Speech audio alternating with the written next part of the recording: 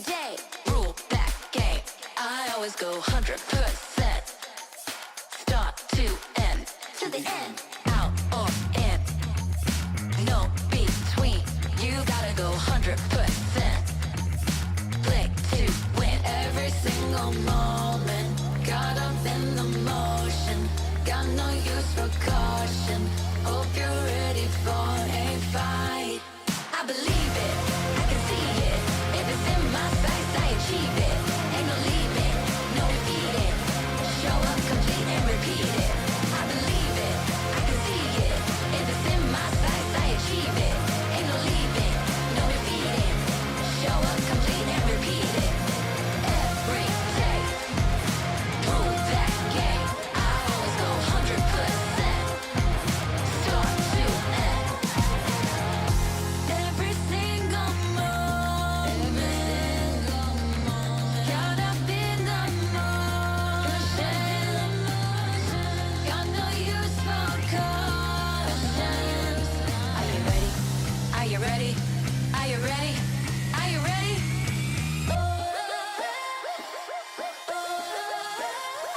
I believe it, I can see it. If it's in my sights, I achieve it. Ain't no leaving, no defeating. Show up, complete and repeat it. I believe it, I can see it. If it's in my sights, I achieve it. Ain't no leaving, no defeating. Show up, complete and repeat it. Every day, prove that game. I always go 100%. Start to end.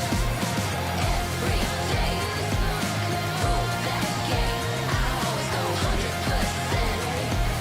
Start to end. Show up, complete and repeat it.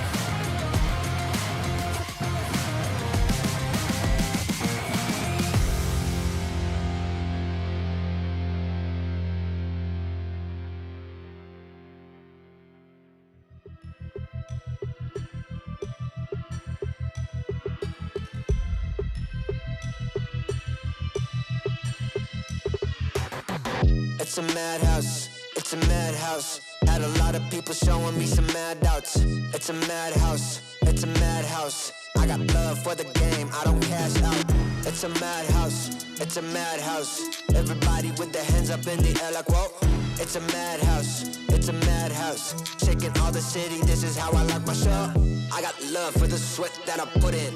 Door with a foot in, proofs in the pudding. Things I did, all them said that I couldn't. Superhero bouncing like a villain. All y'all rooting, you the fan now. Yeah, you understand now what it took to be the champion that I am now. Head in the sky, it's about the time you land now. And let's see who of us has got the better plan now. Who has got the better plan now? Who has got the better plan? Who has got the better plan now? I'm just trying to understand. Who has got the better plan now? Who has got the better plan? Who has got the better plan now? Who has got the better plan? It's a madhouse, it's a madhouse. Had a lot of people showing me some mad doubts. It's a madhouse, it's a madhouse. I got love for the game, I don't cash out. It's a madhouse, it's a madhouse. Everybody with their hands up in the air like whoa. It's a madhouse, it's a madhouse. Shaking all the city, this is how I like my show. How I like my show. Hey. This is how I like my show. Hey. It's a madhouse. Hey. It's a madhouse. It's a madhouse. Had a lot of people showing me some mad doubts. It's a madhouse. It's a madhouse. I got love for the game, I don't cash out. It's a madhouse, it's a madhouse. Everybody with their hands up in the air like whoa. It's a madhouse, it's a madhouse. Shaking all the city, this is how I like my show.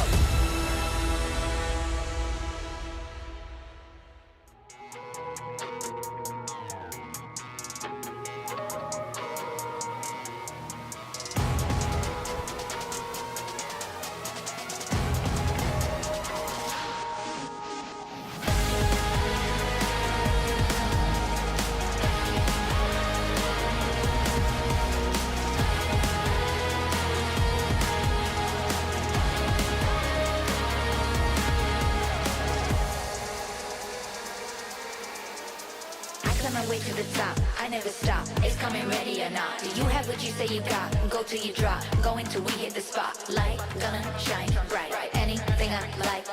Put it on the line. I've been taking chances all my life.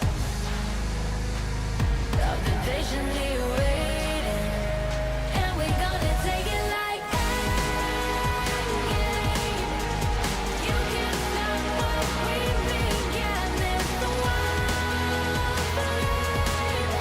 we burn it all right now, and then we rise again, like phoenix from the flame. The players in the game, we wanna understand.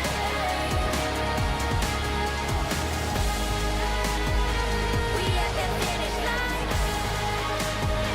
It's one day at a time. To make you feel alive. To make you feel alive. I on my way to the top. I never stop. It's coming ready and now. Do you have what you say you got? Go till you drop. Going till we in the spot. I climb my way to the top. I never stop. It's coming ready and now. Do you have what you say you got? Go till you drop. Going till we in the spot. The game. Yeah, we one and the same.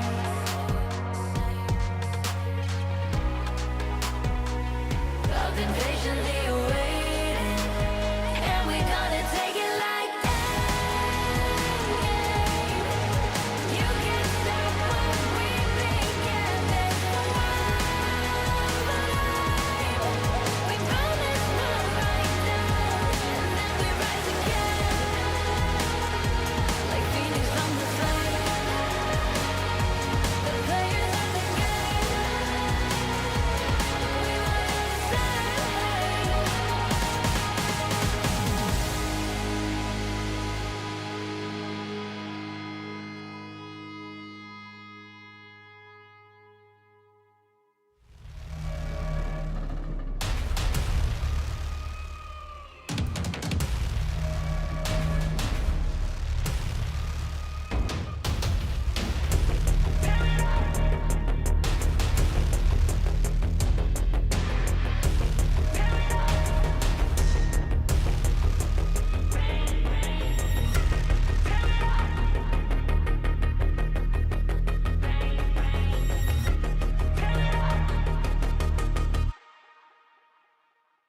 You get one night before the sun's up. Bang, bang. Tear it up. One shot before your time's up. Bang, bang. Tear it up. You get one chance before you're out of luck. Bang, bang. Tear it up. Tear it up. Bang, bang. Tear it up.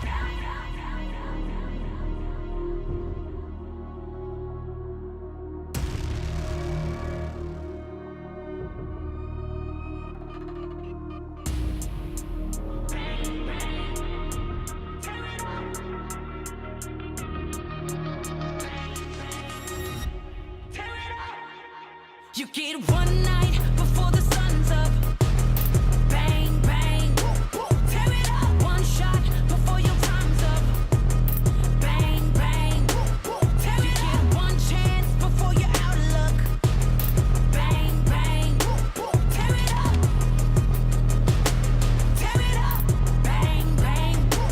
Tear it up. One army, we unbreakable. Won't ever beat us.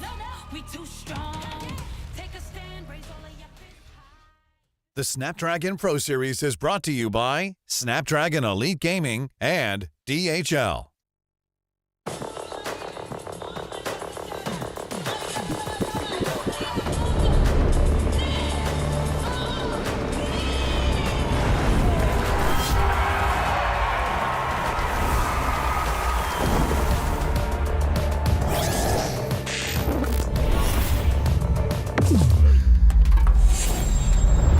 Let the weak melt away. Killing spree. Call easy, taking the kill back.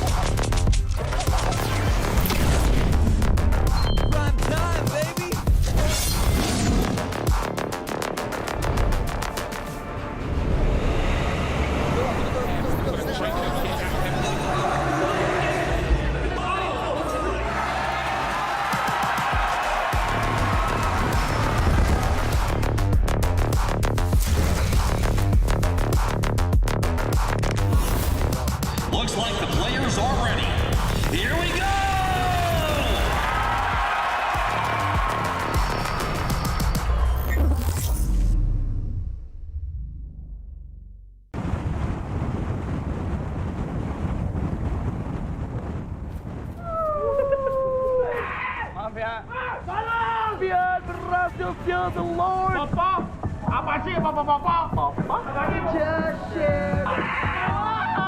I'm good. Icy boy with diamonds on my frozen soul. Spending all my money on expensive clothes. Always sleeps through the day. Sleep glasses keep me awake. Yeah. I'm coming up with reasons. Riding with my demons, yeah. They tell me that I need them.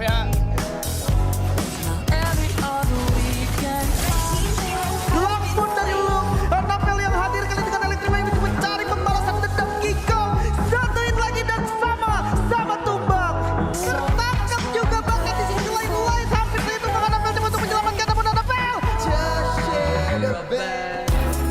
Icy boy with diamonds on my frozen soul. Spending all my money on expensive clothes. What's it take to get me on the radio? How are you doing? Slow down for me, goddamn, slow down for me. I'm good.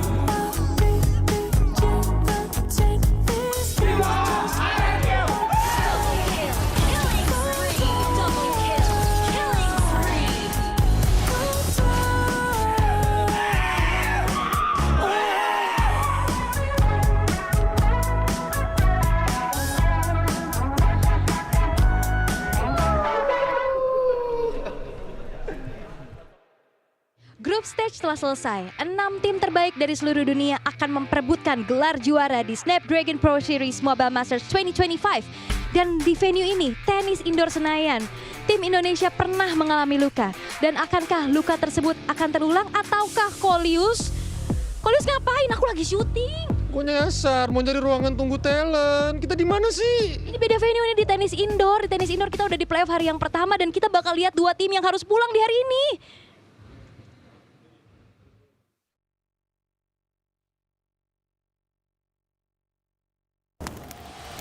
Mobile Masters bukan hanya sebuah kompetisi biasa. Ini adalah puncak pencapaian esports. Mobile Masters isn't just another competition. It is the peak of gaming achievement.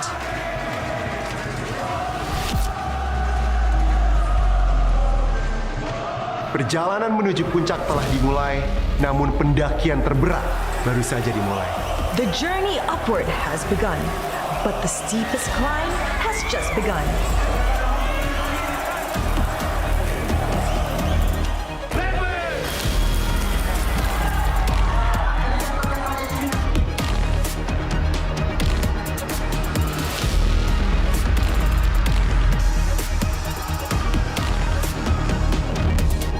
Banyak yang telah mencoba mendaki, namun hanya yang layak akan bertahan. Many have attempted the climb, but only the worthy survive.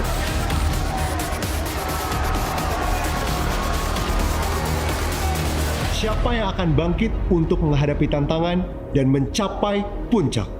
Who will rise to the challenge and reach the summit?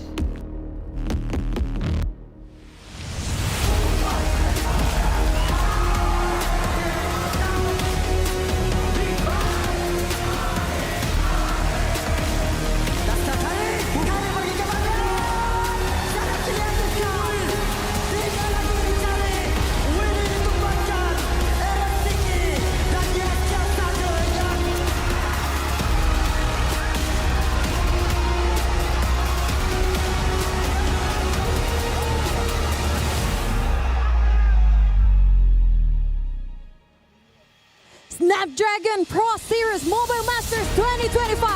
Inilah finalismu.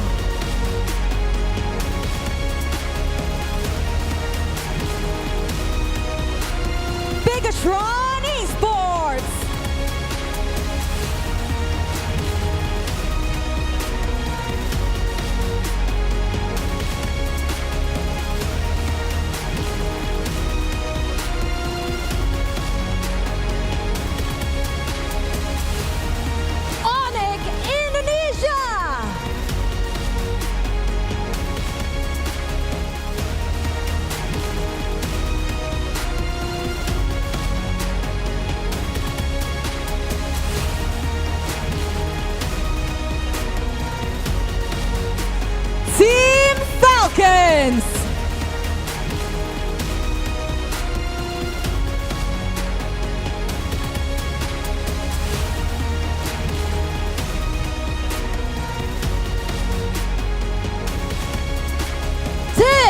Liquid Indonesia.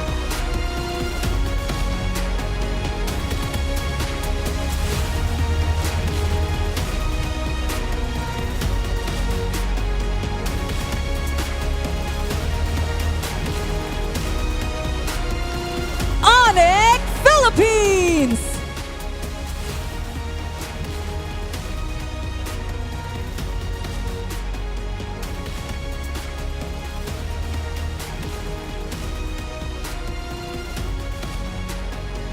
RRQ Hoshi.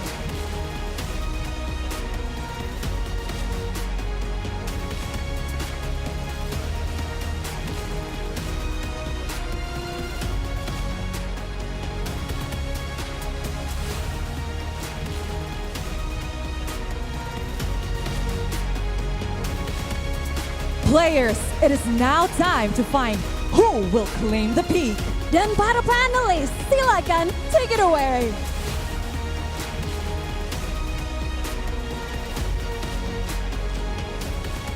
The playoffs has begun. We see our top 6 teams here at the Snapdragon Pro Series who have made it to the next stage. Only one will be crowned the Mobile Master. Everybody looking at the peak to make sure that they stay on top of their game.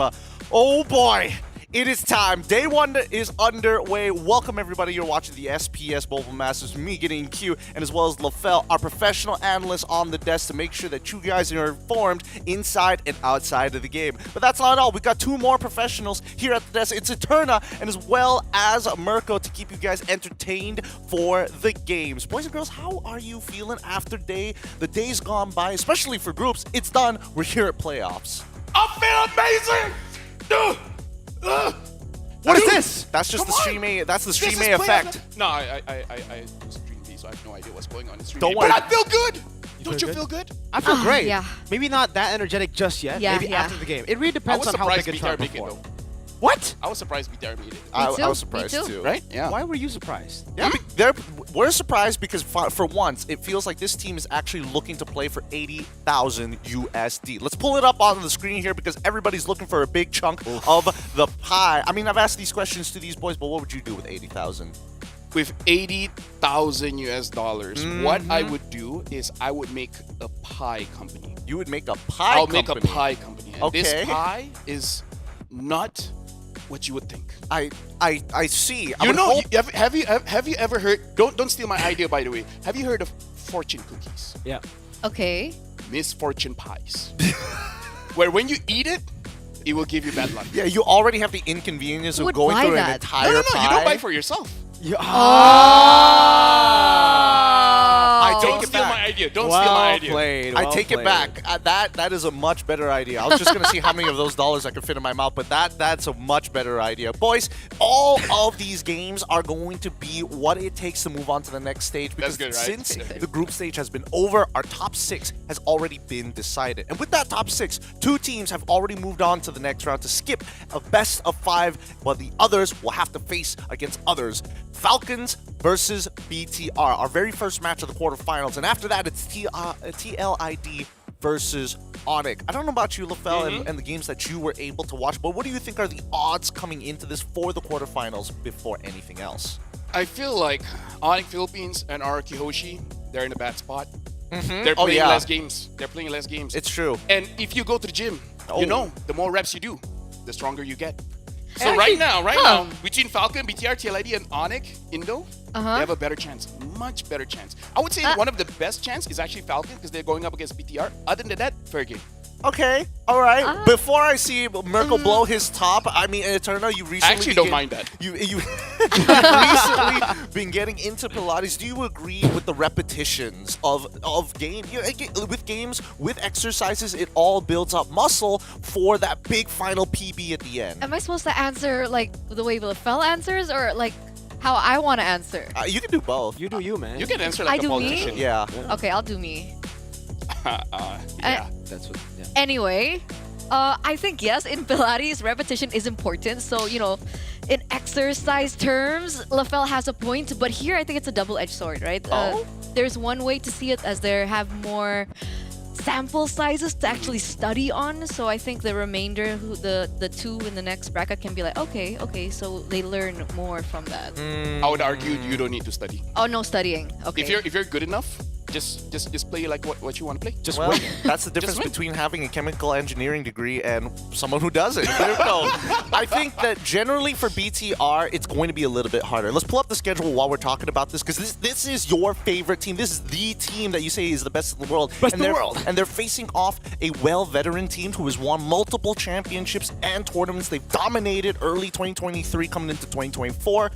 Falcons versus BTR. Do you still think they have a chance? And also give us your opinion about TLID as well as Onyx Esports. Yeah, I honestly do think they have a chance, right? I think, again, in their match in the group stages, it wasn't really the best performance. In their second... I mean, getting 2-0'd by Influence Rage was definitely a shocker. Getting 2-0 by Onyx Philippines is like, yeah, whatever. Everybody gets 2-0 by Onyx Philippines. But in their first match, I think they showed a lot of very good, drafts, execution as well up against Team Liquid ID, and especially towards the end. I think it was day 2 onwards. They really started to pick up the steam with, again, solid drafts. It almost seems like they went after that day 1 horrible performance, fixed a lot of things, refined their craft, and I think mentally put them back to where their mind should be at. You know what's wrong with BTR for me? What's wrong? It's like they have the concept of Araki Hoshi of having a lot of strategies that they confuse their opponents.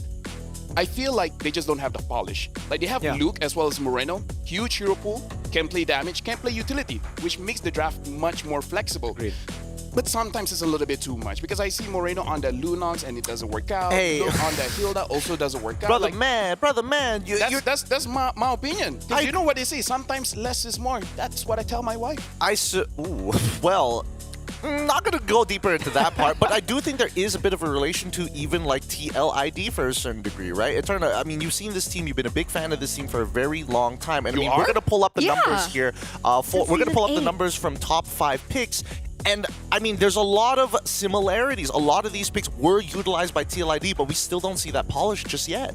I agree. I think for the Hilda, that makes sense because we've seen TLID pick up the Hilda like so many times. And I think even before the Hilda was meta, I think way back when. So they created the Hilda. They created the Hilda. There you go. That's a better way to put it. But for the rest, Actually, I think there's still... I think it's a China person that created. They pioneered the Hilda meta. They utilized it. So they used it. They used it in the game. We have to be very specific with Lafel today. Punch him on broadcast. He's very Suyo is amazing, by the way. Very special Suyo is caster. amazing, but it's not TLID centric. I think Suyo is such a great hero. Up until this point, very versatile, very all-arounder, I would say, as a jungler. Wait, okay. Let me play devil's advocate here. We've talked about the top 5 picks, and yes, obviously, Blue Yo being a bit of an issue, but we've seen potential adaptations for teams with polish. Of course, ban out that Hilda, ban out that Suyo, but what about banning the traditionals? What about the Fannies? Now, we have the win rates when banned here. That's what WRWB stand for. When you ban out the Fanny, you have a 39% chance win rate. What do you think about this, Lafel? I feel like for the Fanny, it's very easy. Have you ever tried to punch a fly? Punch a fly? Yeah, I can do it, but not everyone can, right? Yeah, so I can't see myself doing instead of doing that, just ban it out. Like, it's not that she's strong, but it's more about annoying. Because honestly, if you look at the bans here, it's really not targeting things that are oppressive. It's about what actually makes it so that we can't play our draft.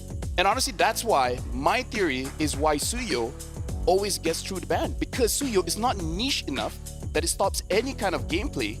It's so wide open that it doesn't create and it doesn't disrupt. These picks, they disrupt. Fanny disrupt, Matilda disrupt, Volvius disrupt, Louis and Jushin, they disrupt. Yeah. Any kind of disruption gets banned. Interesting. Do you guys agree with this? You guys have been watching MPLID for quite some time, but before we get into that opinion, first, let's talk about these specials in their element. These are 4 players who still currently hold the highest win rates on these very individually special heroes unique to them. Edok on Franco. We have Kelra on Irithel. We have Mr. Super Friends, of course, on Aloy Yi. And one of the better Kalia players, Brusco, with a 75% win rate when everybody else is starting to break that 50%. Yeah, I think looking at this, again, pick to win heroes, it's really good. And we're going to definitely be seeing a lot more respect heroes in the playoffs compared to the group stages. And while we're on that point, I want to talk about the win rate with ban, right, for the Fanny, because it's sitting at a 39%. We're talking about the Fanny as if it's the most broken pick in MLBB, which I think it is at the highest level of play.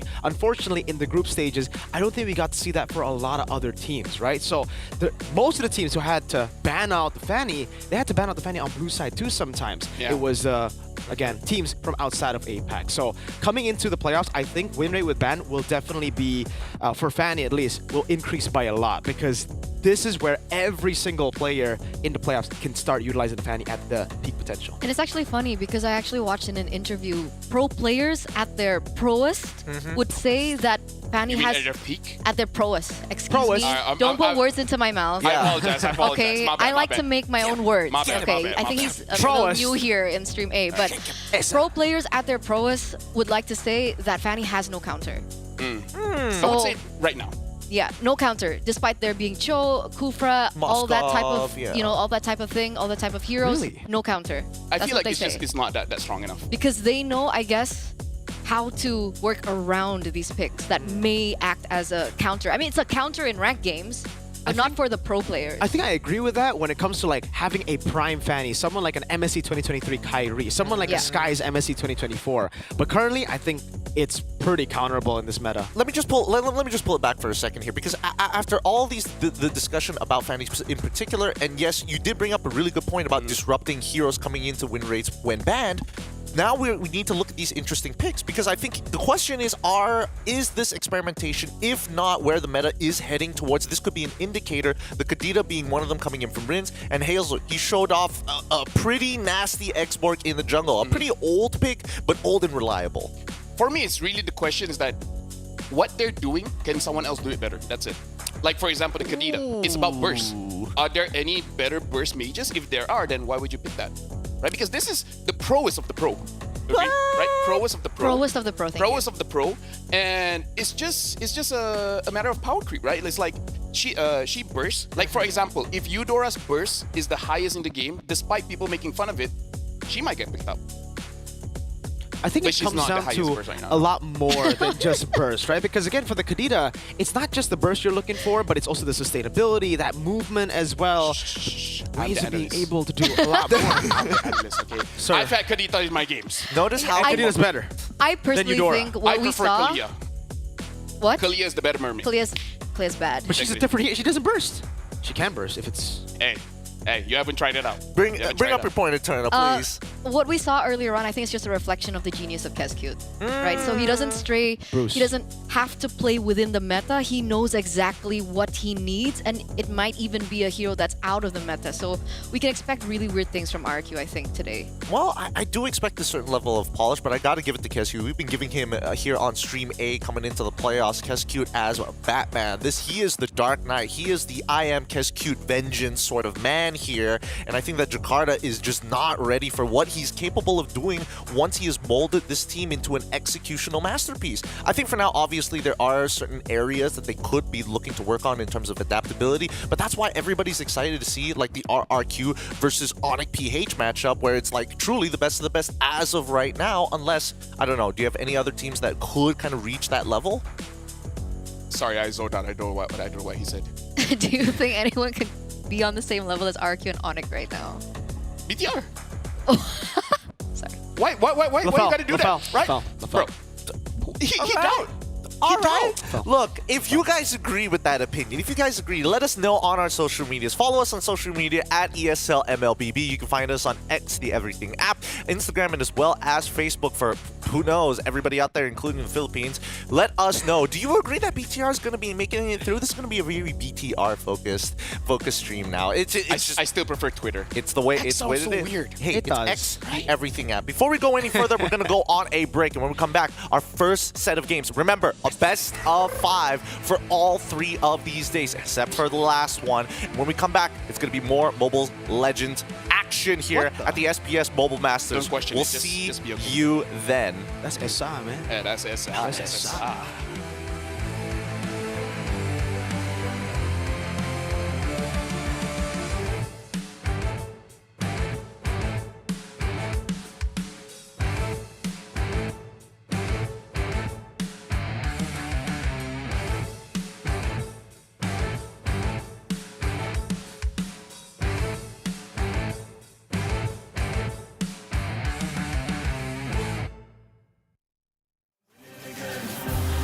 I rhyme like nursery, still my style, you will reimburse me. Plus 30, big hands and they're sturdy. I'm Drew the first, I'm back like anniversary.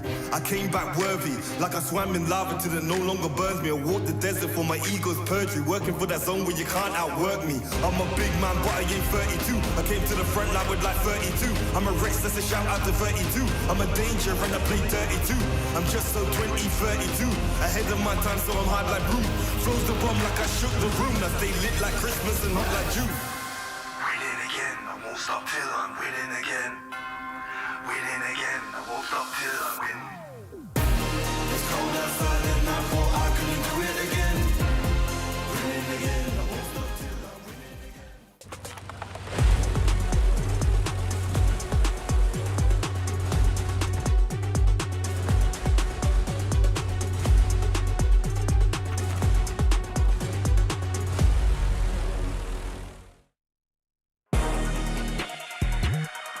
The quarterfinals has begun. Our first best of 5 to kick things off day number 1 here at the SPS Mobile Masters Playoffs. Teams need to remember that this is an important match because there are no second lives. Single elimination, 1 best of 5 to determine it all. My name is Gideon LaFell, and as well as Miracle at the desk here to make sure that you guys are entertained. Now, This is the desk. this is the set. It's a desk. It's smaller than what we usually expect, but our first matchup here That's what she today, said. Team Falcons versus BTR. And I wonder what she said about Team Falcons because most people are saying this is a veteran team. This is Fab TZ, Kyle TZ, Few, Ogwin, Super, Marco, a team that has been together and will never break apart, ever, except when they switch organizations. 3 years and going strong. This is the Green Falcons, man. Green Falcon! They fly, they soar. Can Falcons swim? They probably can. They right? can fish. With the right mindset, you can conquer the sky, land, sea, and maybe You can fly. with enough imagination, outer space. So the Falcons can fly outer space. Well, they just trying to have. shake. They literally won a world championship. That is outer space in No. MLBB terms. No? Eve is bigger than the Land of Dawn, and yet she fits in the mid lane. Yeah. I mean, there's a lot of things that need to be put up to question. Like, why is MPL Indonesia Raja Galaxy of all What is this? MPLs out there? Although Because it's Falcon Samsung Galaxy. And BTR have only met a few times. ones that use Members the of Snapdragon Falcon have faced processor. Amon and Light since MPL Philippines Season 9. Season 9, that's such a long time because right now it's season... You want to know a fun fact? What's the fun fact? Last time they met, it was SPS in Jakarta. That was the 3-0 down below in the lower brackets from Bigatron Alpha at the time with Captain Vin still. It was a completely different lineup. They had Ken, they had Chorizo. Everybody in that... Man, everyone is no longer here for BTR. That BTR roster is Moreno. gone. They're still Moreno. It's alive. just Moreno, Mukbang Man. But that's Still it. alive. They're still alive. They're just not here anymore. Yeah. As in like... They're You not have to in... be You know what I mean. specific. Yeah, LFL. you guys know. You know what I mean. You guys get it. But at the end of the day, people are confident that Falcons PH, they've got this in the bag, right? They've got this in the bag. So we need to talk about some of the I weaknesses. would give doubts. I would give doubts. What? I would give Great, more doubts. because that's where we're leading into. Because BTR need to exploit some of these doubts. Where are we looking towards to? So for me personally, like in my long career in MLBB, whenever a team is at the top because of their mechanics, we will see them drop and they will drop hard. And I would argue that Falcons is in that category because they were strong during the time of when Roger was strong, when Ling was strong, you know, all like those were the time their picks were amazing. Right now, I would say they're a very strong team. Are they the best of the best? I have my doubts. Okay. I don't think so, and especially because I don't speak Tagalog, right? But I pretend, and I see what the people are saying, and people are throwing doubt against Few, Kyle TZ. Personally, I feel like they're great still, right? Yeah. But because I'm a nice guy, that's why I look at them that way. But that's what the comments have been saying. I don't understand it, but that's what I assume. The comments are pretty brutal, I'm not going to lie, and they have been very critical, but the same can be said about BTR. Let's put up the lineup for the best team in the world, as Miracle likes to put it here. For the Red Robots, it's going to be the boys in red. Look, they have changed their lineup a couple of times, but they are looking for that super team, that super energy, that super roster that's going to take them all the way to a M-Series title. Bigatron Esports. It's going to be Luke, Annabelle, Moreno, Light, and as well as Iman. Personally, for me, Mirko, when I look at this team, I'm like, they've got the potential. The tilt is such a big factor, though. Yeah, I think that's been a factor for Bigatron for the longest time. They have always had a very good lineup on paper. Individually, they're all really good. Heck, they got Kescute in their lineup once, and it looked really good in the regular season, but then the tilt happened in the playoffs. Then they just weren't ready to come into the playoffs as favorites.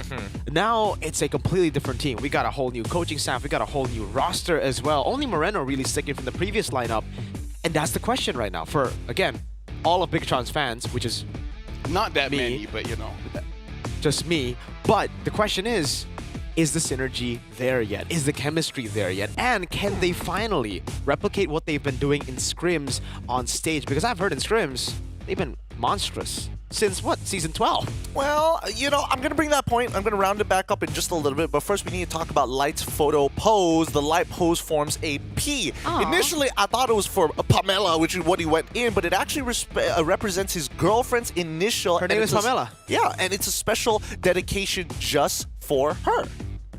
It's kind of cute. Yeah. I have to admit. Yeah, I think it's kind of cute. I think it's great so representation. what? Like for me, I have to make an F?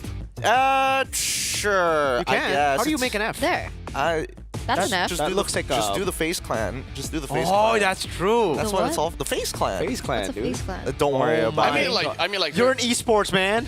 I mean, face Calm down, calm down, like calm down. wait, Don't wait, attack wait, me. wait, wait. Face up. Okay, hold on. Like, Don't attack me. Her name starts with an F, but I call her baby. So is it an F So you or can a go. B? You can go B. You could go B. Yeah, I think. I can go And then F, How do you go B? I don't want to continue it.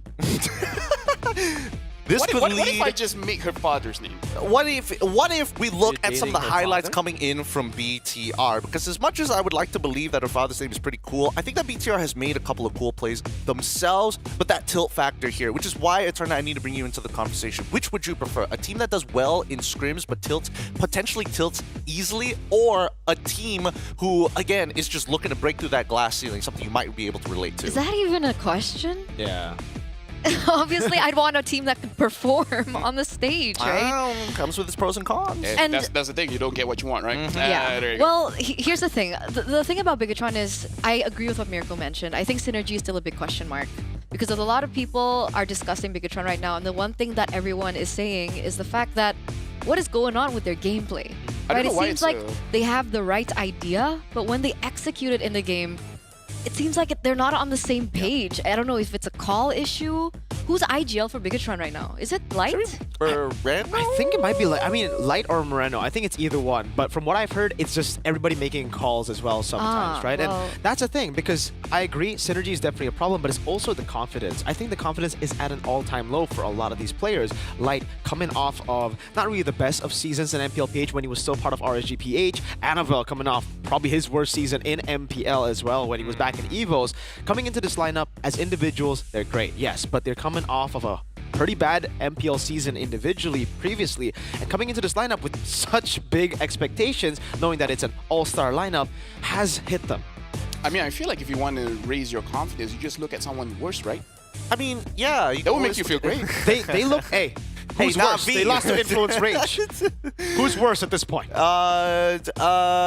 know Believe what? you me, I feel like if you scroll TikTok long enough, you'll find someone. You Group B. probably Group will. B. But LaFell, since you're here, and might as well before the draft even starts, I'm curious to know which would you prefer, right? That consistency, that level of like, hey, we might not be able to have those big peaks, but the other team does well in scrims, just can't apply it because you're the only one with actual coaching experience amongst three of us here. I mean, four of us. Yeah, actually, for me personally, what I would prefer is that they have this mentality. Scrims is whatever, because there are players, because the scrims are good, they take other aspects of the trading a little bit not so disciplined, right? So for me, it's like have the mindset that the scrims, you're honestly just trying out your draft and your rotation. That's and fun. then once you play like say ranked games or playing on stage, just trust yourself and trust your mom. Oh, okay. Well, let's see which team you're talking about here, because we're pulling up the predictions, and I would assume that you would align What am I yourself with a predicting team that kind of falls in that area. Let's pull up the predictions here. It's going to be Team Falcons versus BTR, and I'm curious to see where you guys are leaning to. 3-0 for Mirko, of course. 50-0, man. 50-0 for BTR. For I got you. Eterna and I got you. 50. Real confident here. I'm saying it's 3-1 in favor of Team Falcons. I feel like... How many games are they playing? 5. It's best of 5. Potentially 5, but 50 is a good number to start. That'll work. It'll work. We'll make it work. We'll figure it out. We'll let BTR know.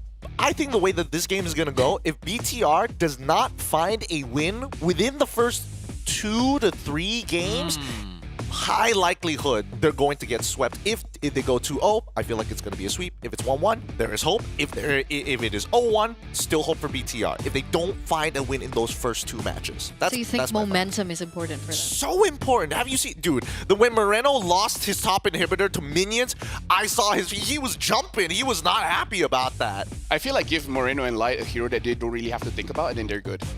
I don't think, I think more so it's Light with the comfort picks again. Like when he picks the comfort picks, he does really, really well. For Moreno, I think he's been one of the pillars that has been very, very consistent together with Eman. But back to the point, yes, momentum is going to be very, very crucial. But if we take a look at MPL ID, they're actually the type of team to be able to actually match their opponents. Even when they tilt, they'll be able to reset in the next game. Then they tilt again, sure. And then by the time the ultimate tilt comes, it's match point. That's when they usually tilt most. So I think if it's not 3-0, I think it'll be 3-2, honestly. This is just Mirkatron right here. Yeah, look, guys, all of our predictions, it's up in the air. What about you guys at home? What are you thinking? Let us know in the chat, because we've got somebody on the line on the opposite side. It's Iman coming up from Bigatron Alpha. Iman, what's going on? It's probably like Rose and Coolios on the other side, up on the stage. Last match, and then we rebuild their game also. Wow. Jadi tadi Monica juga nanya gimana nih preparationnya Eman, dan memang bilang juga udah benar-benar bagus banget dan mereka udah siap banget untuk bertemu dengan tim Falcons.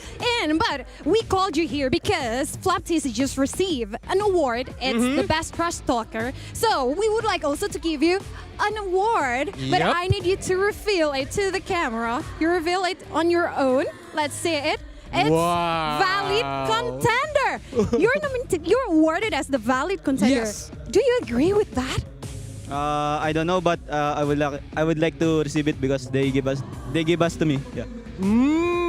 Jadi tadi juga dia ditanya sama Monica, kira-kira ini benar-benar dapetin awardingnya, berasa pantas gak sih untuk dapetin awarding ini? Tapi dia bilang, gue nggak tahu, tapi gue bakal tetap simpan ini karena gue rasa ini adalah penghargaan baginya. Gitu. But what do you think? Why do you awarded with this valid contender? Do you like maybe a lot of the team like expect you as their valid contender? Absolutely. Honestly, I don't know, but apa? Like why do you think they like awarded you as the valid contender? Do you like very confident with your matches during the Snapdragon? Yeah, I think so because I think they see me as a good player also. So Wow. Jadi tadi Monica juga nanya kayak kenapa dirimu berpikir bahwa dapetin awarding dari valid contender, apa sih perasaannya gitu. Dan dia bilang ya karena dia rasa juga dia bermain dengan lumayan cukup baik gitu. Dia memang nggak tahu kenapa dikasih penghargaan ini, tapi dia rasa memang dia bermain dengan cukup baik. But Coolios, let's change the question. What about if we ask you, Eman, who's your valid contender? Marco. Wow. Jadi kalau kita nanya siapa sih valid contender Eman, dan dia bilang adalah Super Marco.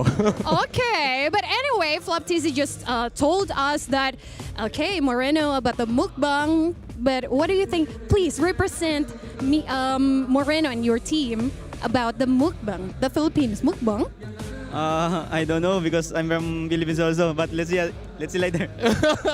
Jadi dia nanya kan tadi Flap juga ngomong soal dia bakal mukbang tim Indo. Gimana nih dari Eman, dan dia bilang gua nggak tahu tapi kita lihat aja nanti katanya, karena dia juga mewakilkan tim Indonesia. So we'll see later, and maybe one last message for Falcons. Good luck, have fun. Let's give our best to this game, and then we give our best to the fans. Yeah. Oke, pokoknya good luck, have fun aja, dan berikan yang terbaik untuk match ini. Yes, so good luck, Eman. And let's throw it back to the panelists. Take it away. Thanks, Mocha, as well as Kolios. Those are the words from Iman himself, are nominated valid contenders here. What does that mean? Look, we have player awards. Player awards being distributed, and obviously, we're not just going to be looking for the best player, our MVPs. We got to make it a little interesting here. I'm going to move forward. Okay, Just ride have a or look at die it. support. Ride or die support. Ride or Now die I'm seeing support. lapels. Yeah, ride or die support, skill shot king, Yup, most skill shot king. aggressive, and valid contender. There you go. I don't know the colors, but that's what it is. Wait, so they're... How do you know it's colored then? Different shades of gray. He's lying about Don't his make me color upset. line. Yeah. Please don't make me upset. Fight. That's what we're hoping for. Look, these player awards have been distributed amongst these 4 players, but we also have more as well, like Valid, like Trash Talker, for an example. We've got another 8 already listed up. Wait, so does everybody get an award? Okay, now Merkel, you go in front. All right, I don't think everybody gets an award Mechanic for this God. one. Ooh, Mechanic Kelra. God. All right. Meta Slave, Sans. What? Oh, that's pretty true for this. It's kind of funny. Best Trash Talker, Flap TZ. Kill Stealer, Dyron. Oh, that's what I would want. Yeah, that's funny. That reminds me of Grok Execute. That's the kind of meta I like. To be fair, he's playing the Badangs, right? And he's been going like 4 or 5 kills, more than his gold laner. Hey, He's been stealing it from... My Kalia had 7 kills yesterday. But I had 20. So, you didn't kill Steal. You had Skypiercer. We kill Steal. You had Skypiercer. Just to tell you guys, our Granger had 0 kills, so we kill Steal the Granger. I mean, you got to kill Steel whenever you want to win games sometimes. I'm just saying, these awards are going to be valid, and I'm curious to see as the days go by what these players are going to be thinking about. But let's bring it back to this matchup here between Bigatron as well as Falcons PH, because again, you've already mentioned that Falcons PH are the team that's going to be more reliable, and even so, I'm surprised that Sans were the ones who got meta slave, because you were talking about the way that maybe they've kind of strayed away from the meta at this point. They haven't found that kind of solidity, that foundation. Yeah, I don't know. Like personally, for my take for Falcons against BTR, I feel like Falcons doesn't really have to do much. They just stick to what works, and then just play along with it. Where BTR, I'm just worried that they're overthinking the situation. They're like, oh, what if this happened? What if that happens? Like, what if we pick this and then they counter with this and then just end up doing the wrong thing anyways? Well, with that being said, it looks like the games are about to begin as the players are making their way up onto the stage. It's the walk-ins live in Jakarta. Let's check out how it looks right on the stage. For 3 consecutive days, and we have finally entered the opening match of the playoffs, the Snapdragon Pro Series Mobile Masters 2025. And for our first team, they come from the land of the strongest MLBB players in the world. A team that is not new to the grind and the hardships from down below. Ladies and gentlemen, Indonesia, introducing Team Falcons from the Philippines.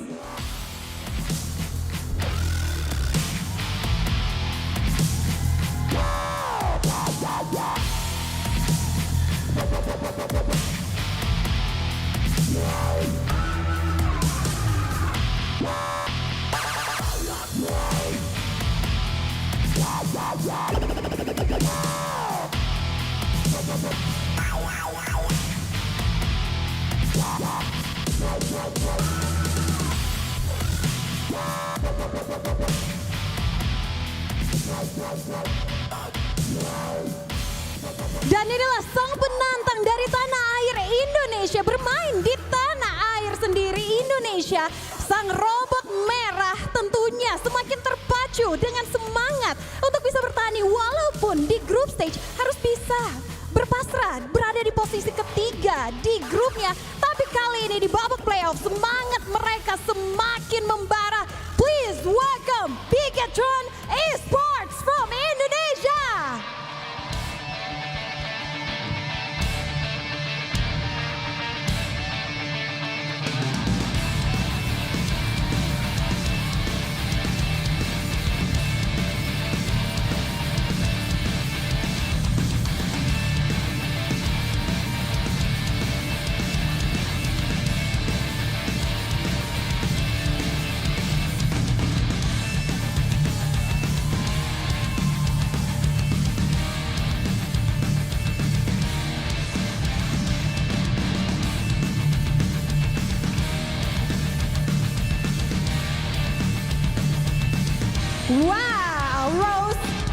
tim sudah berada di stage ini dan mereka sudah siap untuk bisa bertemu satu sama lain di Land of Dawn. So, tanpa berlama-lama lagi, inilah match pembukaan pada hari ini. Silakan panelists, take it away. Thank you so much, Rose, as well as Monica. I was about to call her by first name, brother. I was about to call her by first name. Thank you. I will keep the aliases on the professional scene here. But now, as we go into the stage itself, look at this stage. The crowd is starting to trickle in slowly, and they are already in their battle stations, ready to go at each other's throats. I can't wait for the draft to begin. But more importantly, the energy from this crowd. I'm hoping that's going to help Bigatron actually, find their momentum. Home crowd advantage, man. Home Always crowd plays advantage. in for Bigatron. Yeah. I'm Home crowd advantage. Okay. I'm not saying anything because I feel like my Indo brethren Because should have even the in spotlight. MPLID, Yeah. do we really feel let me energy just say, from let me just Bigot say, Troopers? SRG, Bigot Troopers they need to prefer, step up. They prefer playing in Riyadh than Malaysia. What? SRG. SRG prefers playing in Riyadh than Why? Malaysia? Why? To be fair, they keep winning there. They have won in MSC Malaysia. and ISF. They won back-to-back MPLs in Malaysia. Yeah, but have you seen the previous M series? Oh. Yeah. I did, yeah. It was. Oh yeah, you were there, right? You were I there. was there, yeah. Yeah. You know who wasn't there? Bigatron. Well, they're here now. Hey, you know what? You know who's not Falcons, here? Falcons is SRG. amazing. Falcons is amazing, right? Am I right? Yeah, Am I let's right? look at Falcons Falcons gonna here. smash BTR. It ain't gonna be. It's gonna be a bloodbath. But in all seriousness, I think we've been speaking about momentum quite a bit, and I think I kind of have to defer with the opinion of Mr. LaFell here. I think momentum is important for Falcons PH. I think in the games that they have lost, they usually don't have that early game to that 6 to 7 minute power spike for them. And it's very difficult once they lose that control to actually find a comeback in their game. See, I don't know if it's because of their execution or it's because maybe of the draft thing that you mentioned earlier on, LaFell, but that seems to be the underlying theme that we're seeing from Falcons this time around. That's an interesting point. To play devil's advocate, I mean, this team has been together for a long time, and in previous metas, when they do actually lose the early game, usually we're expecting that bounce back now, so why the big change this time? Actually, now as we're talking, I do remember one thing that made Kyle TZ much scarier than other junglers is that he somehow just farms much faster than anyone. Exactly. But with the meta nowadays, I feel like only King Kong can do that. Everyone else, the farming speed is more or less the same because I feel like one of his fastest is with Nolan, and Nolan isn't really that strong now, so he doesn't, do what he usually does. On top of obviously the hero thing, not having the Nolan, not having these picks that can actually farm up really quick, I also just feel like Team Falcons have kind of lost their individual flair that they had when it was Season 12 M5 as well. They've gone back to being a systemized team who would want to take the safer route. They wanted to take more risks back in the day when they won a world championship. Now it's like, all right, we can test for the first neutral objectives, we win it, and then we have an easy snowball. But if we don't, then all right, we got to come back some way. But again, it's just not taking the risk that they wanted to back in the day. That's why my mom always says, if you want to win, you got to be local. You got to be loco, man. Yeah, that's what my mom always says. She also told you to be financially responsible, and yet here we are. Look, Team Falcons on the blue side up against Bigatron Esports on the red side. First picks going to be leading over to Team Falcons this time in comparison to Bigatron Esports, and I think that I do feel like it's a testament to what the meta is kind of leading to right now. I feel like jungle speed, if we're going like hero by hero, doesn't really vary too often, and I'm curious to see whether or not Jawhead is going to be implemented for Team Falcons to kind of get back into that high GPM for Mr. Kyle TZ. Personally, there was a draft that Ogwen did use the Jawhead, and big success. Right now, honestly, looking at the drafts here, Team Falcons banning out the Kalia as well as the Hive. This indicates that whatever draft that they're going for, they would prefer not to bring in a Purify. That's why they ban out the Kalia. And then when it comes to the Hive is strong, sure, and you don't want to give that over to Eman. But that also means you want to use some kind of catch hero that you don't want them to be using a Purify. At least that's how I'm reading it for Team Falcons. And for Bigatron Esports, it's honestly like the usual suspects, right? Fanny, Matilda, you don't want to give over because Matilda with a fighter in the jungle, disgusting. I think that's a fair argument here. Ban as well, so they want to play front to back here. But if we're talking like that, Luoyi doesn't necessarily always get banned in the first phase. Sometimes we see it let through. Well, wait, that's for Bigatron is Stream first A. pick. Oh, Bigatron's first pick. Oh, it looks like Bigatron swap. Esports is on blue side and Team Falcons are on the red side. I'm just used to left That's and right. why. That makes sense. Yeah, that makes a lot more sense now. That means that Blue Yo is going to be locking in for the side of Bigatron Esports. And I think the big question mark here, if you're willing to get rid of the Kalia, are you willing to maybe even steal a Cho away from your boy Light? I think that's a solid answer, right? Again, we've seen Bigatron Esports play better when they have something like a Cho on Light's hands. So you take away the comfort from Cho, you take away the comfort from Light entirely, and he plays the Tigreal. We saw what the Tigreal did up against Onyx Philippines again. It is a hero that he does well on, but when it comes to the clutch situations, comfort matters most. Yeah. Eterna, you were shaking your head earlier. It seems like there's something that you disagree with here. No, I completely agree. I think for Bigatron, especially this season, after looking at their performances and their drafting phase of an MPL ID this season, it's really important to secure a hero for Light in the first phase. And mostly, Cho. Yeah, it's 99%. He has a 100% win rate on the Cho in MPL Indonesia when it's picked up in the first phase. When it's picked up for him. I feel like at this point, you have to consider either picking up the Badang or the Phoveus, because I feel like one of Bigatron's pick might be Moskov, so you want to get either. You know what I think? What? No Jawhead. Like, the Jawhead's been amazing for Bigatron Esports, but... sorry, not for Bigatron Esports, for the majority of teams, but the Jawhead on Light. Correct me if I'm wrong, but this is a horrible win rate that he's sitting on right now. Like, he has lost, I think, majority of the games he's gone Jawhead, and it's also just because it's not like a Cho. Cho, you can go in, you can also safely get out. Once you're Jawhead, you go in, that's it. You better get a pick or you're dead.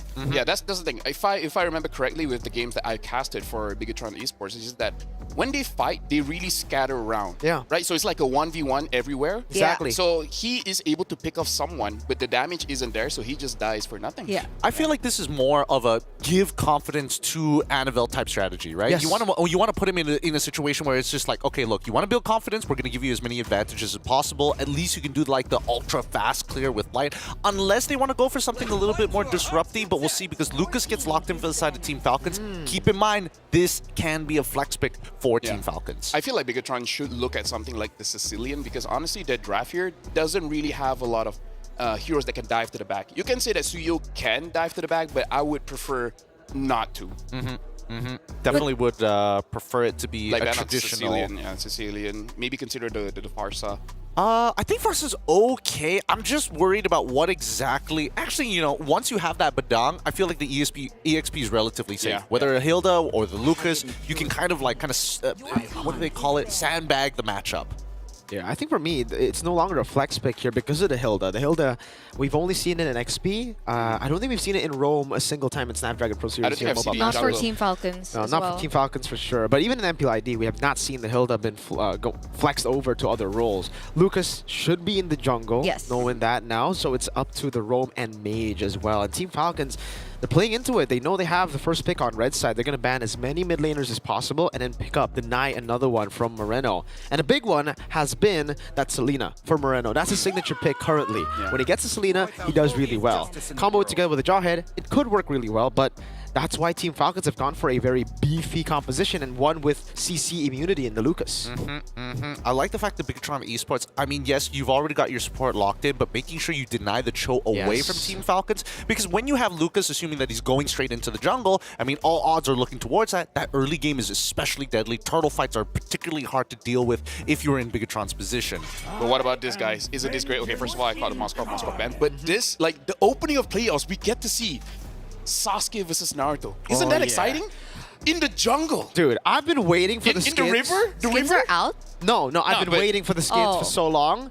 Like the river itself, Mirko, like... I agree. Right? I agree. Oh, you know, like Right, the the map will change later on too, so it'll only get even more meta. Moonton, don't nerf these two heroes until we get to see it live in the competitive scene, please. There we go. Tigreal going to be the final ban of the blue side. Team Falcons now get first pick on the second phase of the game. Well, what are we thinking about here, boys? Do you want to lock in straight for your gold laner just to deny Bigatron, or... They already have one. Sorry, mid laner. My brain farted there for half a second. Yeah, I don't know. I feel like Sicilian is relatively safe. If they want to hide their mid, sure, you can go for roamer, but yeah, I don't know any priority roamers right now. I agree. I think the Roam can always just, be last picked here for Team Falcons. Picking up the Sicilian means that there's really not any other... I mean, Vexana, sure, technically could come through. Farsa, you mentioned it earlier, but it's so easy to dive the Farsa when you're on a Lucas. You go in and the Farsa... We've seen this matchup before. Yeah. Farsa against the Lucas. Whenever you pop that Feather Airstrike, you're the one getting airstriked. Yeah, the problem is right now, Falcons, they have so much range. So if you want to go for something like the Selena, it really is a big risk that can work out. But once it doesn't, your wave clear is going to be very bad. Right? Your wave clear is going to be very bad, especially because if you want your Jawhead to help out your jungler and you let Selena just solo the lane, she can survive, but you're not getting any kill pressure. I do agree that it would make the opening of the game pretty difficult for Bigatron if they want to go for that fast clear rather than, double up on that mid lane. But they're going to go with the Farsa. They're going to risk it for the Biscuit, the Irithel as well. There is going to be some individual execution coming in from both Moreno and as well as Amon to kind of do that balancing act against Lucas. And this is another thing that we have seen from Bigatron Esports. I think Irithel in MPL Indonesia at least is standing at a 0% win rate for Eman. And I don't know about this tournament because the matches I've seen with Irithel have also been a loss. You put Eman on the Irithel and it just takes away a whole lot of power of Eman in the gold lane. And again, one of a signature pick for Ogwen there. The Kufra comes in. This is going to be interesting. It does mean that engaging for either side is going to be a little bit awkward. Strong counter-engage potential all through. Which draft are you liking more, LaFell? Honestly, I feel like Bigatron has higher highs compared to Team Falcons. But again, we've been talking about the execution. If they can play around the Jawhead and the Suyo, absolutely amazing draft. Okay, with that being said, we're going to leave it to our casters, Eterna and as well as Mirko, to kick things off on day one of playoffs of the Mobile Masters. It's Falcons versus Bigatron. Thank you so much, boys. We are, in a moment, going to be heading into the Land of Dawn for our first quarterfinals match of the day. Just to remind you guys, it's Team Falcons from the Philippines versus Bigatron Esports. Now, remember, best of 5, so we are going, slowly into this, easing slowly into this.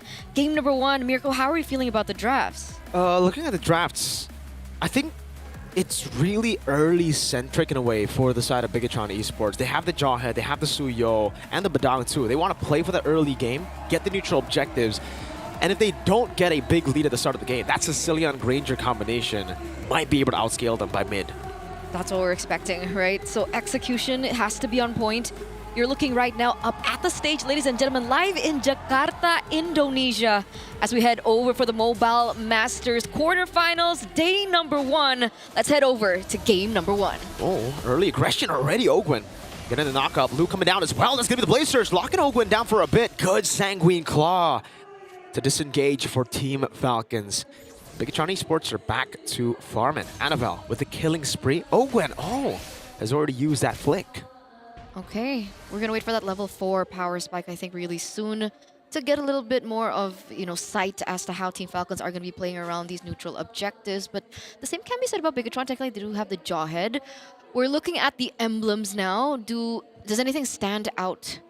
This is a safer path, I would say, for Eman, going in for the weapon mastery on the Irithel. I think for the most part, we are used to seeing Eman go for aggressive master assassins in lane, especially when he knows that he has a lane advantage. Here on the Irithel against the Granger, you would expect him to go for master assassin, so the fact that he's gone for weapon mastery means that, he's taking it a bit safer. He wants to play with the team instead of going in alone. And technically, I think he also knows that at the end of the day, he's going to be that guiding factor. Wait a second, already rotation onto Flap TZ in the top side. Should be able to get out, so just a little bit of damage protruding onto him. I don't think that's going to force a recall, so I think Bigatron, we're looking for a way to have a bigger say as to how these neutral objectives will go. Okay, for the airstrike coming down as well up top. It's going to be a full dive, but it's going to be first blood over for Miranda. Annabelle walking up, gets the Soul Sever count. TZ taken down too. A good start for the Red Robots. That's huge, right? This means they have full control over the neutral objective. So despite them unable to get Flap TZ earlier on, the way that Team Falcons re-engaged into that wasn't as great, and now they're going to lose control. It was a questionable initiation. Unstoppable force. Good flicker out from Flap TZ. Time's Revenge again from Ogwen with the Rage too, but there's no one there to follow it up. Luke's still able to disengage. And 2 times now we've seen Ogwen tunnel vision to look for Luke of all members. Is this... Wait a second, Light.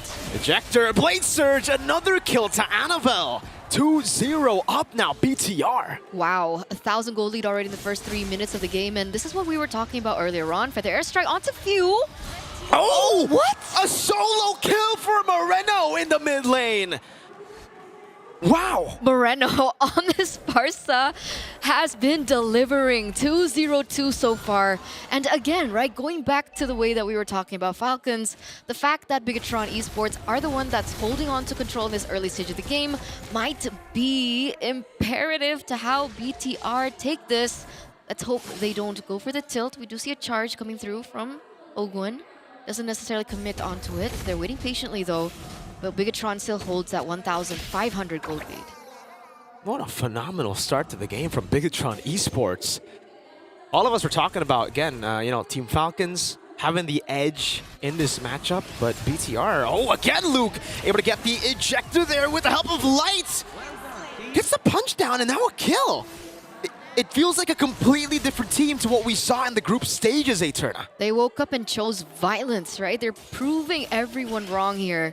2,000 gold lead now for Bigatron Esports. They had a very, I would say, risky draft with them, going for the Farsa, but I guess when they're making skirmishes like this, where they're not committing to a full 5v5 team fight, the dive that Team Falcons had onto Bigatron Esports doesn't necessarily pose a risk to what they're doing. And we can see that happening all over the map. It's always been Moreno and Light looking for kills with Luke as well. It's also reflected onto their KDA, and I think Annabelle should be leading 1 level, by the way. Ogun's charging, but the turtle has just been bursting. Now Ogun still decides to go in, gets pinned down now, but BTR, you would expect BTR to go in there. When you see a questionable engage, you think BTR probably going to take it, but they don't. Wait, did Moreno commit to that boot? That boot choice? He went for more movement speed. Yeah, he did. Oh.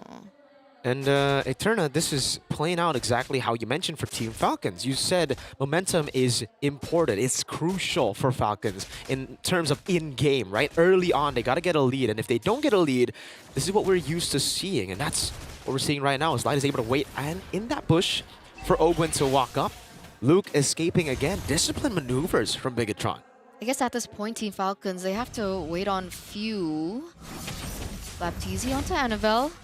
Annabelle's not having the best of time as well on his rotations. I think he's been fine. He's gotten 2 turtles rotating up top. Getting the waves as well, just matching up.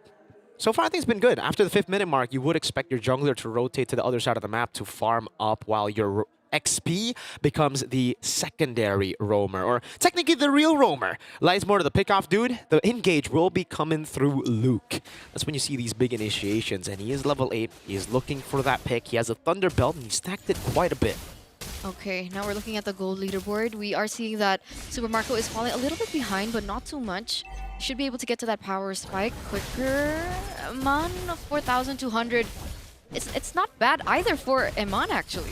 No, it's been amazing. I think for the entire team of Bigatron Esports, the first 6 minutes of the game has gone their way completely. In the laning phase again, for Eman, it's even better for him. Yes, he's not winning out in the lane completely. He's not getting solo kills, but the Irithel just needs to farm up, especially with his choice of emblems, weapon mastery. He can just wait for those item power spikes, and once it hits, it's going to hit real hard. And farming they shall, already having some damage onto the upper side of the map. But you can see the rotations coming through. That's a concealed play coming through. Uh-oh, flicker off from Few already early on as Kaltisi still holds on to there. Luke gonna be caught again, but it's only just Luke as Amon dives into the back with a heavy crossbow. Annabelle caught in the back as well. Flapteezy picks up the kill. Amon's still going for the free hits, but it's only onto Ogwen. Team Falcons, 1 team fight, and they are back. Yeah, 2-0 trade, ladies and gentlemen. Team Falcons are going to be able to pick up the neutral objective as well. And that was considering Kaltisi was 2 levels below, so that pick onto Annabelle was huge. It was an amazing way to kind of turn things around for Team Falcons PH. Great way. Initially, you saw again Ogwen target Luke in the skirmish, but it was kind of a distraction for the rest of the team to just pile onto Annabelle. While BTR, again, were scattered. LaFell did mention this. When BTR get the lead, they want to play for those scattered team fights, and that's what you get when you get read out, right? Falcons PH were able to just stick as a unit together and focus down these members before Bigatron could take control. And you can see now Amon just farming it out in the bottom side of the map. There's a rotation coming through from Team Falcons. Super Marco going to be able to pick up that turret, but it should be traded back by Iritel, by Eman in the bottom side of the map. So again, both of these teams are playing it well. They're utilizing their macro. Bigatron builds. All right, let's take a look at the item builds. That's the Haas Claws with the Windtalker.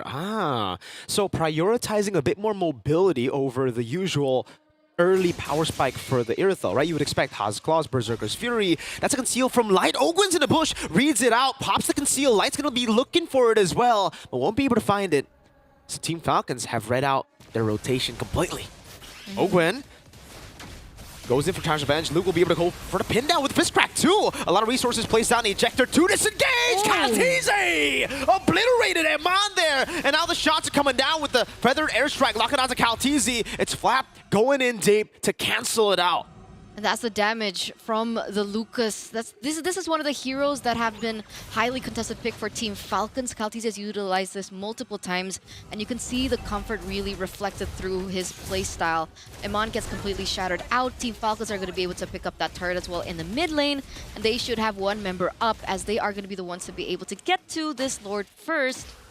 Light is in the vicinity, looks for some information. But Team Falcons don't necessarily go for the commit here. They needed to clear in that bottom side of the map first. Annabelle level 13.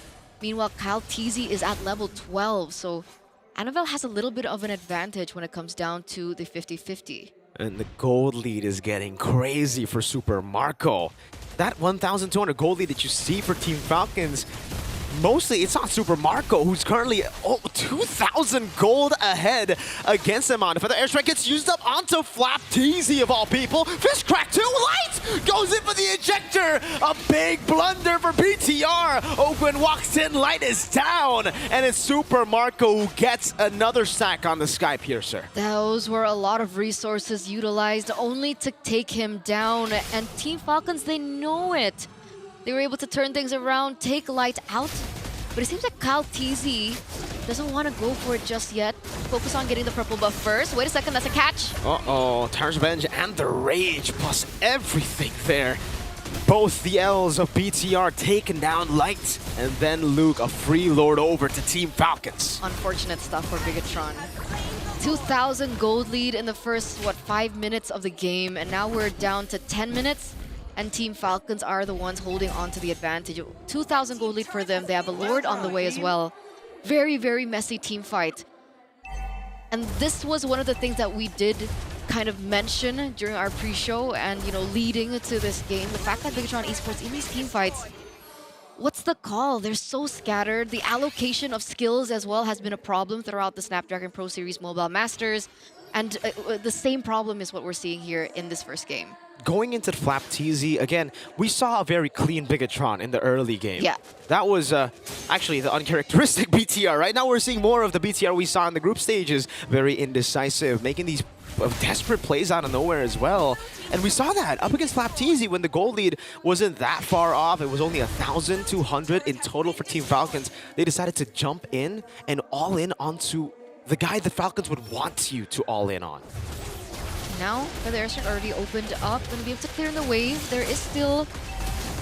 Okay, the shield goes down. Wait a second. Two-man stun from Luke. No one there to follow it up, though. Disconnected. BTR Amon! Very low. Gets shot down by Super Marco. Threading the needle, finding the shot.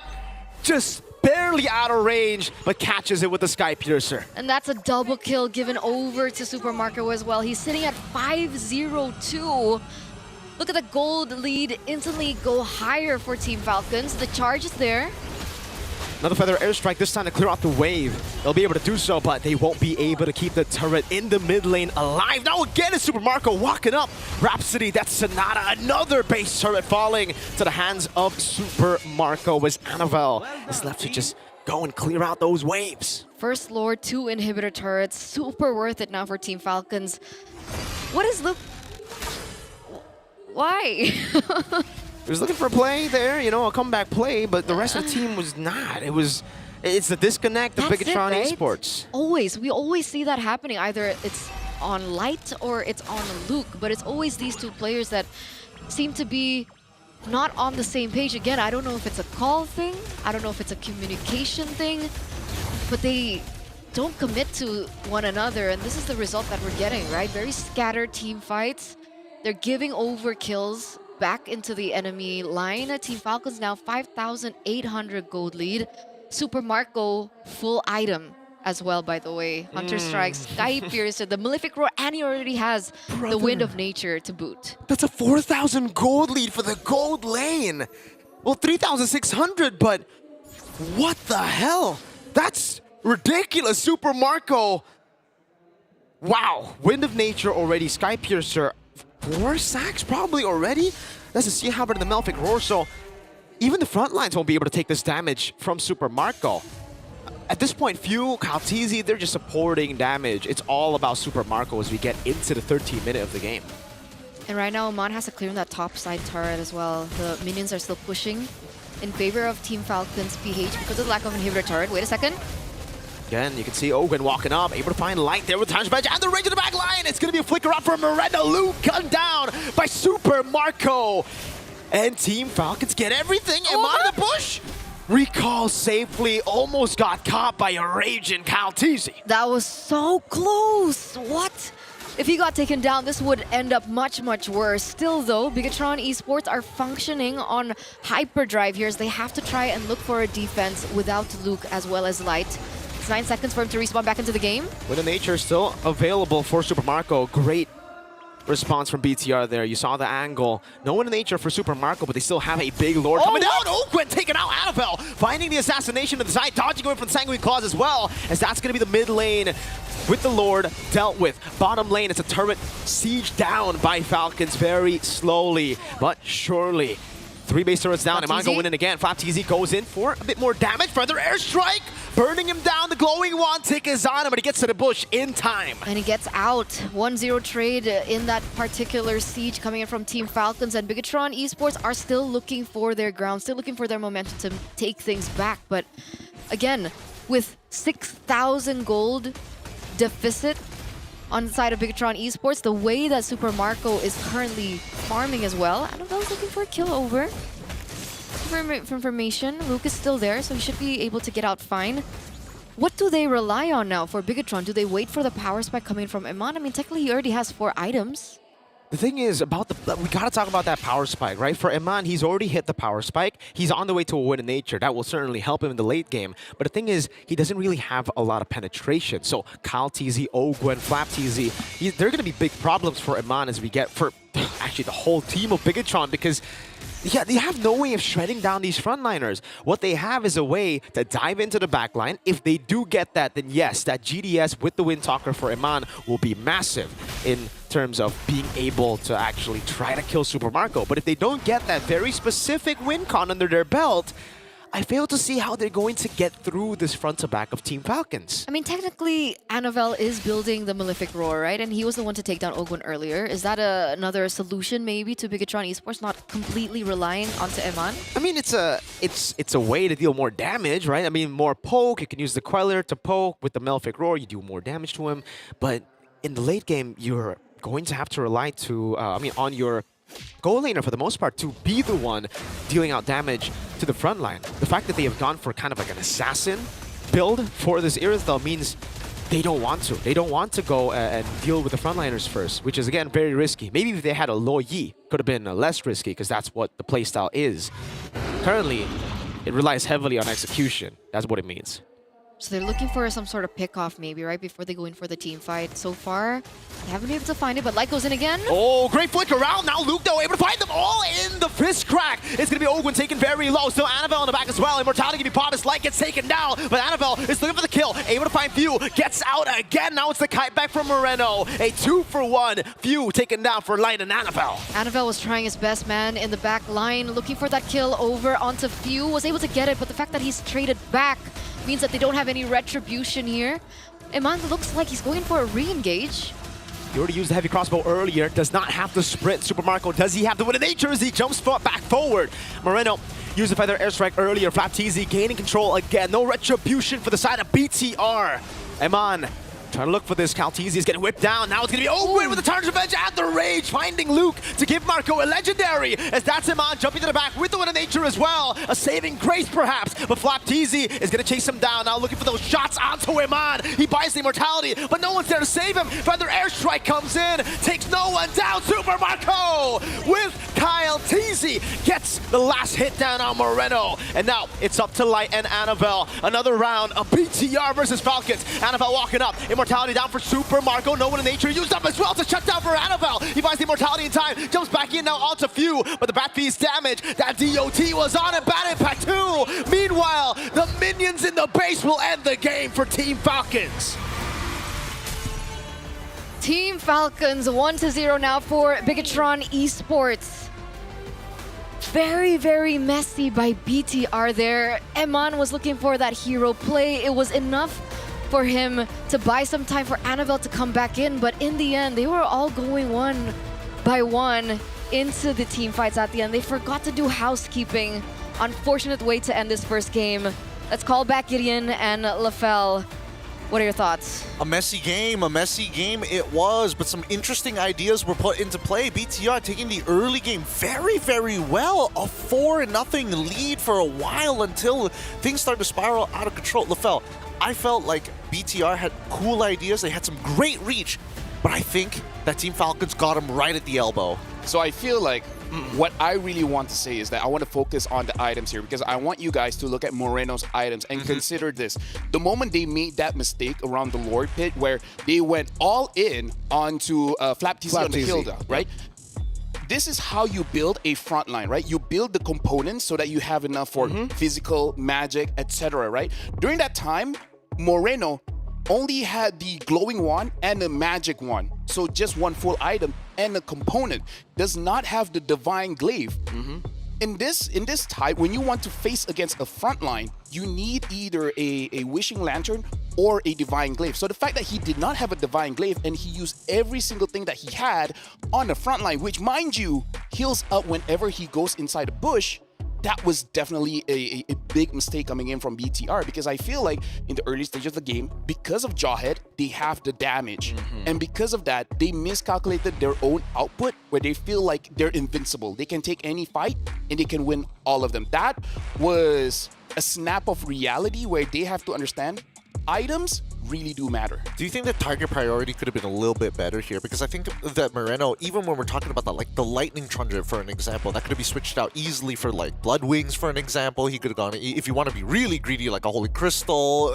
Do you think that would have made the difference? I would say for this one, honestly, is more good on Falcons, because the way that they're positioning, they're close enough to follow up and engage, but they're also far enough not to really get targeted, because the way that we see Ogwen checks the bush, whenever he does engage, Super Marco is close enough to actually re-engage and making sure that the damage actually comes through, but you don't really see Super Marco getting targeted all that much. So I would say it's more about Falcons knowing how to position around those bushes to ensure that they don't really get caught. Yeah, the name of the game was space. We didn't even see it on that very final, that lore dance towards the end, even though Bigatron didn't have any inhibitor turrets and needed to housekeep that one important bush of making sure that Moreno could not get into that feathered airstrike range. That optimal range was such a key way to control the space. And this is also what I want to mention. This is why I felt like for Falcons, getting that Sicilian is key, because looking at Bigatron, like I said, they don't have anyone to really go to the backline. People would think because Suyo is an assassin that he can do it, but we saw at one point he went in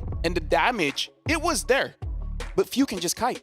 He just kite, walks back, and then eventually, even though Few dies, he's gonna die as well. And I think we touched on this as well a little bit in the pre-show, right? For Falcons, Few has been underperforming, Calteezy's been underperforming, but one man who has never underperformed is the man you see right here on your screen. So the fact that Falcons PH here, they understood what failed in the group stage, not getting Super Marco's pick in the first phase, not getting him on a strong pick.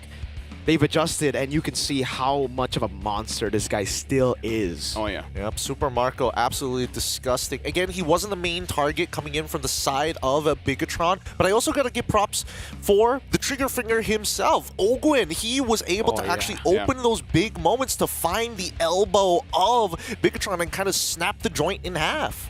Yeah, honestly, like in this game, it really is about the way that I see it. Falcons, they understood how to move around the map, and then Bigatron, they try to win with overwhelming force. So once that force is no longer there, it takes some time for them to readjust, be like, okay, hold on, we don't have enough damage. What's the call now? Yeah. And then whoever the shot call is like, punch harder. Do you think that they got a little greedy? To be fair, there were a couple of moments in the game where Bigatron were like, okay, yeah, we're going to make sure that we get the snowball lead. A majority of the goal was on Moreno, was also on Annabelle. We're going to use those two. We feathered Airstrike. Let's still contest for the neutral. So for me, what I saw in the movements is that there's two different shot calls. Oh. One person said, kill the front line. Another person said, no, we got to go to the back line. Because look at how they engage the team fight, right? You see Luke flickering, getting that fist break. A lot of people go in. At that moment, with your draft, honestly, for me, I feel like you should kill the front line. But I feel like because of what happened with the Hilda around the Lord, they're like, are you guys crazy? We can't kill the front line. We have to go to the back line. And because of that, we see two different team fights going Contradictions. on. They should have just committed. If you just want to kill the front line, kill the front line. If you want to go to the back line, go to the back line. You agree? I agree fully with you. You know, I spotted out the item builds, and again, I already saw the disconnect. It looked like for Moreno, he had the Divine Glaive. He wanted to go through with the front line, but Eman went for a full backline dive build. It was a GDS Windtalker, right? I think one of those has to go for a Melfic Roar when you're up against this kind of composition, because how are you going to even dive? How are you going to be flanking Few and Super Marco at that late stage where, again, we gotta remember, Irithel was not in the lead in this game. He was 2,000 gold behind. Number two, even if you did go through, there was a win of nature by that time. Exactly. That's why he's bulletproof, Marco, man. Girl on a little animal that people are like, oh, it's so cute. Oh, look at my arrows. Kevlar vest. It's not gonna penetrate at all. And I think that Super Marco consistently shows why he is going to be bulletproof for a while, especially in his professional career.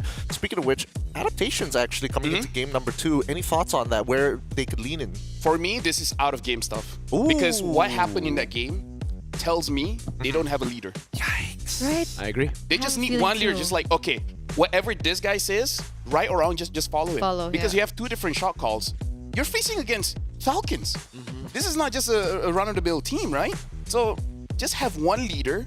If he's wrong, he's wrong. But I agree with that. It's a robot with just all CPUs. That's it. Everybody's a CPU there. There's no GPUs, there's no RAM, there's no people who can kind of be that flexibility to kind of initiate. Even so, it's really tough to see for now, but hey, that's just the very first game here. We all called it. If it is a 2-0, there's a high likelihood that the tilt is going to set in. I still think that there's plenty of potential coming in from Bigatron. And if you guys agree with that, maybe scan it out. Scan and let us know. Scan the QR code. Get into the surveys and tell us what we can do better on the show. What are your opinions about some of these teams? And maybe or not you have more opinions on, oh well, maybe some of the countries SPS could bleed into later on. With that being said, we're going to go on a short break, and when we're going to come back, we're going to see whether or not it's going to be a 2-0 or an equalization coming in from Bigatron Alpha. This is the Snapdragon Pro Series Mobile Masters. We'll catch you in just a little bit.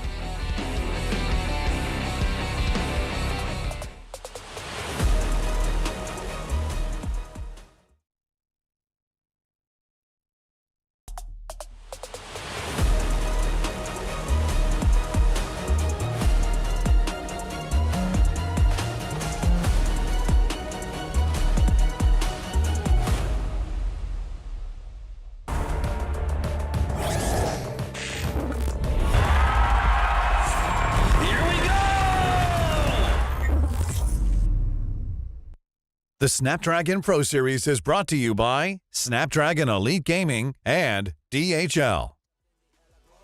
It's a madhouse. It's a madhouse. Checking all the city. This is how I like my show. How I like my show. Hey. This is how I like my show. Hey. It's a madhouse. It's a madhouse. It's a madhouse. Had a lot of people showing me some handouts. It's a madhouse. It's a madhouse. I got love for the game. I don't cash out. It's a madhouse. It's a madhouse. Everybody with their hands up in the air like whoa. It's a madhouse. It's a madhouse. Shaking all the city. This is how I like my show.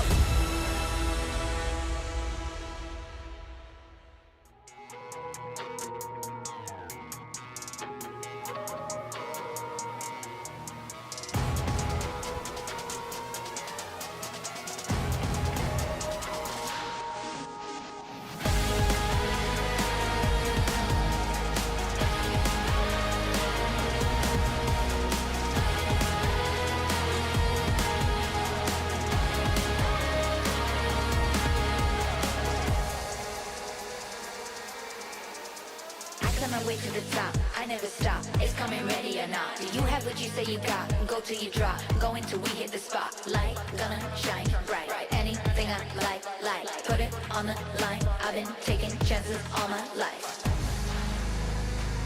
I've been patiently waiting, and we're gonna take it like that. You can't stop what we began. It's the wild flame. We burn this world right now, and then we rise again, like phoenix from the flame.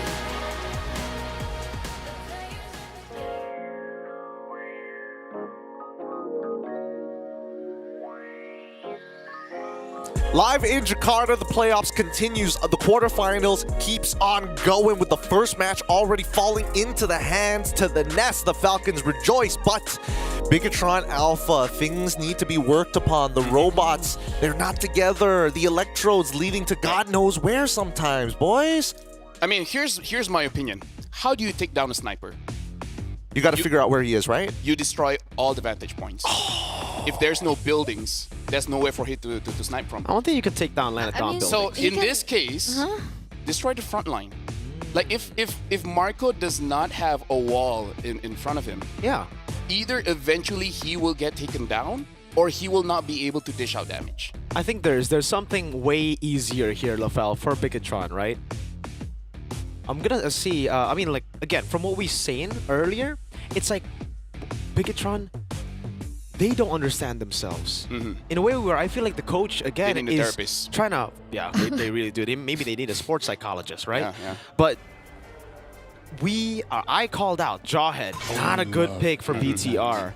Farsa, not a good pick here for BTR because they're just so messy, and these two heroes are very, again, discipline dependent. It sounds weird because you want chaotic fights with the Jawhead, but also with the Jawhead, you need to be coordinated. You need to know who to target properly. They picked both those heroes, and you saw, again, they weren't able to utilize those two heroes to the maximum potential after they started grouping up. Honestly, if that's the case, you know what I personally want? Just play double Revitalize.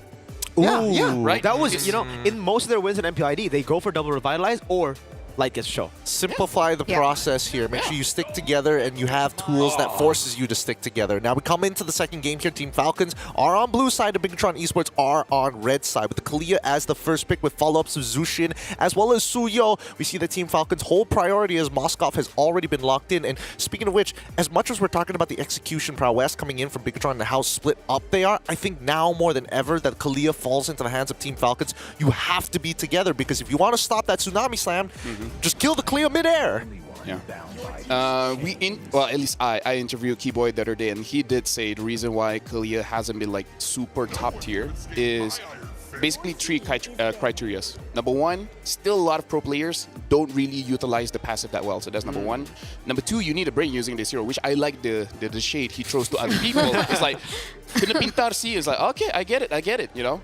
And another one, and this is the most important thing, Kalia is not like a Suyo. A Suyo can fit in any draft. Kalia, not really. You need some kind of burst. So right now for Team Falcons, I feel like if Bigatron is able to take out some burst in the mid, that can help them out.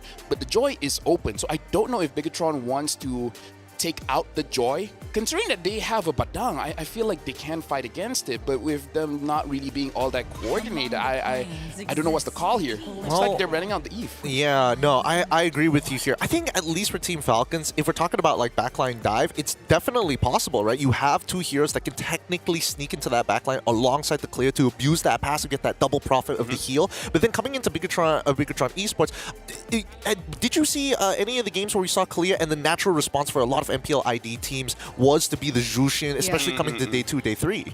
I think people are saying that the Jushin is one of the most efficient ways to kind of utilize. I wouldn't say punish, but the fact that she can be great on Purify is one of the reasons. So we either see the Jushin or the Sicilian.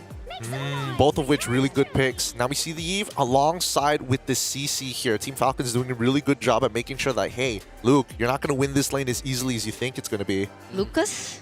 Phoveus smashes Lucas. Yeah.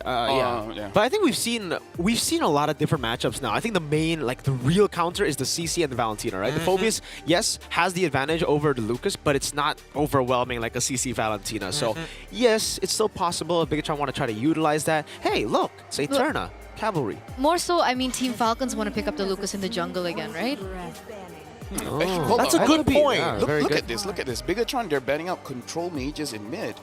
Maybe they do want to go for like a straight dive. Like I'm hoping for something like a high loss where they can just force an entry, because they're already banning out the Aurora and Eve. This is a good setup for Light just to like just straight up brawl. Yeah, I mean, if you want to take the simple answer, they could also just go for the Cho, right? It's still up for grabs. So both those heroes, Hylos.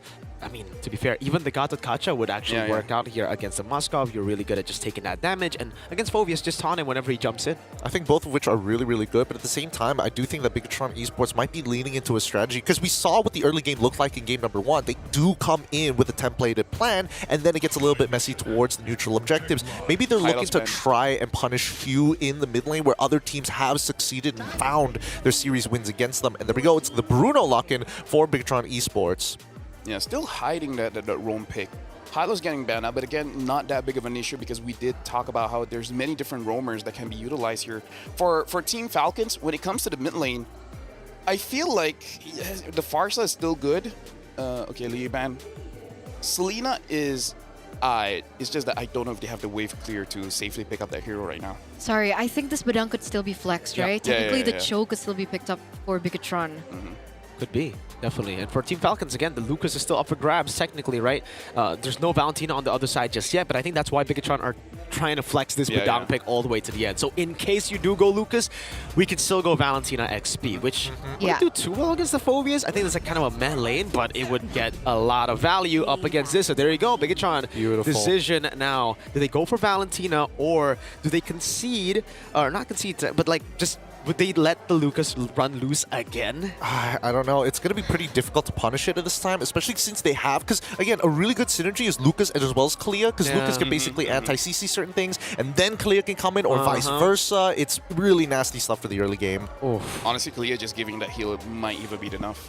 Dude, I think it should be. Yeah, like he jumps in, and he's not going to be alone. There's going to be a Kalia following and a Phoveus, and then free hits for Moskov and this is a nasty composition. Right now, it's like the battle of who CCs each other first, right? If the Badang locks them all in once first, then sure, Bigatron might have a way. Personally, for me, if Badang can lock down the Lucas, that's enough. The rest is a bonus, but I feel like the problem is going to be that Lucas. It's going to be a thumb war. Ooh! I like it. This works out. We were looking for a way to kind of disengage from these types of plays, ways to kind of like slow down the fight if necessary against Team Falcons, and this is one way of doing it. Now, LaFell, thoughts on both the drafts before we start heading into the game? Personally, for me, I feel like Falcons draft is more synergistic and easier to use. Yes. So this is one of those drafts. You don't really have to think so much about your mechanics. Just think about the macro, and that really favors them. I like the ideas here. Team Falcons currently a point up on Bigatron Esports as we start heading into game at number 2 of this best-of-5 series. Here in the quarterfinals, it's going to be Eterna and Mirko at the mic. Thank you so much, Gideon. Thank you so much, LaFell. We'll catch back up with you later on as this game precludes itself. But game number 2 now. Mirko, how are we feeling about this? Honestly, like the drafts aren't bad. Game number 1, it wasn't a bad draft from Bigatron. Heck, they won early game, and here... The question is just how comfortable are these players at executing this kind of game plan? Like LaFell said, I feel like they have been over thinking a lot of their drafts, a lot of their executions as well.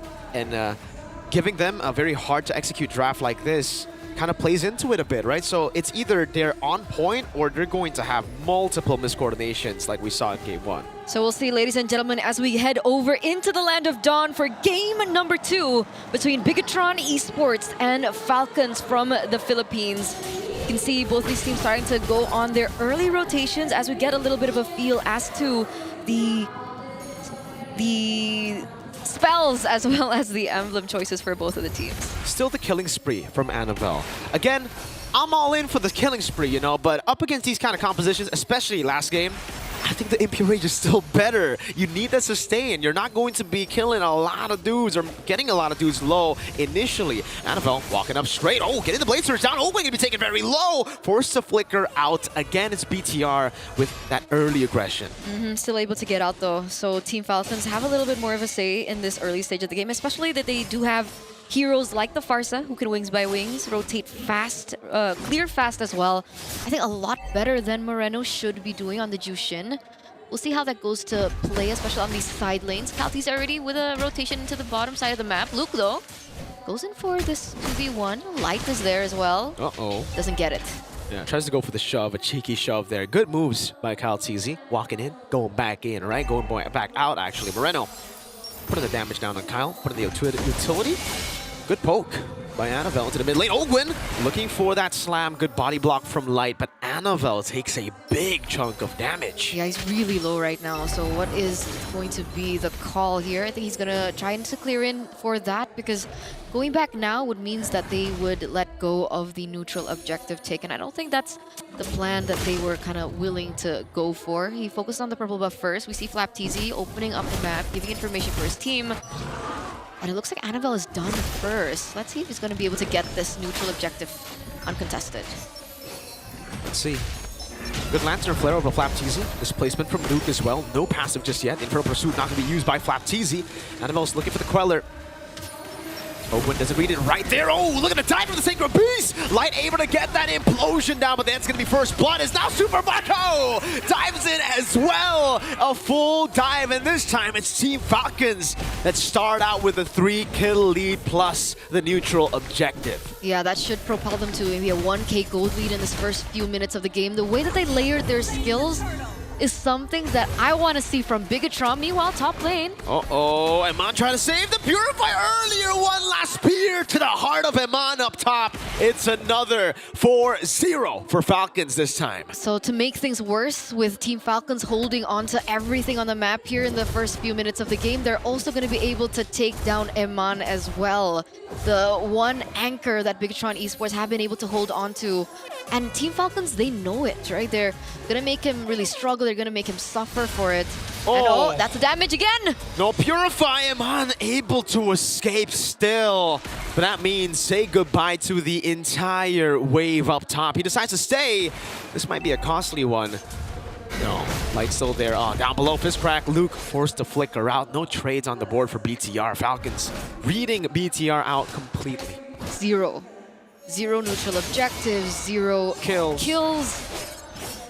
It's a tough early game now for Bigatron Esports. I mean, considering they have the Bruno as well in the gold lane that requires a little bit of a snowball, don't really think this is going according to their plan at all. No, definitely not. This is the early game that they put Falcons in just in game number 1, but now they find themselves in Falcons PH game 1 position. And honestly, it looks really bad because they have a Suyo, they have the Bruno in the lane with the Badang too. They should have ways. Juicin!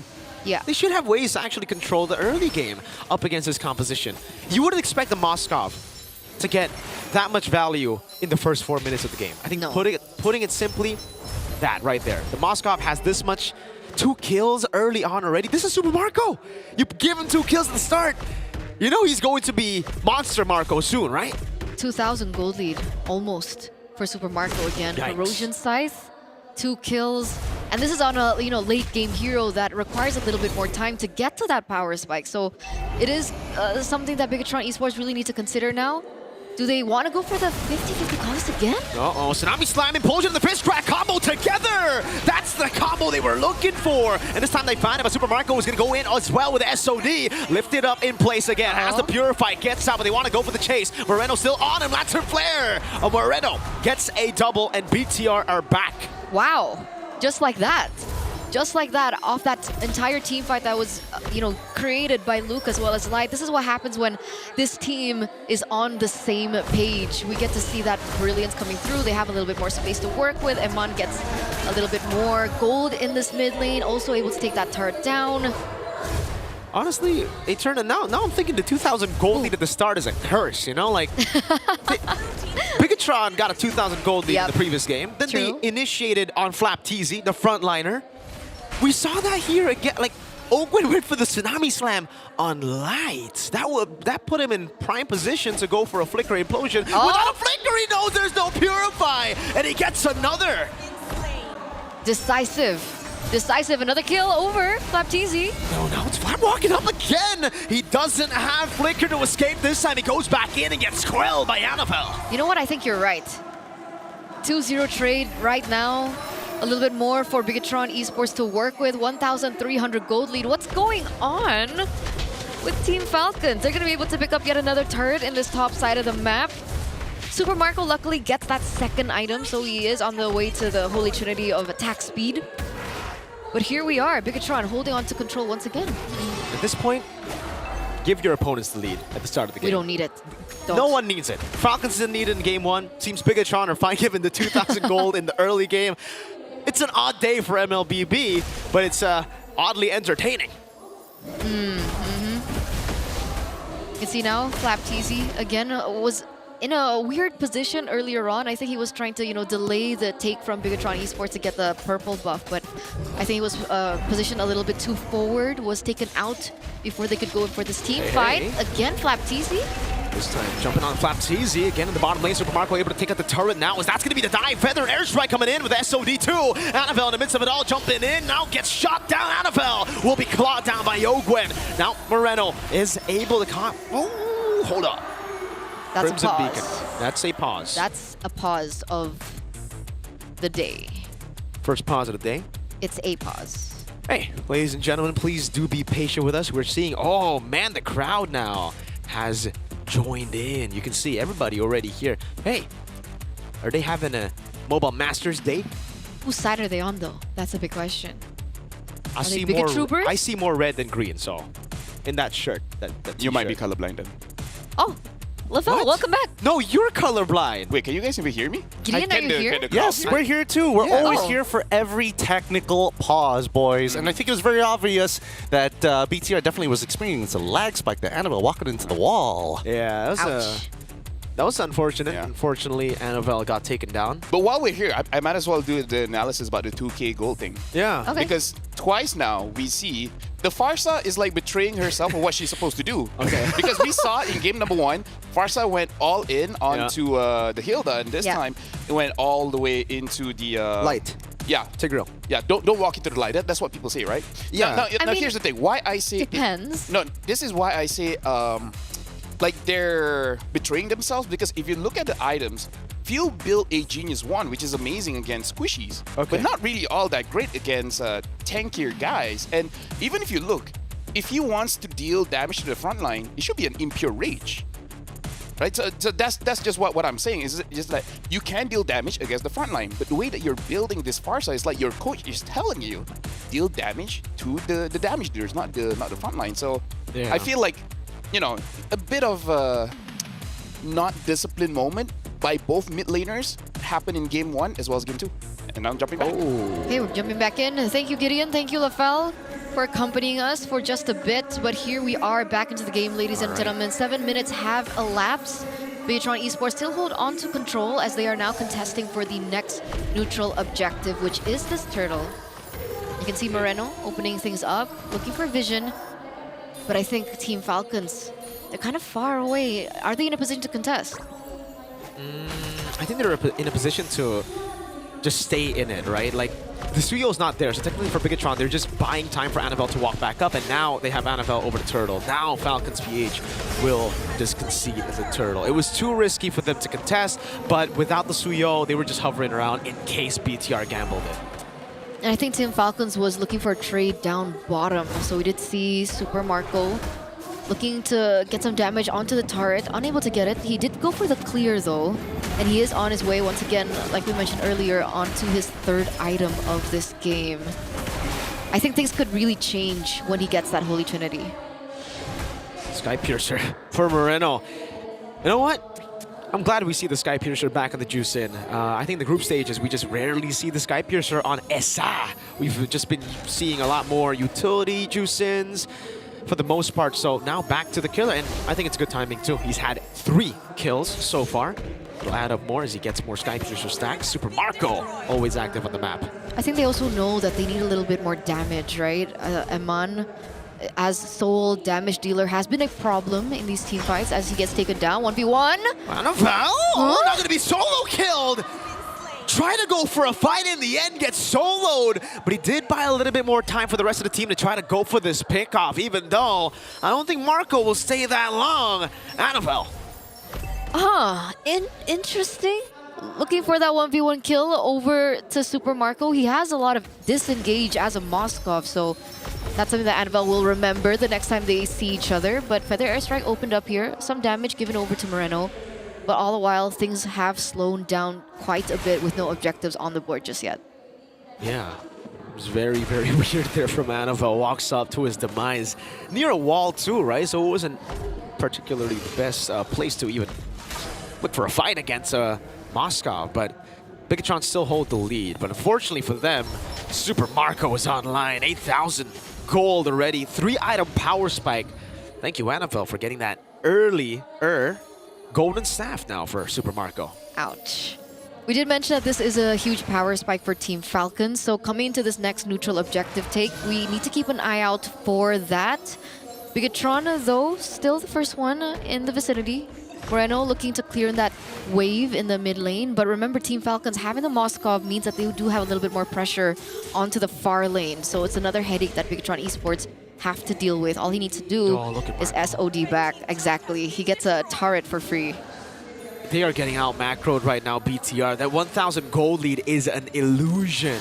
Team Falcons BH are holding tempo on every part of the map. Even here on the Lord, it's not BTR who are holding it. That's a conceal for Team Falcons, getting more control. And now they are in position to look for a mistake. A desperate move from Bigatron could be the end for them.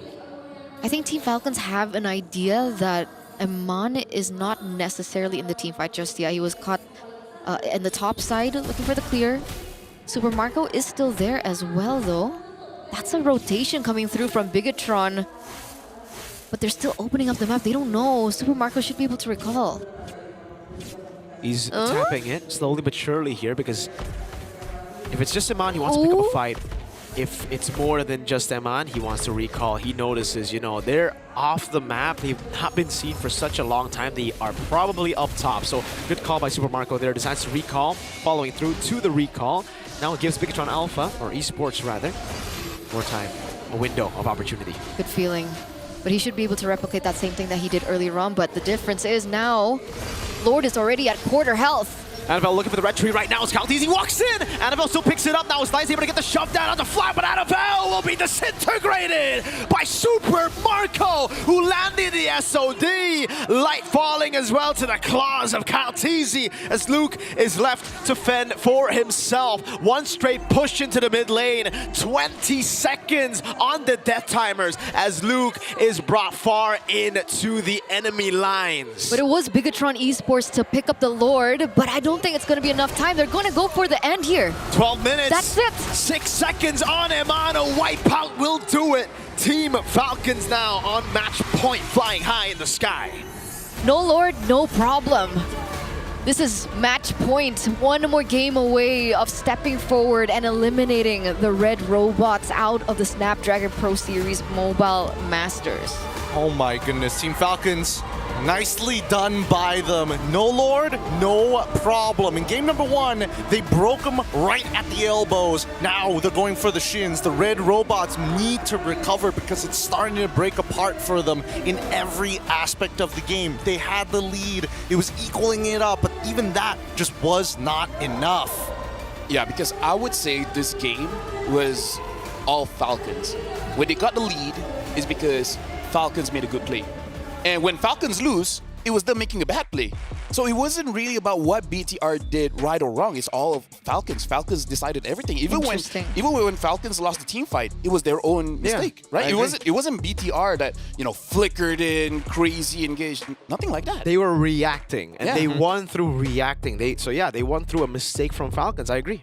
I think that, a lot of it, especially for those turnarounds, when they did find those mistakes, that Light was able to find some pretty significant implosions to kind of turn that around, which goes to show right from the draft we were talking about that this was going to be a thumb of war. Who could execute a little bit better? Who can CC each other more effectively? And Falcons, unfortunately, just better on the timings. If you want to talk about the situation of the map, the entire time, Falcons had priority on every single lane. Even in the lane where we see the Bruno going up against the Moskov, an early rotation, making sure that the Moskov has an advantage. You can see, there's no lane that the BTR really won. Even in the mid, where Moreno tried to be a little bit more aggressive, the follow-up wasn't all that clean, so they couldn't really capitalize. So this is about Falcons, like you guys said, are basically winning off of mechanics. And Mirko even said during the cast, you're giving Super Marco a 2-kill lead, and then that just snowballs like crazy. Hey, he 1v1 the CEO, no problem. Dude, we were talking even for Falcons up against RRQ, right? Not going for Marco's pick in the first phase killed them.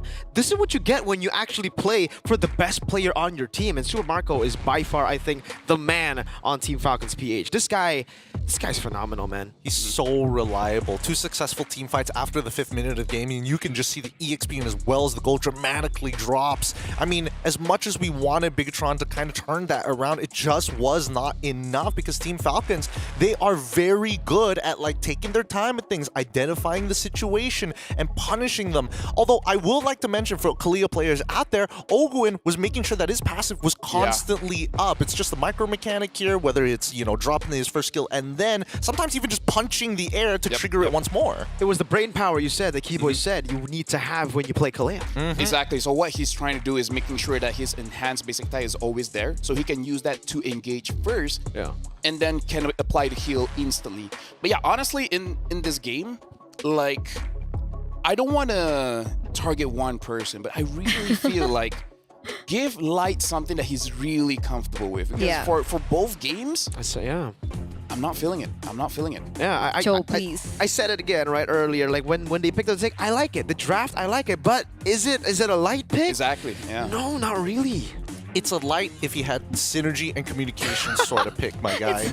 I actually missed that agency. Do you know him? Do you know him? That is the #1 EVOS fan. Yep. He's wearing an EVOS jersey. Do you see EVOS? No, but he's here to support Indonesia. if EVOS is not here, he will still be there to support Indonesian teams. When there are no fans, he's going to be the one there. When everybody turns their back, he's going to still be there. He's my GOAT. It's like Mirko. Yep, truly. But...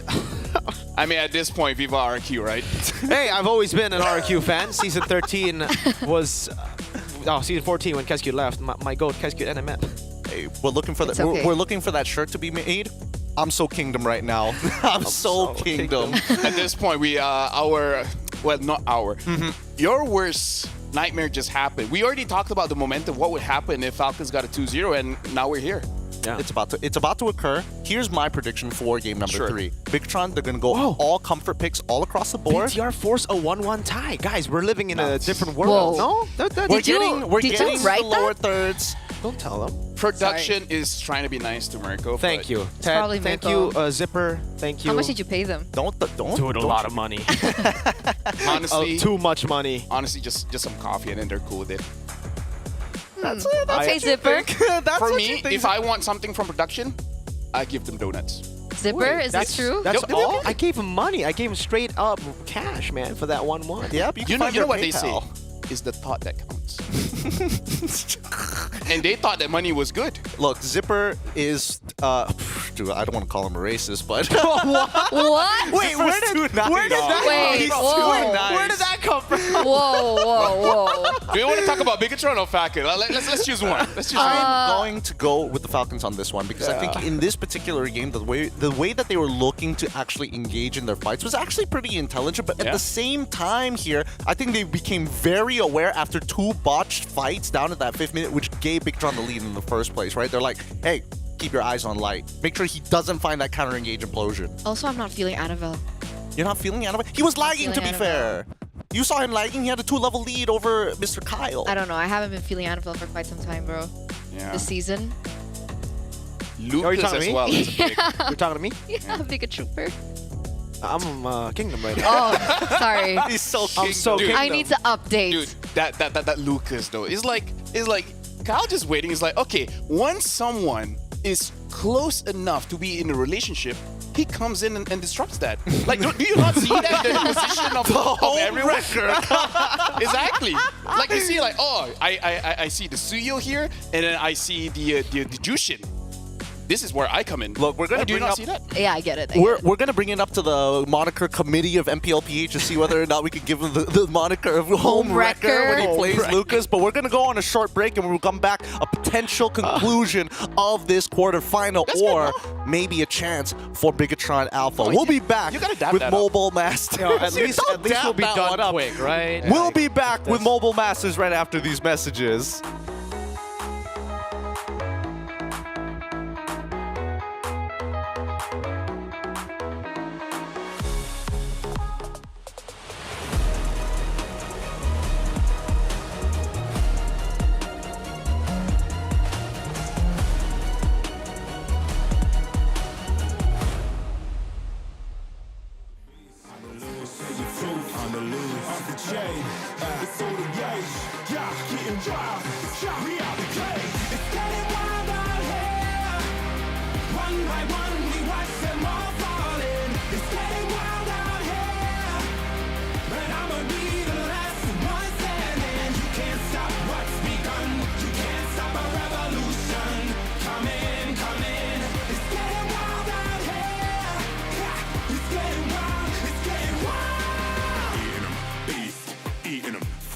The most, tired the least.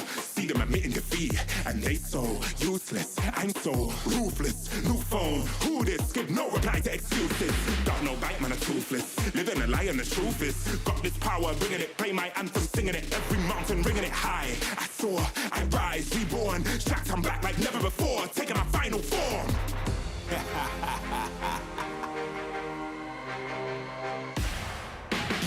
It's getting wild out here. One by one, we watch them all falling. It's getting wild out here. But I'ma be the last one standing. You can't stop what's begun. You can't stop a revolution. It's coming, coming. It's getting wild out here. Yeah, it's getting wild. It's getting wild. For the revolution. What? Waiting on an evolution. Yo. It's coming, coming. Yeah. If you wanna come and get some, Yo. nothing we can't overcome. Running, running. Sure as we rise with the sun, Yo. we will arise and become stunning, stunning. Watch for the revolution.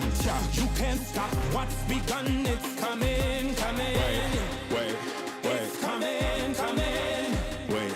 It's coming, coming. Just you wait. Just you wait. Yo, yo, yo, yo, yo. It's getting wild out here. It's getting wild. One by one, we watch them all falling. It's getting wild out here. Yeah. But I'ma be the last one standing. You can't stop what's begun. You can't stop a revolution. Coming, coming.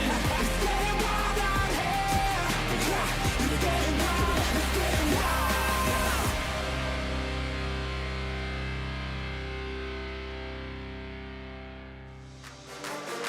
We on the way.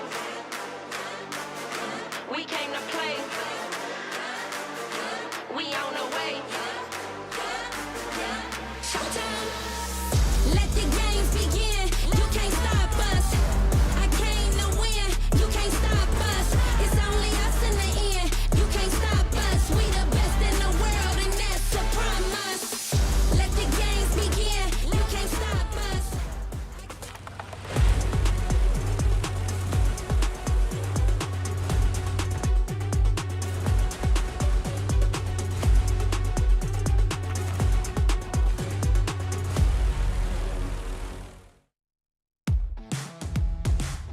The Mobile Masters quarterfinals continues. This best of 5 might just be at its very end here, with overwhelming momentum coming in from Team Falcons PH. They're doing a phenomenal job right now. Once again, same talents back here on the set once more as we move on into game number 3. LaFell, you look a little antsy here. What's going on with you? I mean, I don't know. Like, I'm trying to figure out like what they can do, and I don't know. At this point, I feel like you try to find a witch Yeah, look, Right? if they were atheists, they better pray that there's God out there. Just play supernatural. Yeah. Put a curse on them or something. I don't know. Dude, at this point, right, I think the problem lies way past the gameplay. I don't know what it is. You know, communication seems to just always be the issue. It doesn't matter. Maybe they hate each other.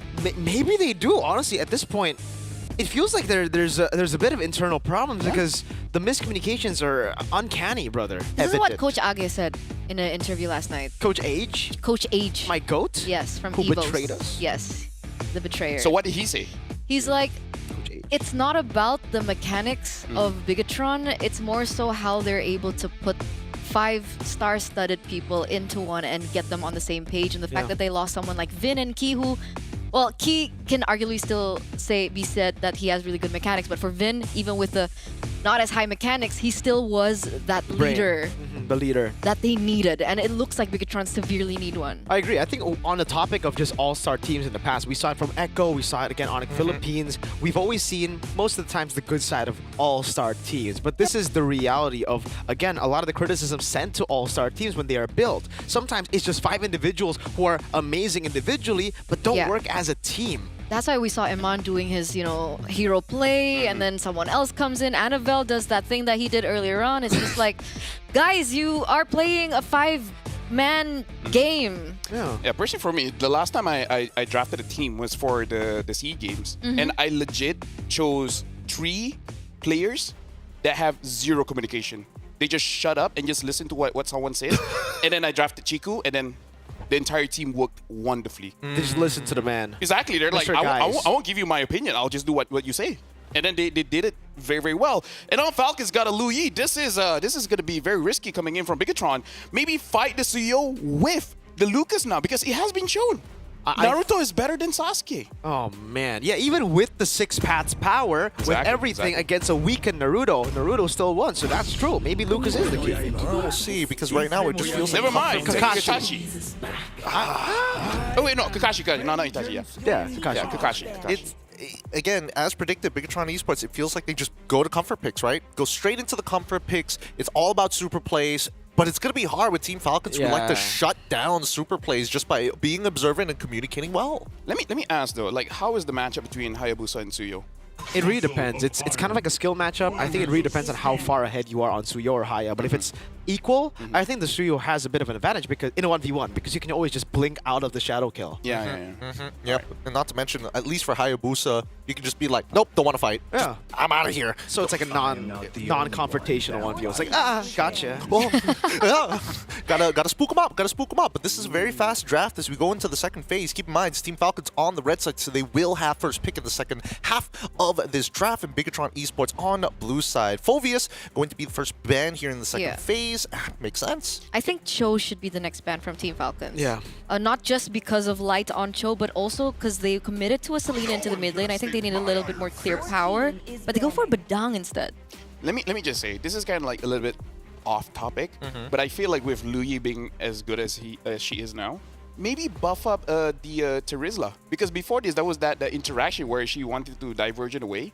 The penalty zone actually stopped the diversion and pulled them back in. Like that's a good tag, but because the Terizla as a frontliner just better frontlines nowadays. I think at this point to nerf the Lu Yi to make keep all the stats that you have right now, but if you get CC'd, you don't take the diversion. I think that makes it so much more punishable. Yeah, no, I could somewhat agree with that. I think there's got to be a little bit more nuance to it. The channel time is longer. Oh, I'll take channel time is longer over that, actually. Meaning for you to actually teleport, it takes longer, enough time for your opponents, if they're close enough, to react. Just push you But away. I like the flashy CC more. Just like, boom, ha, I can't move now. Hey, we've given our ideas to the developers. Now that the second phase More other people can follow. That's why they didn't ban it. Yeah, they just deny it away. Now, hey, they pick up the show. There's no... Hylos, Badang, Gato taken out of the board. Mathilda out as well. No Cho. Khalid honestly is the next hero that he has. Honestly, it's like go big or go home, right? Selena, Khalid, Granger. That's a lot of damage. Just go all in. Might as well. Just go crazy. There you go. Local. Khalid gets big. Wait, how do you know? I can see the future, my friend.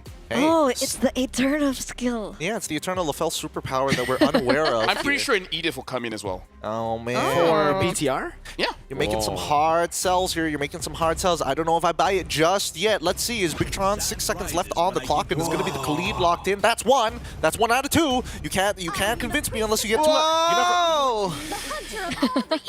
Are y'all like invincible or something? No, I'm an analyst, man. No, I can bleed. That's that's crazy. Team Falcons now with the final pick in this game, and the way that I see it, I feel like Bigatron, they're gonna have to play off the Selena arrows. This is Khalid Rome, right? Mm-hmm. Sure. Yeah. Okay. Should be Khalid Rome. Yeah. Huh? Another premonition. Huh? Wow. I don't know. Like, is this show going to Rome or EXP? There's no way it goes any other way. We've never seen it show in EXP for so long. It's been a while. I mean, Sanford has done it a couple of times, actually. A couple of times. Well, there last you go. season. What? Show XP. Nani? Go Oh my god, Dude, I'm about to cream. Quick, LaFell, explain the drafts. You know what, guys? I gotta say, BTR are not connected, but we have that synergy, man. We do. It's like we have a screen to connect us. Maybe we don't hit each other. Maybe. No, it's only that's just the you and me thing, LaFell, you know. People hate me. I don't know why. Yeah, I don't like you that much. What? Whoa, Hey, man. that's you don't like offensive. the analyst? That's too much. You know what? You're not going to get the draft analysis coming in from LaFell. Eterna and as well as Mirko, take us into the draft. We'll talk about this afterwards. Hey, Okay, you're on your own this time, Eterna. What's wrong? Yeah, I'm Team LaFell, yo. Yeah? I dab him up, yeah. Yeah, I know. You're dapping now. Dab it up. How do you know? It's fine. Because I have eyes? Do you? I think so. Biology. Maybe. Anyway, match point, ladies and gentlemen, for both of these teams as Falcons are looking to clean sweep the red robots off their feet. Oh, man. We're moments away of heading into game number 3. Land of Dawn, here we come with a very interesting, unorthodox, I would say, draft coming in from Falcons. Yeah, right now the Falcons are flying so high, they're leaving the red robots to jump with their arms in the sky, but they just can't reach. It's not a fun look for BTR. Good Abyssal Arrow though, probably gonna get first blood here over to Ogwen. Moreno picking up a kill with their comfort pick. Now Light able to escape. Flapteezy walks up, baits out that flicker, so 2 flickers and another Abyssal Arrow with an Earth Shatter from Luke. We talked about the 2000 early game gold lead. Okay, it hasn't worked out for both teams. I would say for the past 2 games. Technically, Falcons did win the second game, but Bigatron are able to utilize their pickoff comp really, really well in this moment, right? Light on the Khalid, very aggressive. Moreno getting the skill shots back as well. There was a little bit of a highlight from LaFell pointing at a certain emblem. Wait a second, it's gonna wait. Uh-oh, chain CC over to Annabelle, and that's a kill for Ogwen. Luke trying to run away. Annabelle taken down. Back to your point, Eterna. Yeah, what was LaFell talking about? Moreno is Season Hunter. Whoa. And you don't know if that's real or not. Okay. We will stand by to confirm that. Thank you, LaFell, for pointing that out. Meanwhile, back into the game, there is a little bit of a trade back coming from Team Falcons, being able to pick off Annabelle earlier on. Again, Annabelle, even on the Hayabusa, making some, well, just not having a good time, I think, in general. Yeah, it is a Season Hunter. Again, I don't know if that's a mistake, or maybe he's trying to just clear out a lot of the jungle camps from the side of Team Falcons. I guess we'll get to see Luke now jumping in. Again, going to be kicked out as well. Able to get locked down with the Blade Surge too. Luke taken down. Light still in the back there. That's going to be the Shadow Kill. Walking coming in as well. Retribution. Annabelle winning it out. Now jumping on the Kaltizi with a trap on him. It's a kill over to Moreno, who's looking for more. Team Falcons losing out in this chaotic duel, but Moreno is going to be caught, and that's a shutdown for few. So they could get a good trade back, right? There is some trade back coming through, despite Bigatron being able to pick up that first turtle of the game. Going back to that, Moreno looking to get camps? Yeah. Is he trying to deny it away from Annabelle? Oh, Selena actually... No, I mean, from Kyle. Kyle Teasy, yeah. Yeah. I was like, why would you steal your own friend's buff? Uh-huh. LaFell is distracting. Hold up. Annabelle's trying to go for the steal here, but yeah. I think for the Selena, a lot of times you do see the Selenas go for clears on the enemy jungle. It's a way with the Abyssal Trap. You do clear quite fast, but is it something that you have to commit to with a Season Hunter? I guess we'll see. If he wins, then haha, joke's on you. It's not weird. Diversion play though. Okay, Shadow Kill reading it through over to Few as well. Pops into oh, great arrow from Moreno. Again, the trap will deal with him, and it's another one for Luke as he gets the Earth Shatter. Light picks up the kill. Another arrow landing on the Flapteezy as he goes in for the Weighted Dragon and the Flicker out, but Moreno's going for the chase over to Ogwin. BTR, it almost seems like they heard what we said. They gotta play as individuals. Yeah, no teamwork. Just go in. Just go in. 2-0 trade already for this first skirmish. Bigatron with that 2,000 gold lead already, and it looks like they are having a little bit more say into the enemy jungle as well. Taking a lot of camps away from Kaltizi should help them in the neutral objective battle, considering Annabelle is 3 levels ahead of Kyle Teasy right now. So that matchup that we were talking about, this gets read out. Moreno does have the Season 100, but he doesn't have a Retribution. Light walks up, looking for a Raging Sandstorm coming in as well. Kaltizi able to escape now, as that's a dive from Moreno. Away the Dragon from Flap to disengage. Just a purple buff taken as Aman rotates towards the mid lane, setting up for a turtle for BTR. But this means that Kyle doesn't have Retribution, right? So Bigatron Esports should be able to get this uncontested.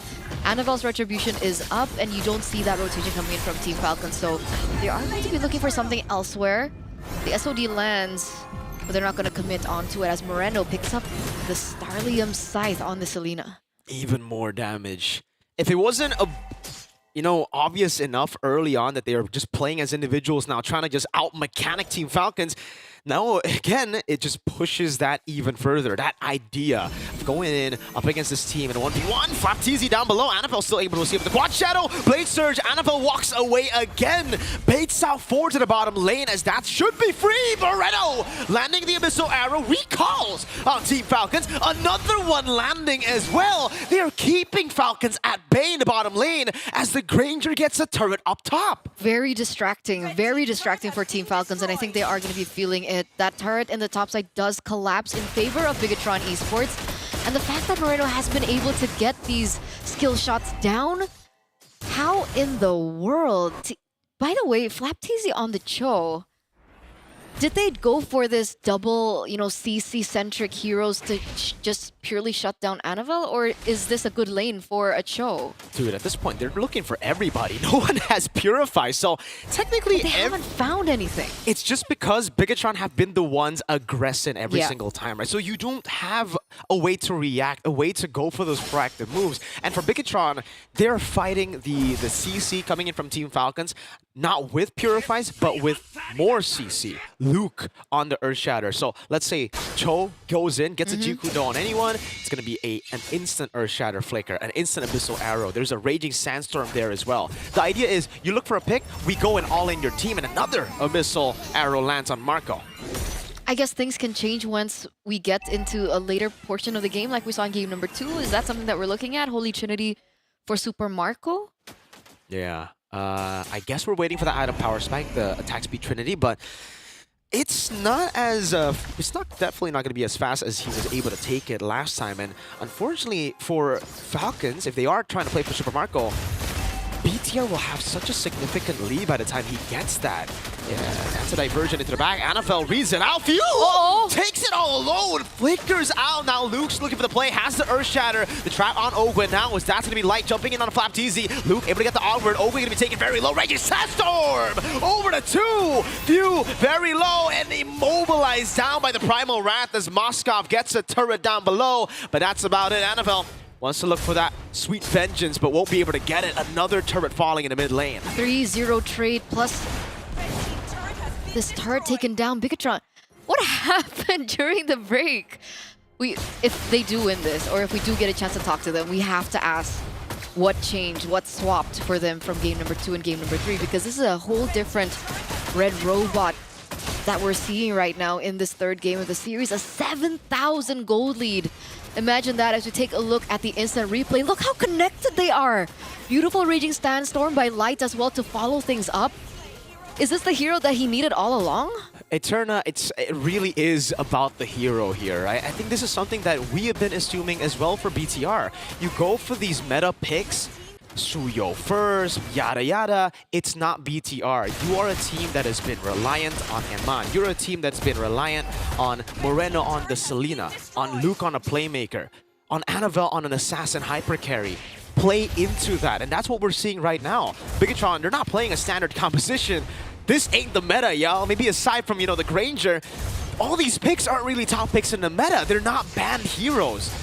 BTR have shown in MPLID as well that they do better. I don't know how, it doesn't make sense, but let BTR be BTR, man. I mean, we're living for it right now, right? We're taking a look at the item build so far, and it looks like there is a 2,000, I think. Oh, yeah, it's a 2,000 gold lead for Eman on the Granger as compared to the Moskov, who only has 2 items so far. So Team Falcons need a little bit more time, I think, in order for them to kind of convert that into their team fights.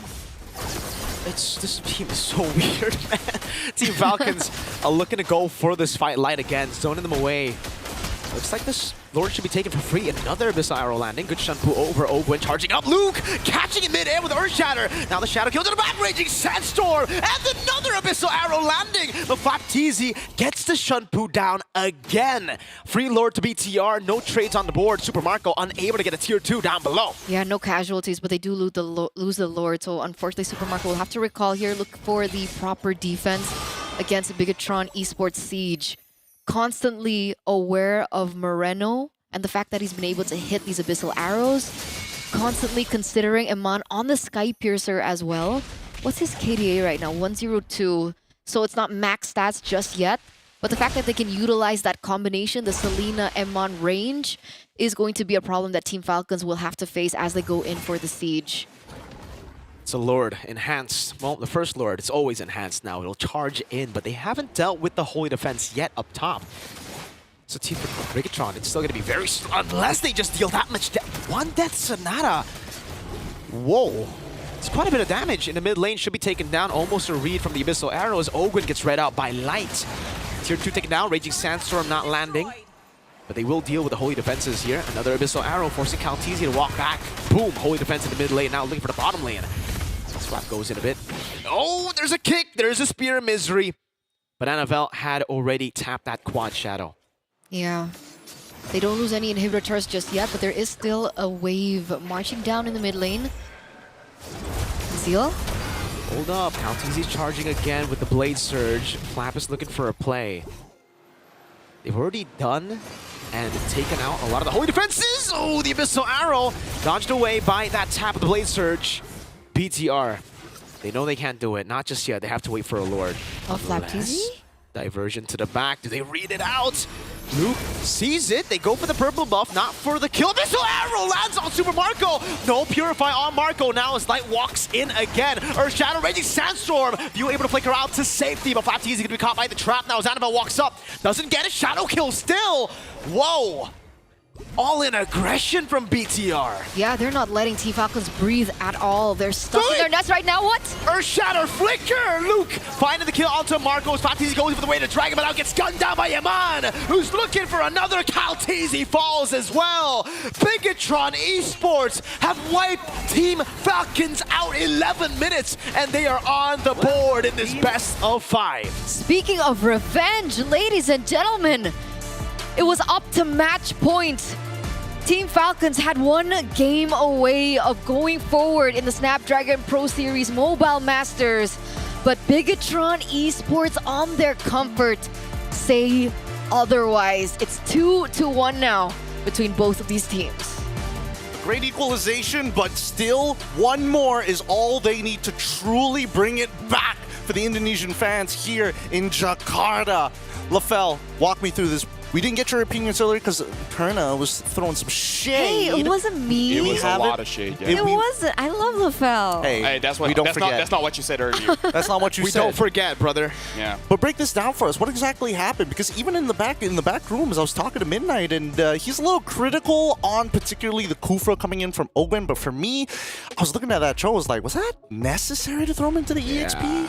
Yeah, I feel like that one was a little bit much, but I don't know. It feels like BTR has ADHD because when the pressure is on, no, I agree. Right? When the pressure is on, now they're like, oh, activate it, hyper focus, right? Because in this game, Moreno, man, like when you have those picks, like a Selena, right? It doesn't matter what the meta is. If you're good, you're just good. That's true. Right? But while we're here, might as well talk about this. In case if the Season Hunter is real, honestly, I've seen it a few times. Yeah. Number one on the Selena, and number two on a Roam Jawhead. So in case people don't know, it does deal more damage against Lord and Turtle, significantly less, but still does more damage in the creeps, right? So it does speed up your jungler's rotation, like a Jawhead, like a Selena. So you just put your trap and then just let Hayabusa does his thing, which theoretically can match his speed against other junglers that, farm much faster than Hayabusa. Like Suyo, right? Yeah. For example, here, Annabelle was able to have a very good time this game.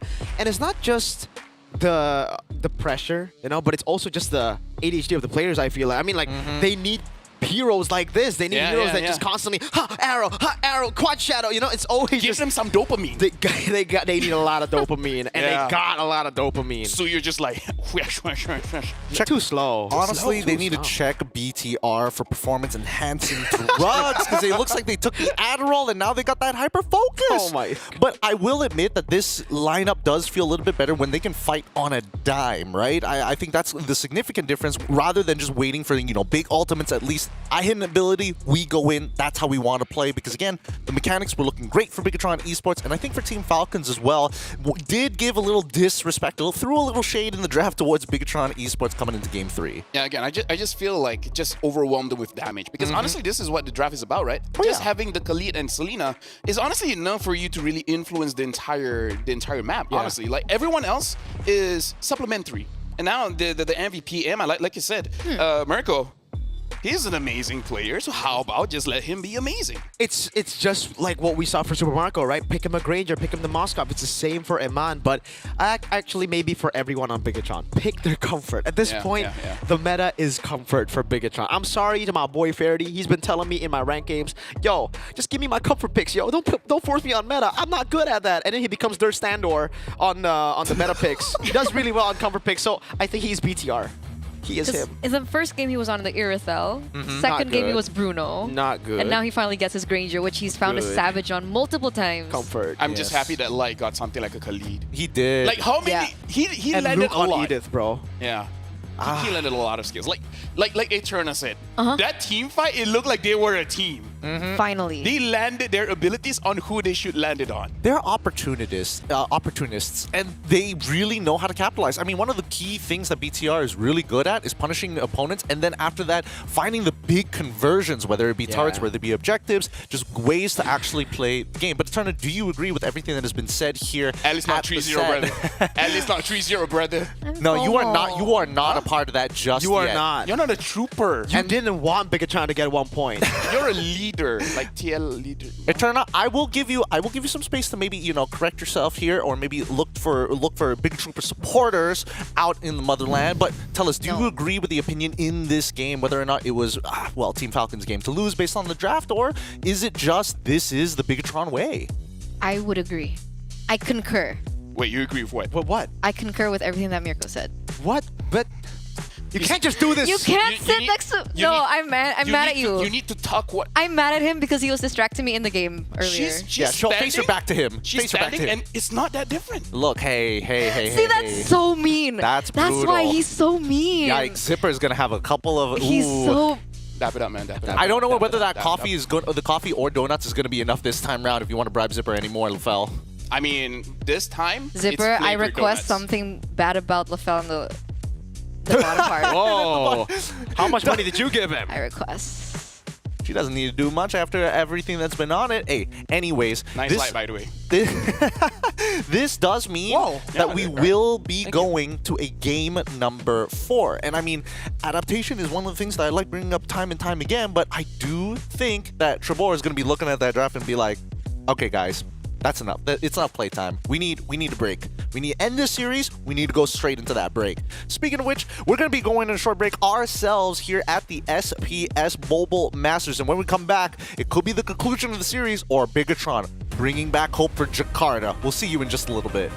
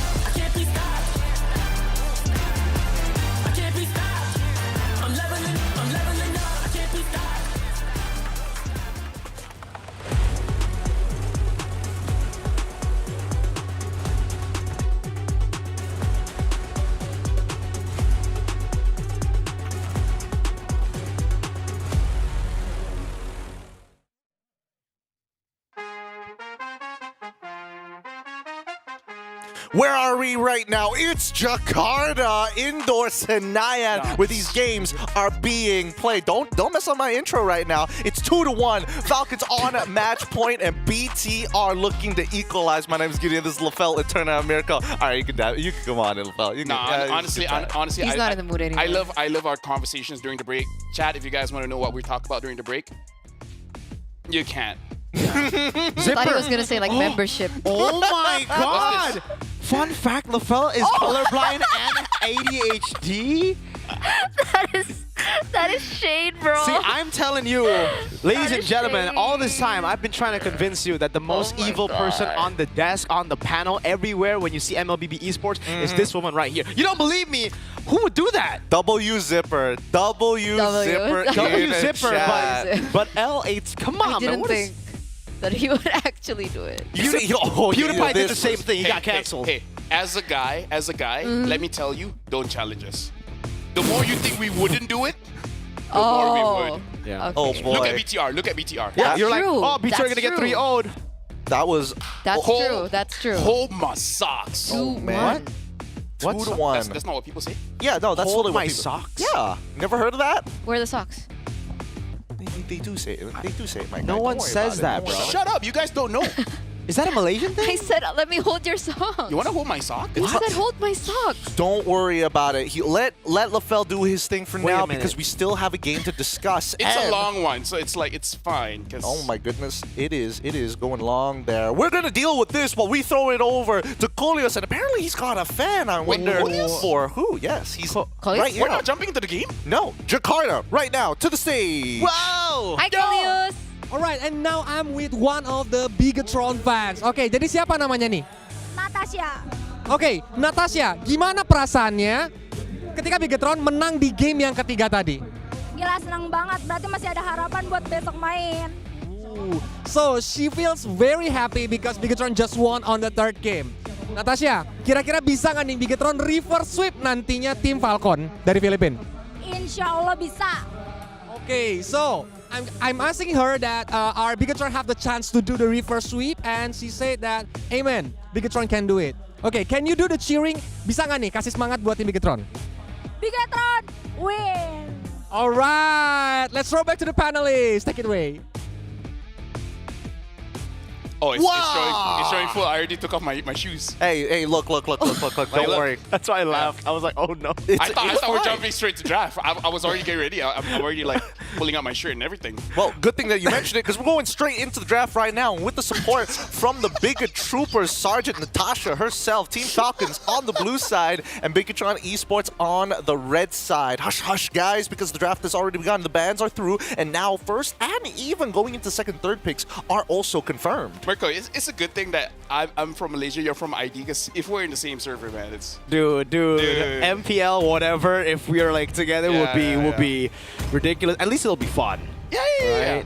Oh man, the Falcons have taken all the fun out of Bigatron. They're like, no more Granger, no more Selena. You play the meta. But this has to be higher though, right? I mean, like, honestly, Kalia and Jushin, amazing picks. Don't like it that much because of the lack of damage, but you know what?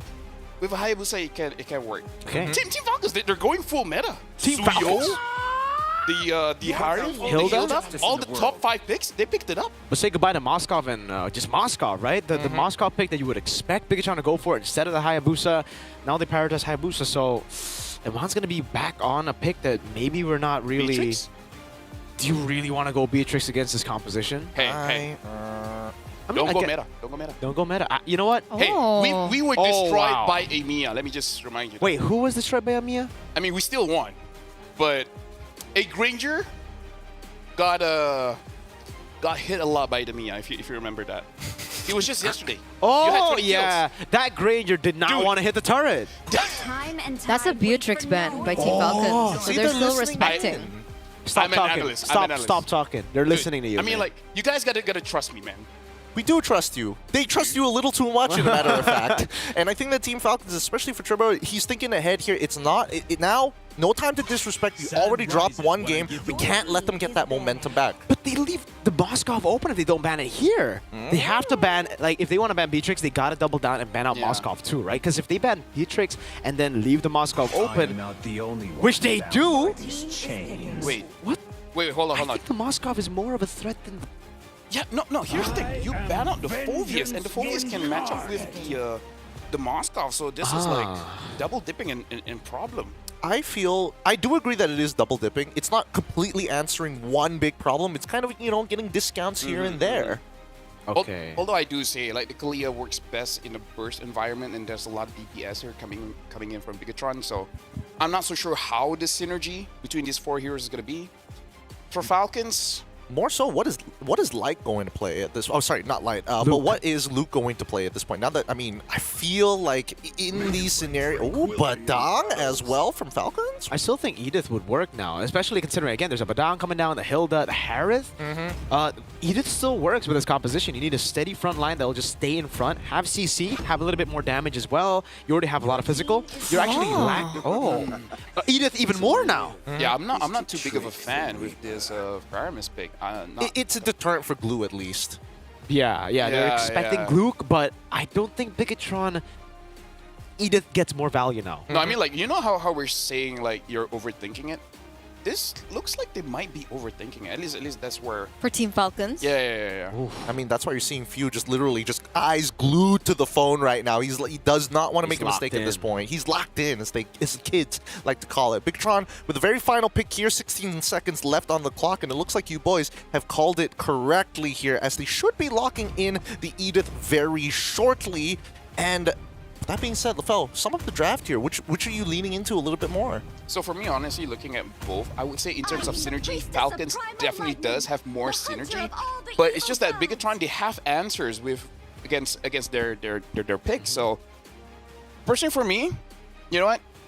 If I trust Bigatron, they will betray me. So I'm going to go for Falcons for this one. So that Bigatron can win, right? Marco. You didn't see that, but I just dapped LaFell up. Oh boy. I mean, let's see whether or not this is going to be it. This could be a conclusion. This could be an equalization. It's a 50-50 chance in the drafts. It's all about execution here. We're going to leave it to our professionals at the mic, at the desk, our casters, Mirko, and as well as Eterna. Thank you so much, Gideon. Thank you so much, LaFell. As we're going straight into it, don't forget these players are live in Jakarta, Indonesia. Yes, the Leo. tennis indoor Senayan. Jakarta, Indonesia. Match point once again, as Bigatron have been able to prolong this series to a 4th game. But the remaining question is, with Falcons picking up heroes like the Faramis, like the Badang, will they be able to finally close out what should have been theirs in the first place? Well, ladies and gentlemen, we shall see. Will it be a 2-2 equalizer, or will it be Team Falcon shutting down the dreams of the Bigot Troopers and Bigatron Esports with a 3-1 victory, as we dive into the Lanadon for Game 4? Because now it's a big question. Bigatron Esports were able to find so much success in game number 3 because of comfort. Is this comfort that we're seeing now for BTR light on the Kalia, Moreno on the Jushin? I guess we'll have to see. Already some aggression coming through from Team Falcons. They are going to be able to get their hands on the Lethal Wanderer, as Kyle TZ back onto the Suyo. To answer your question, I think it's some comfort for Bigatron. Not entirely fully a comfort comp like we did see in game number 3, but they got some, right? Annabelle still on the Hayabusa, Luke on the Edith, and also Mr. Iman on the Moskov. Emblems, nothing too crazy here, but Kaltizi again has gone for the Impure Rage on the Suyo. So knowing Bigatron are very, very sustainable, would love to just have that additional sustain with the Suyo. Especially with Few as well, right? An additional layer of health for them essentially. And it comes down to the old shenanigans of Hayabusa and Faramis. Is Faramis the counter towards Hayabusa, or is Hayabusa the counter to Faramis? I think at this point, we're not really thinking about the Hayabusa Faramis, but the Faramis up against this composition, right? Because yes, maybe you can counter the Hayabusa, that matchup could still come into play, but there's just so much CC from BTR. Mainly, I'm thinking about Luke getting a comfort pick and now getting so much value on top of that comfort pick because of the Faramis pick. That makes sense. These team fights have to be on point by Team Falcons if they engage in team fights at all. Right, technically they can still go for a pick-off kind of composition with Ogun on the the Badang. But now we are going to be centering around this turtle. Annabelle level 5, Kaltizi also level 5. Picking up Flapteezy in the back there as Light jumps in onto Few. Annabelle going to be zoned away by Flapteezy. Still going to be an all-in, almost a pin down coming down as Kaltizi secures the neutral objective. Now BTR looking to disengage the Crimson Beacon and the Primal Wrath. First turtle to Team Falcons. Okay, still going to be able to pick that up. Level 4 will be telling later on. Super Marco already doing some damage onto Iman. This is a winning lane for the Harith, yes? It's a skill matchup, and I think it should actually be the Moskov that actually ends up winning, because you can always just blink out of the Synchrophissions. Okay, but right now it looks like Super Marco is having a good time in the gold lane. Meanwhile, Annabelle going to be picking up that Lethal Wanderer back into their arsenal. It looks like things are going a little slower than it was before, right? Team Falcons have a little bit of a gold lead, but it still can shift either way. Yeah. It's very different to game number 3, where we saw Moreno just dictate the entire pace of the game with the Selena.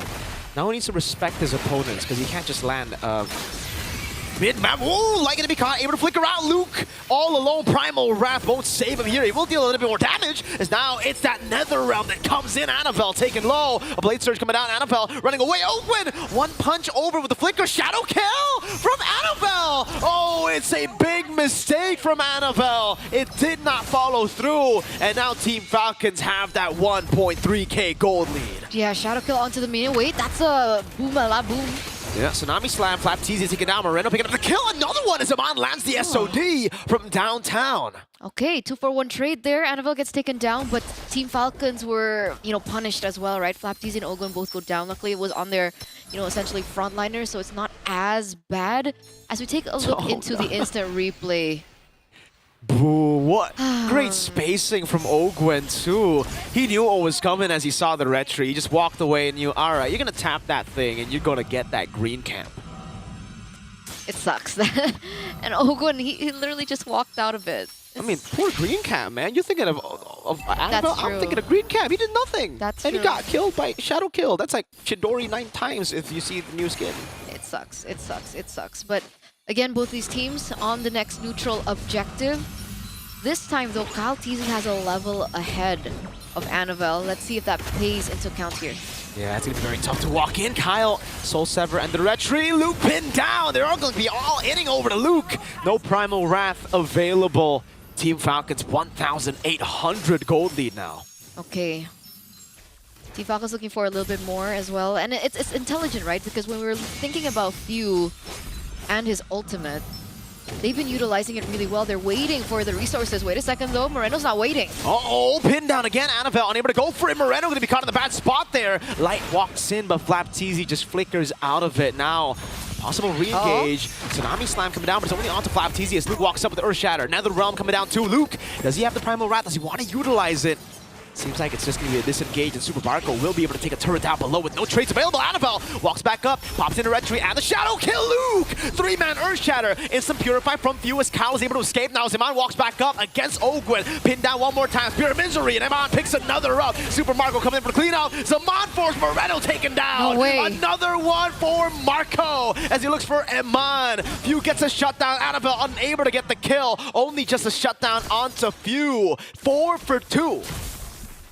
In 5 seconds, Super Marco went 2-0-3. Really, really good timing as he came back for the cleanup. But more so, Team Falcons are utilizing their composition so well. Annabelle right now going to be able to clear in that final minion in order for that turret to stay in place. But man, Team Falcons, these team fights have been so good. Few is utilizing the Feramis like he would use an Angela. Definitely. It's just so ridiculous from Team Falcons. They've been able to match and really out-teamfight Bigatron almost every single time. BTR got, again, that long team fight with Eman jumping in, but they completely forgot that Marco was not present in the team fight the whole time. He was still taking turrets down below. Him getting those shutdowns and those kills in general is going to be quite massive because he's already 1,000 gold ahead of Eman now. Because initially it was really bad for Team Falcons because they wasted all their resources. And then it was bad for Bigatron because their resources were out. That's why the entry point for Super Marco was just so clean. And Team Falcons was able to get ahead. And now they have a turtle as well, an additional one for them to kind of utilize. And 2,500 is how much economy they have over the red robots. Okay. Light was looking for a play there. Bigatron do get a trade for that turtle, but it's only a turret up top. Moskov. Would love to see the items right now to see how far Eman is from the item power spike. Is this updated? I think so. So Holy Crystal, right? Next. Holy Crystal for Super Marco, and that's going to be a tremendous power spike. Because he has Purify. He's been able to dodge away. No, hold up. Annabelle, the bottom lane, looking for the clear. Won't be able to do so. 3 members down below. Another turret for Team Falcons. And that's why the drafts come in from Team Falcons in the first 3 phases. And the first 3 picks, the first phase, after they saw the Kalia pick was also really good, right? Super Mark on the Harith going to be able to use Purify efficiently, so it's not a forced Purify, and we're seeing the effects come through. We talked about the power spike coming in from Super Marco, but I think the same thing can be said for Eman, right? He already has a Corrosion Scythe and the Golden Staff, only one item away from the DHS. Yeah, but usually you're supposed to hit your power spike a bit later on the Harith, in pro play at least, because you're not the type of farmer that Moskov is, right? Like Moskov has the ability to stay in the side lanes constantly and be active around the fight. So the fact that Super Marco has been able to get more turrets than Eman, plus he's been more active in the fights too, has just been crazy, honestly. He's matched up. Oh, Moreno. Looking for the pickup. Few.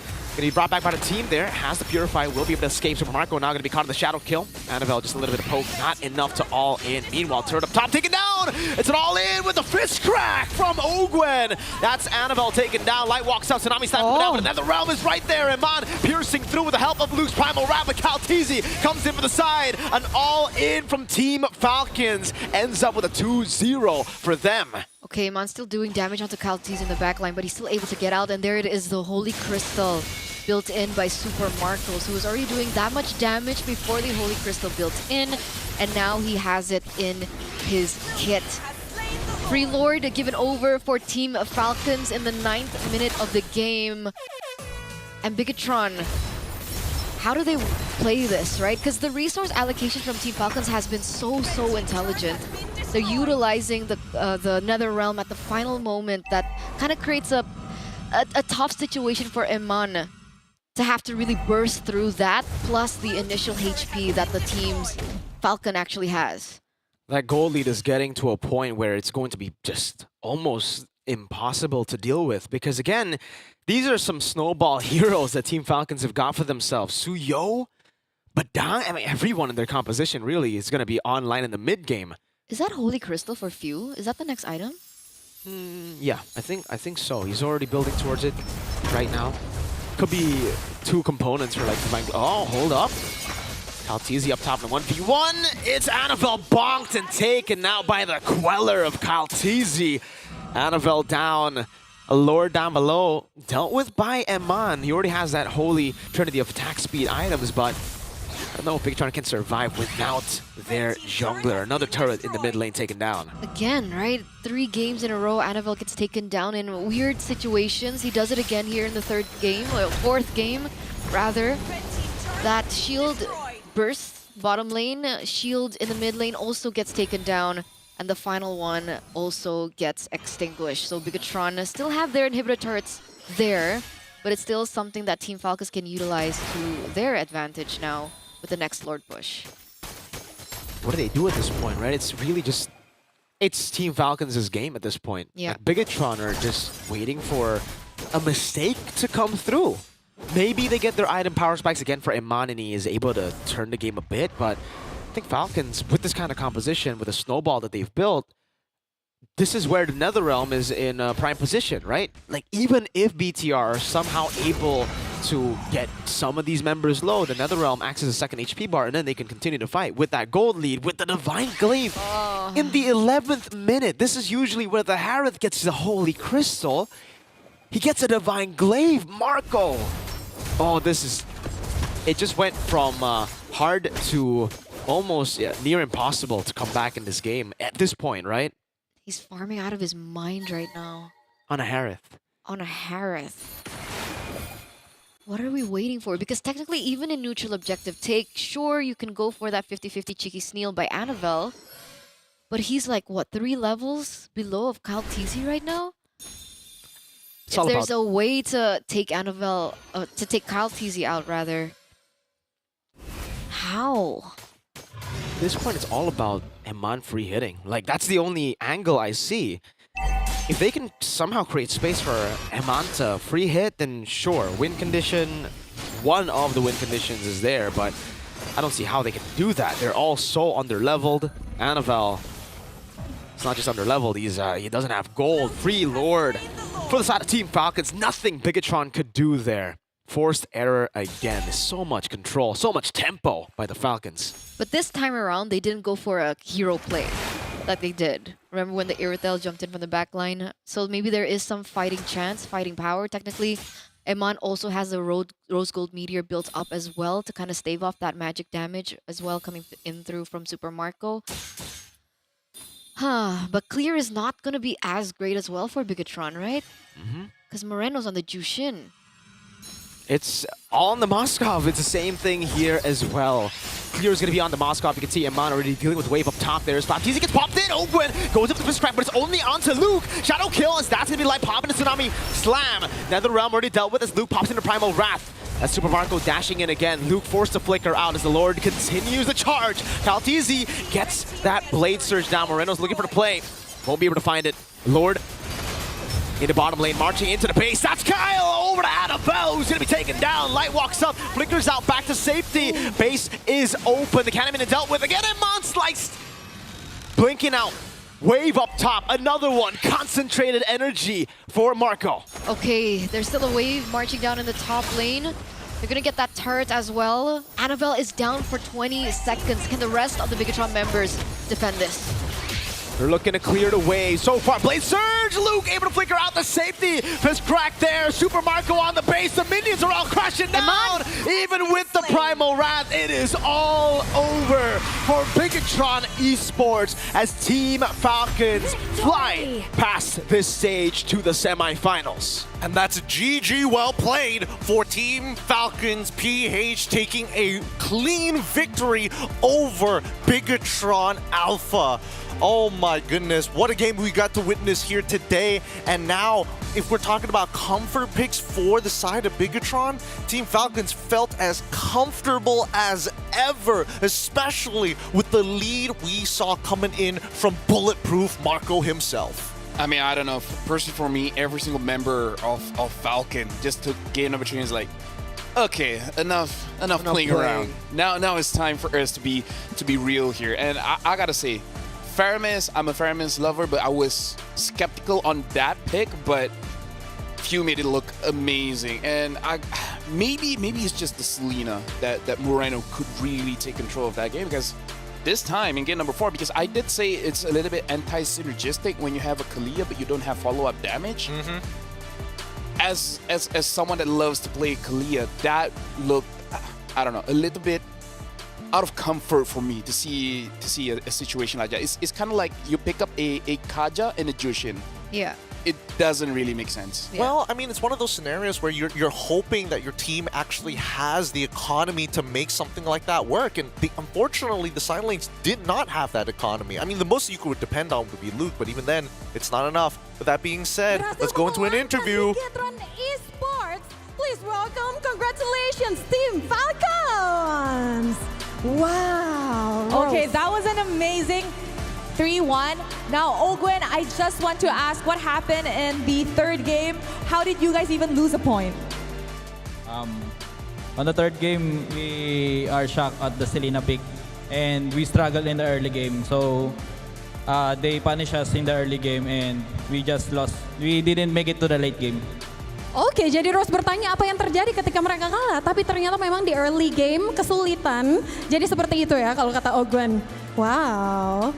Okay, now Ogwen, tomorrow, since you guys actually survived the single elimination, tomorrow you guys will be going up against your brethren from the Philippines, Onyx Philippines. Now, this is going to be an intense matchup, another best of 5. Are you ready for that? We are ready because we also want to show off our skills and also retain again a championship form for Falcons. Yes. Wow, ini begitu menarik ya Rose. Karena Rose bertanya, besok mereka akan berhadapan dengan bisa dibilang saudara mereka dari Philippines, yaitu Onyx. Tapi kata Ogwen, mereka begitu siap, mereka siap menghadapi Onyx dan percaya diri juga ya. Okay, you know what? Before we wrap this up, from one Filipino to another, what do you have to say to Onyx Philippines for your match tomorrow? Galingan nyo kasi ready na kami sa inyo.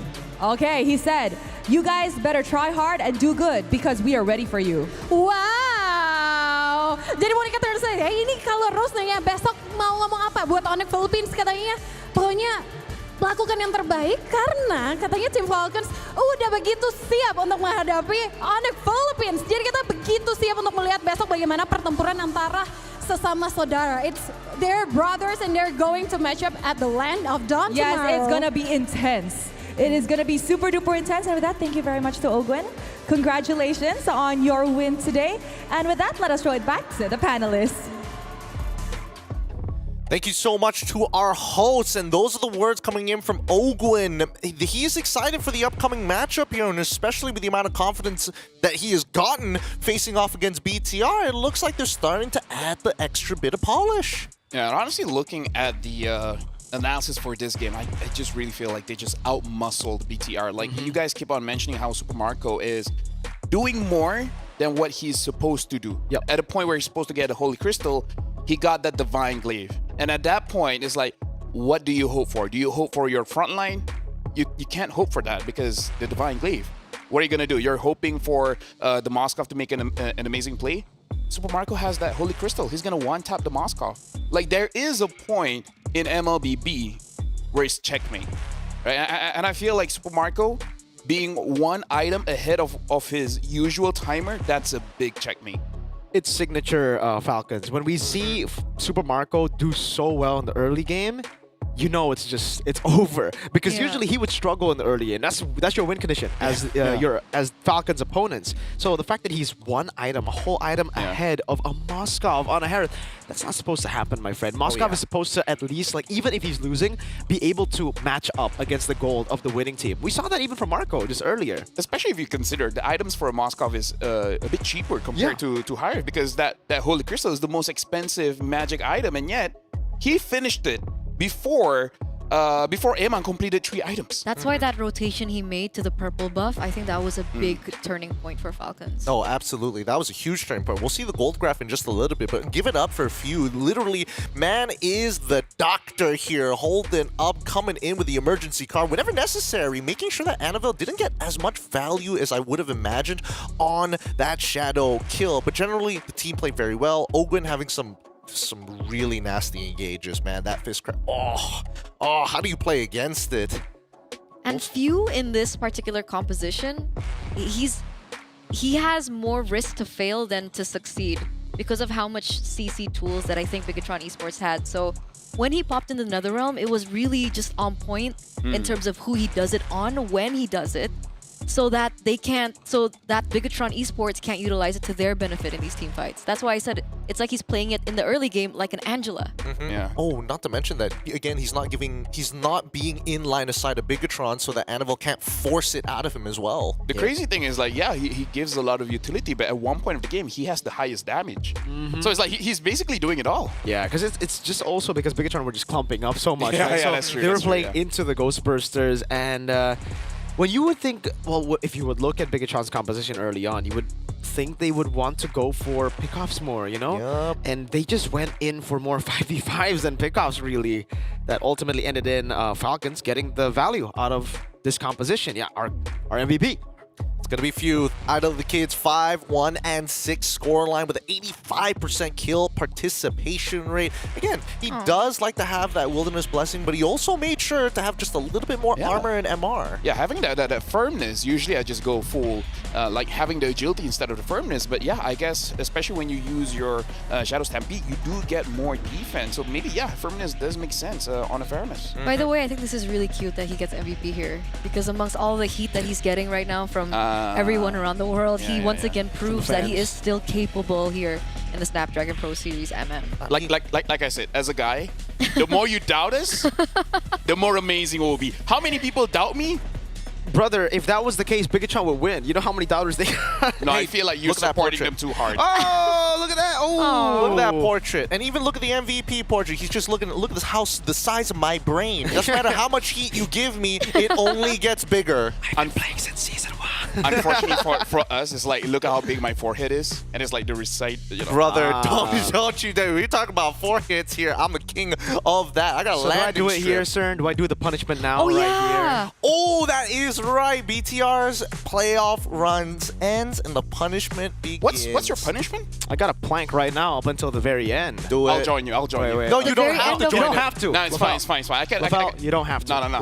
Webers. All right. I'm gonna do it. All right. Wait, right here? here, guys. right here, Yeah, right here, yeah. right Go here, for right it. here. Go for it. On your toesies, Okay, we got it. Hello, wait, Alright. we're doing that plank or Oh, this you plank? want to do that plank? I thought Okay. we were doing this plank. Yeah, on Okay. your Either ways, elbows either as ways. well, guys. Our punishments are still up But for if I'm like grabs. this, you don't see it. Like this, you can see it. No, Yeah, get I'm on, just get gonna- on your elbows, man. Get on your elbows. I think this is more difficult. Should than I do the that, elbows, or should I? Which one should I do? Harder. Elbows. No, because if you do it like that, people can say you're cheating.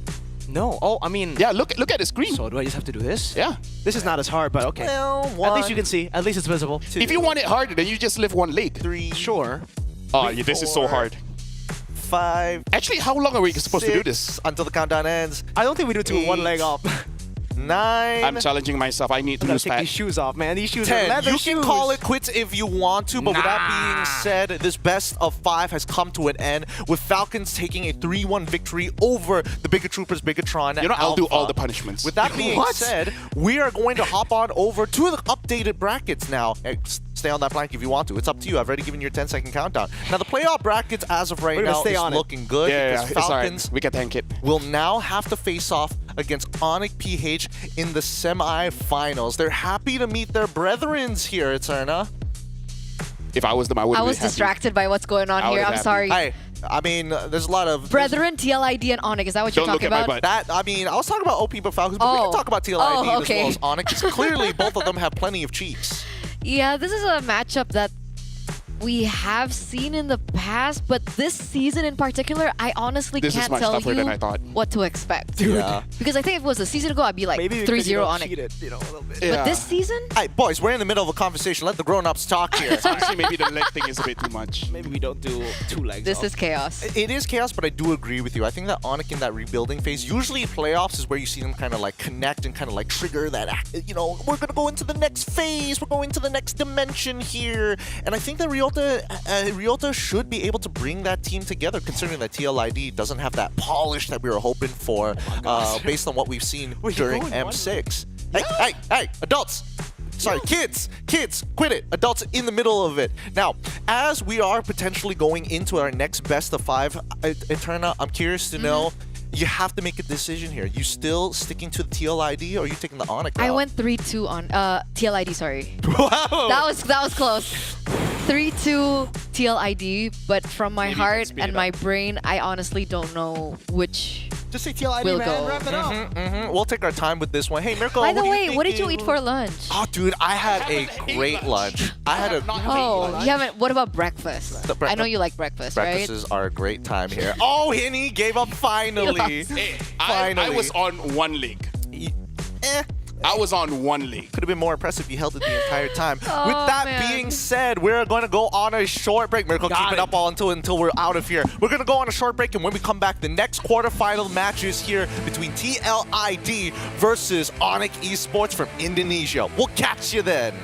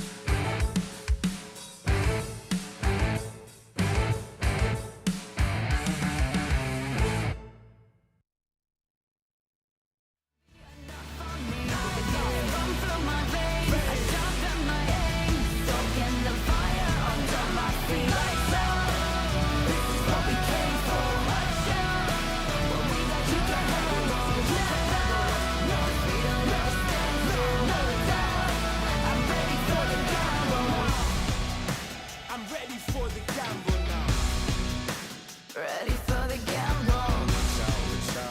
Top out, nice out, nice out.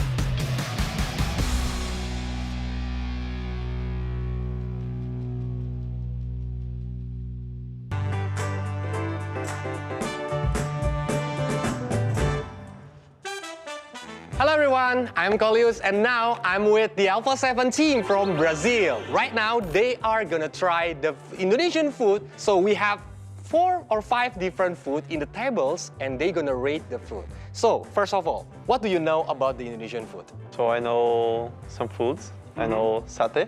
Oh, you tried it before? Yes, yeah, I tried it before. The chicken one. I know martabak. This one as well, I already tried. The baked one. So it's not too mysterious for you right now. We're gonna let them try the food first because we have two kinds of martabak there. Okay. It's the baked one and the fried one. And this one, for the satay, we call it the satay here, is the chicken meat and the lamb meat. Okay. And the other one is bakmi ayam. So I'm gonna let you guys try the bakmi ayam first. It's like the chicken noodle and using the fried dumpling and the boiled dumplings for the toppings, and they use the diced meat. So let's dig in. Oh, I love dumplings. This smells Okay, good. I'll try the dumpling first. Wow, it looks so delicious. What's the name for this one?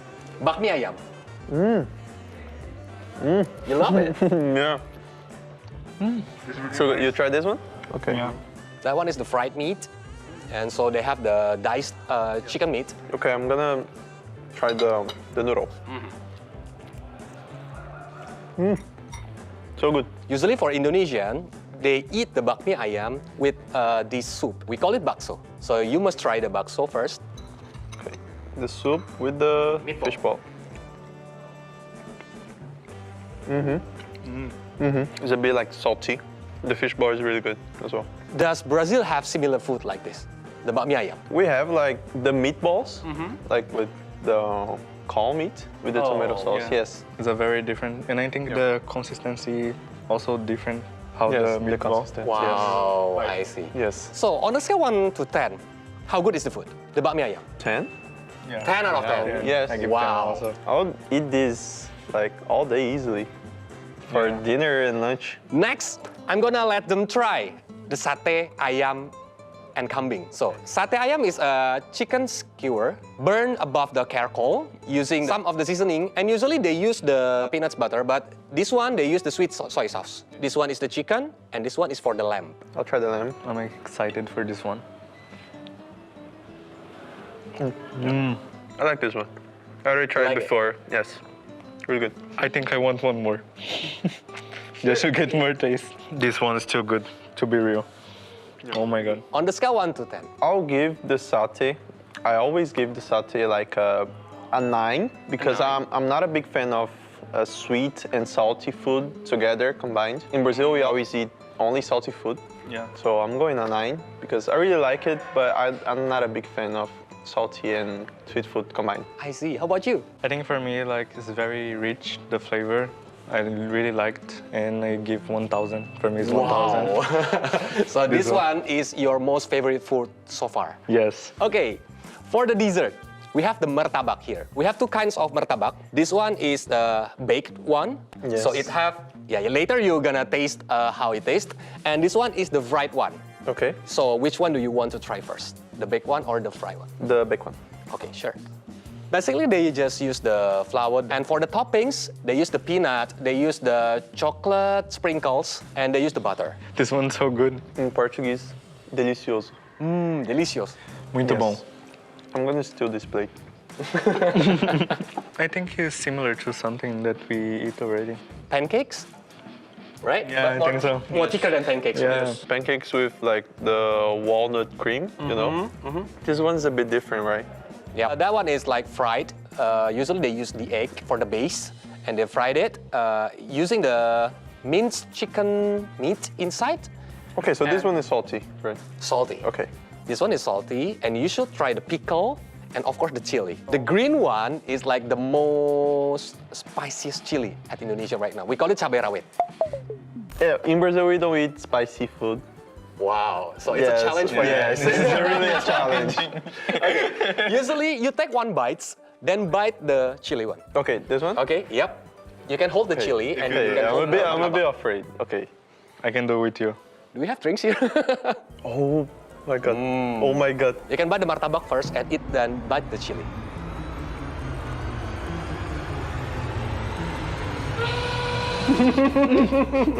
Oh my god. Wait. I think I'm gonna cry. That is the most, I think, spiciest chili Oh my god. on Indonesia. I think it's on. god. My tongue. My tongue is crying. Yeah. Why with the chili? Why? Oh my god. This is the strongest chili in Indonesia. Oh my god. It looks like a flame in my throat. Because it's so small, but it's so spicy. But so good at the same time. So good. I thought the satay was spicy until I eat this. You tried the cabai rawit, right? Yeah, it's with the egg, right? They use the egg as the base and use the minced chicken meat inside and then fried it, deep fried it until it get golden, and they're gonna take it out. For you, do you prefer to eat the martabak goreng, or we call it the martabak telur, without the chili? Or Without the chili, without the chili. Yeah, without. For you? I think I want the chili. Wow. For the hot experience. So you love the spicy food? Yeah. Okay, for the martabak, the goreng one, 10 with the chili. Minus 1,000. Minus 1, yes. Oh my god, the chili, no, 0. The chili 0. And the martabak, the baked one, 10, always 10. Because every time I came to Jakarta, I always eat martabak because it's really good. I think the baked one for me, I'll give a 9 because it's so soft and light. I think I can eat this whole plate if I want. And for the chili, 2,000. Oh, 2,000. Yeah. Oh my god. That's my favorite. I love how it burns. Okay, good job to you guys to done the challenge. And that's all for you. See you on the next content. See you. Hi guys, Rose here, and today we are over at the Ragunan Zoo, the oldest zoo in Jakarta and the biggest zoo as well. And of course, what's a zoo trip without my personal 2 monkeys, the super family King Kong and Kelra? Wow. So, monkeys, are you guys ready? Ready. What do you guys want to do inside? I want to feed pandas. I want to feed kangaroo. Kangaroo? Okay, we'll see. There's pandas and kangaroos inside. So, you guys ready? Ready. Let's go.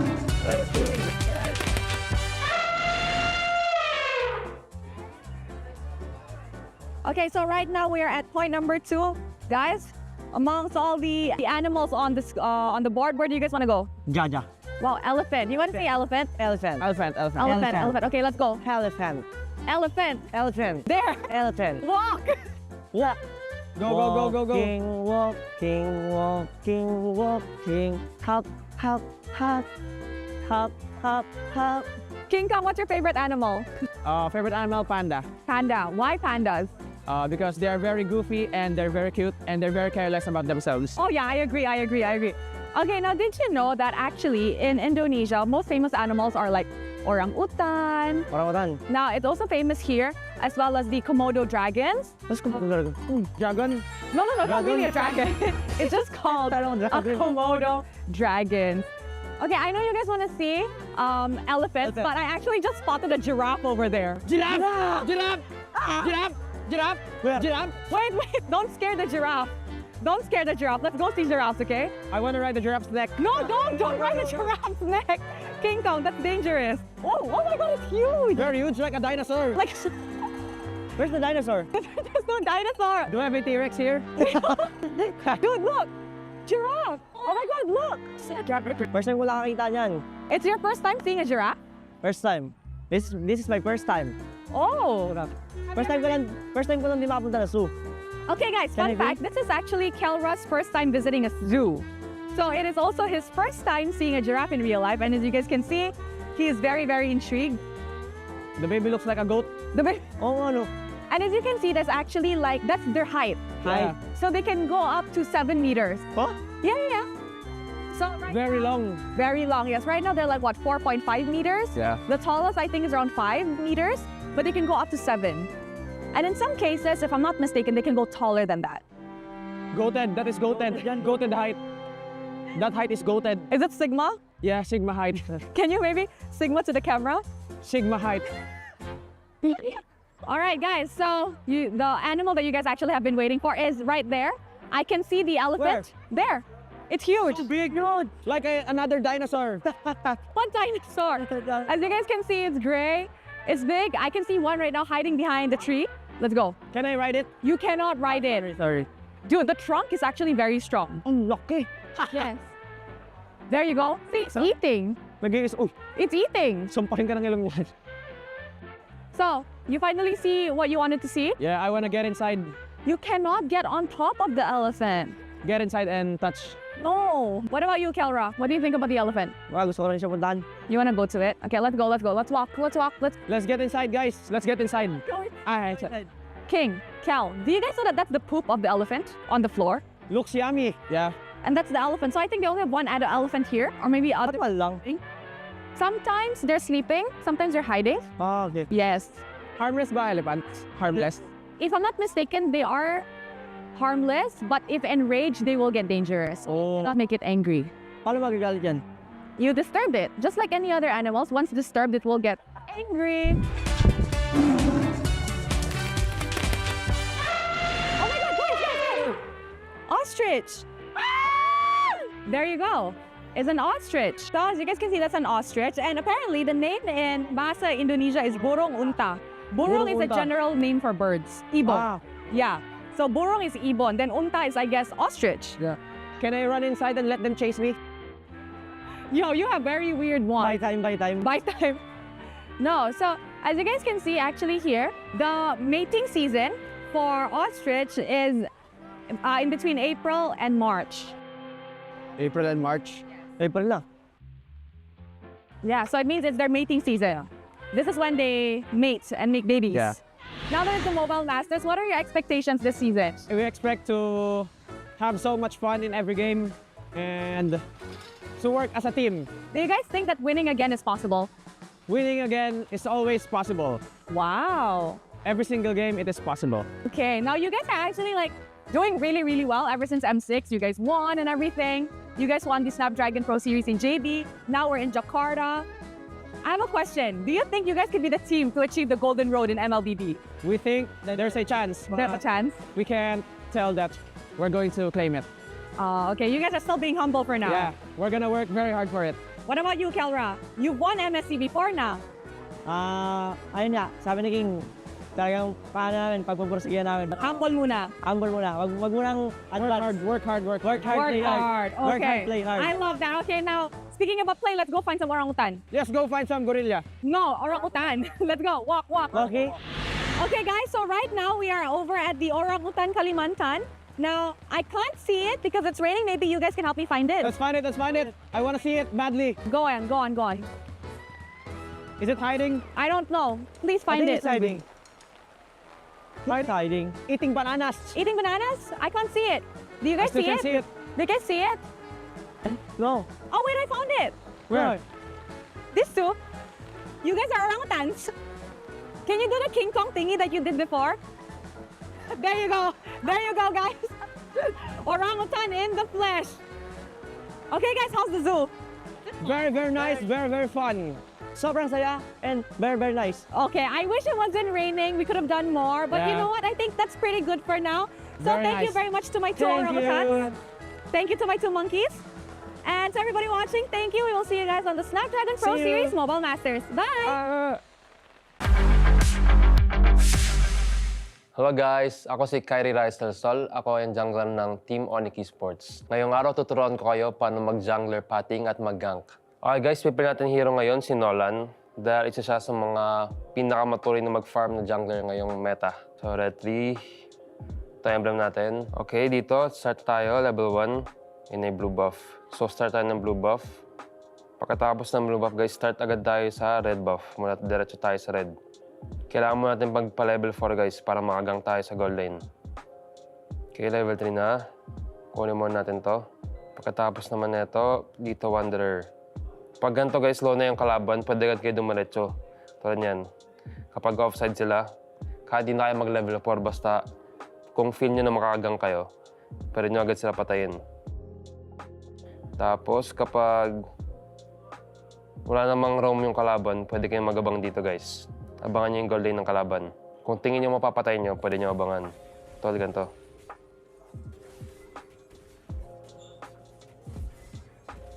Ito yun lang guys, pagkatapos mag-gank, pwede agad kayo bumalik sa jungle nyo at pumunta sa turtle para mag-set up na objective. And bago mag-turtle din, pwede kayo mag-gank ganito guys. Basta kung tingin nyo makapatay kayo, i-go nyo lang. So, ayun lang guys. Thank you so much sa mga nanood. At ayun ang tips ko sa inyo sa mga gusto maglaro ng jungler. Halo semuanya, nama gua Aran, gua explainer dari tim Liquid ID. Hari ini gue bakal kasih tahu kalian pro tips cara untuk split push dan landing di XP. Kali ini gue pakai hero favorit gue pakai Benedetta dengan emblem settingnya ini. Jadi kita main Bennett damage. Untuk awal-awal cara main Bennett itu karena kita cepet nyampe ke lane-nya, jadi coba jalan secepat mungkin. Bisa buat ke L-bush atau bisa buat untuk cut lane, itu juga bisa. Jadi gimana kondisinya aja. Untuk sekarang gue mau coba untuk cut lane langsung. Jadi tinggal cut lane, habis itu bisa lakuin apapun, bisa rusuhin jungler, bisa jalan ke mid. Jadi kayak terserah kalian, bebas mau ngapain. Di sini gue coba rusuhin jungler ya, kayak gini ya. Kita bisa dapat kill di sini. Kalau udah cukup, bisa lari. Habis itu bisa cut lane lagi. Kalau bisa free untuk cut, tinggal cut lagi aja. Ya, kayak gitu doang sih. As a XP laner, kalau udah ada menit 2 gitu, ada turtle, sebisa mungkin kita untuk join ke turtle buat fight. Kita bantu jungler kita untuk dapetin turtle. Itu sih, itu untuk mid game ya.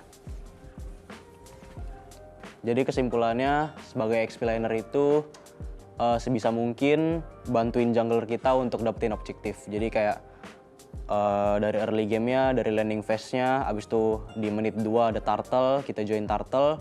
Ada lord di menit 8, kita join lord. Jadi kayak as a XP laner itu harus bisa join bot fight sih. Thank you semuanya yang udah nonton. Jangan lupa dukung tim Liquid terus di turnamen ini karena kita bakal lakuin yang terbaik buat kalian semua, buat kita juga, buat Indonesia. Jadi tetap dukung kita terus.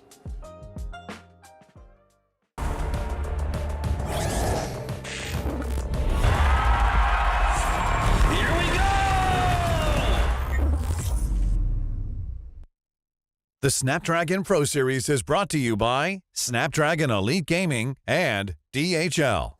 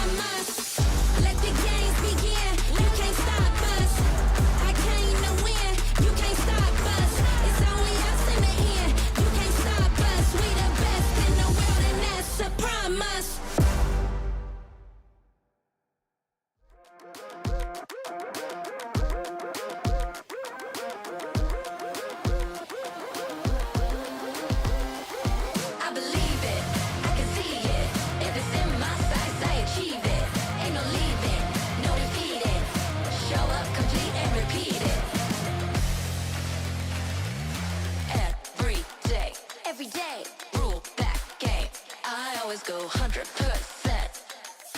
Start to end, to the end, out or in.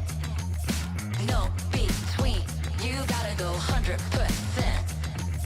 Play to win every single moment. Caught up in the motion, got no use for caution. Hope you're ready for a fight. I believe it, I can see it. If it's in my sights, I achieve it. Ain't no leaving, no defeating. Show up complete and repeat it. I believe it, I can see it. If it's in my sights, I achieve it.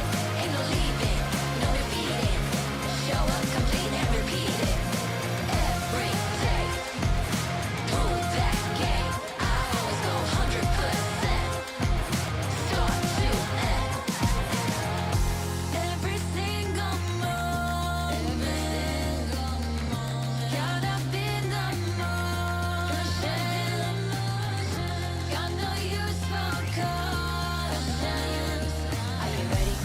Are you ready? Are you ready? Are you ready?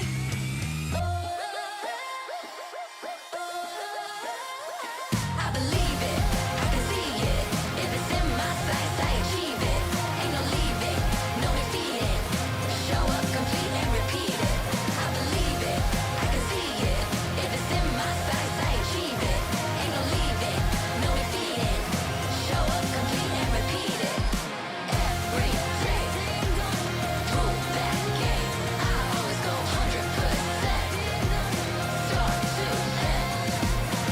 Every day, prove that game. I always go 100%. Start to end. Show up complete and repeat it.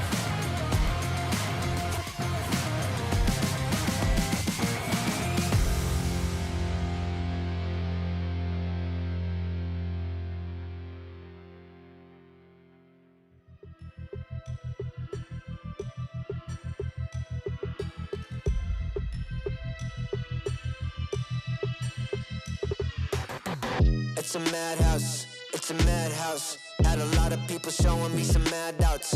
It's a madhouse, it's a madhouse. I got love for the game, I don't cash out. It's a madhouse, it's a madhouse. Everybody with their hands up in the air like whoa. It's a madhouse, it's a madhouse. Shaking all the city, this is how I like my show. I got love for the sweat that I put in. Door with a foot in, proofs in the pudding. Things I did, all them said that I couldn't. Superhero bouncing like a villain. All y'all rooting, you the fan now. Yeah, you understand now what it took to be the champion that I am now. Head in the sky, it's about the time you land now. And let's see who of us has got the better plan now. Who has got the better plan now? Who has got the better plan? Who has got the better plan now? I'm just trying to understand. Who has got the better plan now? Who has got the better plan? Who has got the better plan now? Who has got the better plan? It's a madhouse, it's a madhouse.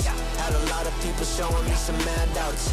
It's a madhouse, it's a madhouse. I got love for the game, I don't cash out. It's a madhouse, it's a madhouse. Everybody with their hands up in the air like whoa. It's a madhouse, it's a madhouse. Shaking all the city, this is how I like my show. How I like my show. Hey. This is how I like my show. Hey. It's a madhouse. Hey. It's a madhouse. It's a madhouse. Had a lot of people showing me some mad doubts. It's a madhouse. It's a madhouse. I got love for the game, I don't cash out. It's a madhouse, it's a madhouse. Everybody with their hands up in the air like whoa. It's a madhouse, it's a madhouse. Shaking all the city, this is how I like my show.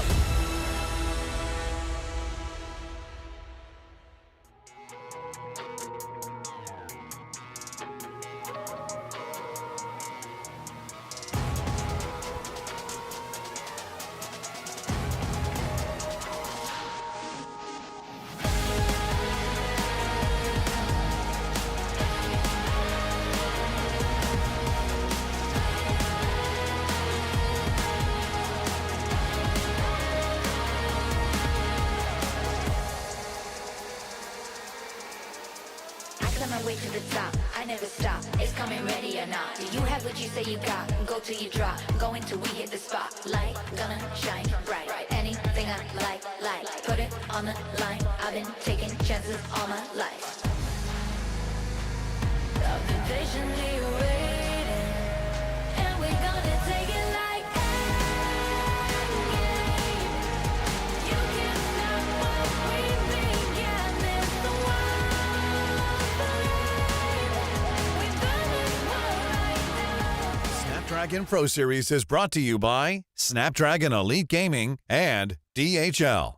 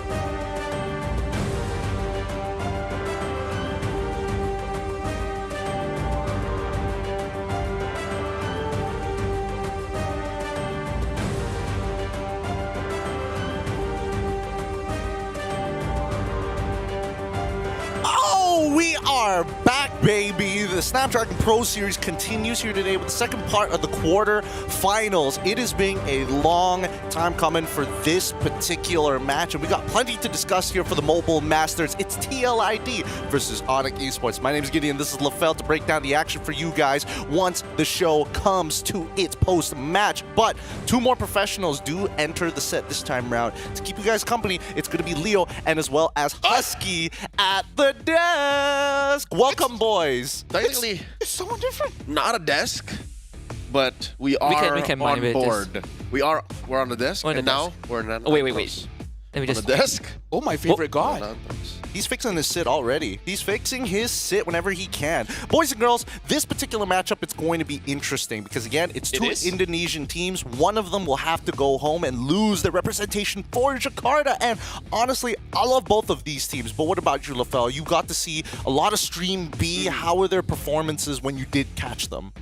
Do I love both of these teams? Hold on.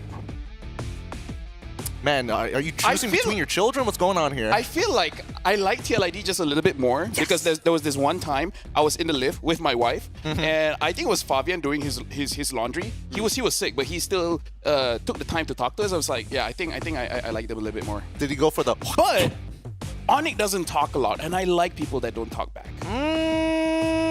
Let's see about the differing opinions. What about you guys? Oh, it is known that I am Team Liquid ID's #1 fan. Oh, Yeah, it has been confirmed. Yeah, I am also a Team Liquid ID fan, but also because I'm from Stream C, we only saw like Onyx ID once, and I wasn't there, so TLID for me. That's great. Then I'll go Onyx. I don't want to be with you guys. Hey, look. You have to be with us because right now we're looking at the lineup, the roster for TLID. This is a squadron, a runner-up for the World Championship itself. It's Arad, Fabian, Yehezkiel, Widdy, and Aaron Shiki. But there has been a question about their standard, their consistency, some may say. Here's the thing. Every time I watch them play, they're amazing. And every time they sucked, I didn't watch it. So, just saying, man. Like, whenever I watch, Widdy makes amazing plays. So, personally for me, that's my guy to watch. Yeah, well, when they closed out the group stage 3-2, which is pretty unfortunate, right? They dropped against Onyx Philippines 1-2, and then their very last best of 3, it was up against Papra Supermassive, and that one was a big blunder that no one expected. They had a tough game 1. Game 2, they were ahead, and then they threw it all away in almost a 20-minute slugfest. So I really hope that they have had some time to recover. Wait a minute. you were in Husky was in Stream C, right? Yeah, you actually caught that game, not like the Esad brothers here, Leo. Esa could only watch from afar, and you know, hindsight is 2020. Contrary to LaFell here, as much as I do love me, Christian Witty, we are friends on Instagram. Like we talk almost every day. On Instagram, for real? He sometimes throws. Like he has moments where like, why would you do that, Witty? Huh? Yeah. I'm Malaysian. That's what we like. Boys, before we do anything else, we have to go say goodbye to Bigatron. We got Rose on the stage to make that farewell happen. Let's go cut over to Rose. Mukbang lagi ya?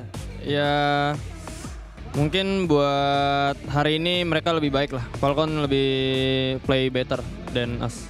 All right, in Moreno's words, he's like, you know what, mukbang again? Today, however, Falcons was the better team. You know, they executed everything better. But yeah, I think Moreno's holding it quite well today as well. Wow, luar biasa. Dan tentunya Moreno, kalian telah melakukan yang terbaik sepanjang group stage sampai dengan playoff kali ini. Namun mungkin untuk tim-tim yang tersisa dari Moreno sendiri dan juga Bigatron, mungkin prediknya bakalan seperti apa nextnya? Predik tim yang bakal ada di playoff. Apa? Final. Pokoknya final harusnya antara Onyx PH sama RRQ sih. Mereka berdua. Okay, according to Moreno, his prediction for grand finals would be an RRQ Hoshi versus Onyx Philippines grand finals. I think a lot of people's prediction is that, because even my own prediction is that. And my predictions too, I think so. But mungkin yang satu terakhir, karena tadi sebelumnya kita sudah tahu ya kalau award valid contenders didapatkan oleh Eman. Nah, sekarang kita akan tanya Moreno, nanti ini valid contender award ini ribbonnya mau dikasih ke siapa? Untuk tim yang masih ada. Player ya? Player. Siapa aja ya? Super Friends. Super Friends? Wow. Okay, why Super Friends? Valid contender itu apa sih? Valid contender, jadi ini contender yang kayaknya paling susah ini saingan terberat. Iya, Friends. Karena dia one of the best mid laner here di ESL. I see. Moreno would like to, on behalf of Bigatron, would like to pass on the valid contender ribbon to Super Friends because according to him, he's one of the best mid laners we currently have at the Snapdragon Pro Series Mobile Masters. And before we wrap this up, Moreno, anything you want to say to the Bigatroopers? Sorry buat seluruh Bigatroopers yang udah dukung kita masih kalah, doain kita karena minggu depan udah MPL, ya terus dukung kita. Makasih. He said he apologizes to all of the Bigatroopers. There is MPL in the following week, so he hopes you guys will still support them. Thank you very much, Moreno. Thank you very much, Moreno and Rose. Ya, sayangnya memang terhenti, tapi mereka telah melakukan yang luar biasa. So, kembali lagi kepada para panelis di sana. Take it away. Thanks, Rose, and as well as Monica, our hearts go out to them, not as much as Mirko, who continues to grieve in the back rooms for Bigatron and the Bigatroopers. He represents like 99% of the Bigatroopers so far. Yeah. Mirko is the BTR what I am to TLID. Their #1 fan. Put that on a shirt. That's 2 shirts that you've created so far. Oh yeah. I'm so Kingdom. I'm so Kingdom. #1 TLID. Yeah. Happy 25th anniversary. Ah, boy. This is, I mean, it's tough to see, but one of these 2 teams up on our screen here right now is going to meet that same fate. But do you agree with Moreno for the valid contender? I mean, do you think that it should go to Super Friends, or do you think that one of these 2 teams, one of their players, should actually take that title, Phil? I'm putting you on the spot on purpose. I know that you have a... What was it again? The valid contender. The valid contender. Mm-hmm. Don't look at me, LaFell. he's looking for inspiration in your eyes, brother. You know what? This guy deserves valid contender. Oh, who? Keyboy. Keyboy? He is indeed a valid contender. Okay. There are moments where he shines, and there are moments where he shines just for the opposite team. For me, that's a valid contender. Look, no matter what happens, make it interesting. I think. Okay, fine. That's my kind of play style. I'm just letting you guys know. I'll give it to you. I'm the kind of guy that uses a Kalia to bring Integral to their team. Husky plays with me all the time. As a mid laner, I always bring the assassins to him. What? Okay. I love the panic in his voice. Hey, look, it's a real thing that did actually happen, but let's talk about Witty for a second here. Do you boys agree that he honestly should be part of that list of the contenders for the tournament? I mean, back at school, Witty ranked up in the top 5 in his class as one of the Semarang's most competitive schools. The best subject?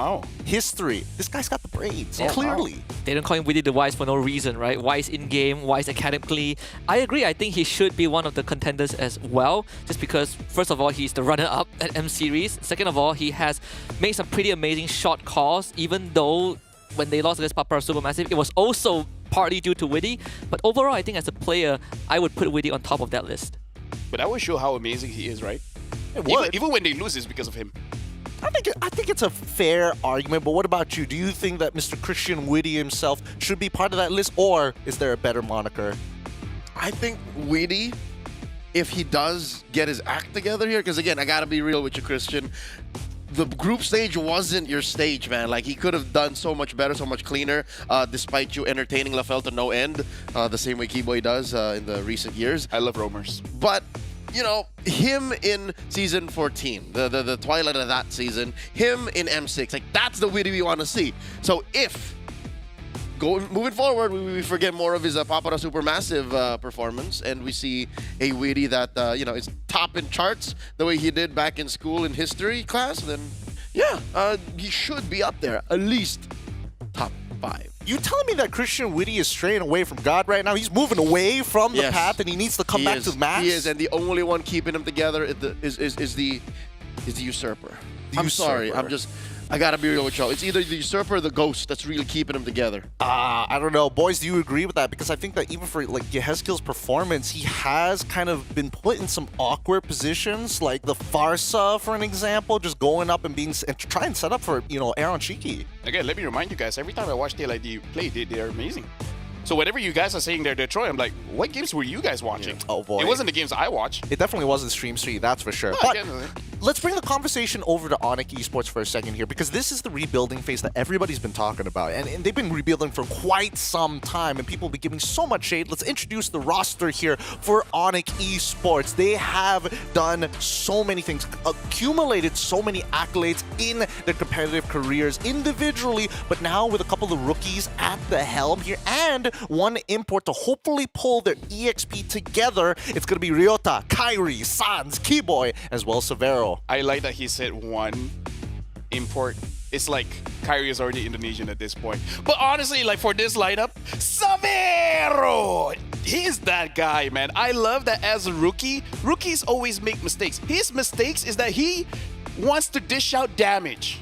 I love rookies that they would rather dish out the damage rather than being too afraid and not doing anything. His sin is chasing greatness. Exactly. I love that. I love that. Yeah. His flaw is he cares too much. He's scoring high on this interview so far. But I have to agree with LaFell. I think Severo, when he came in the challenge stage, there were a lot of doubts about him. And then he continuously grew over that span of 1 week, right? He just became greater and greater. Forget about the grand finals against Onyx Philippines, but up to that point, Severo has been the talk of the town, from being doubted to being touted as one of the up-and-comings. But right now, they have a chance to take down TLID again.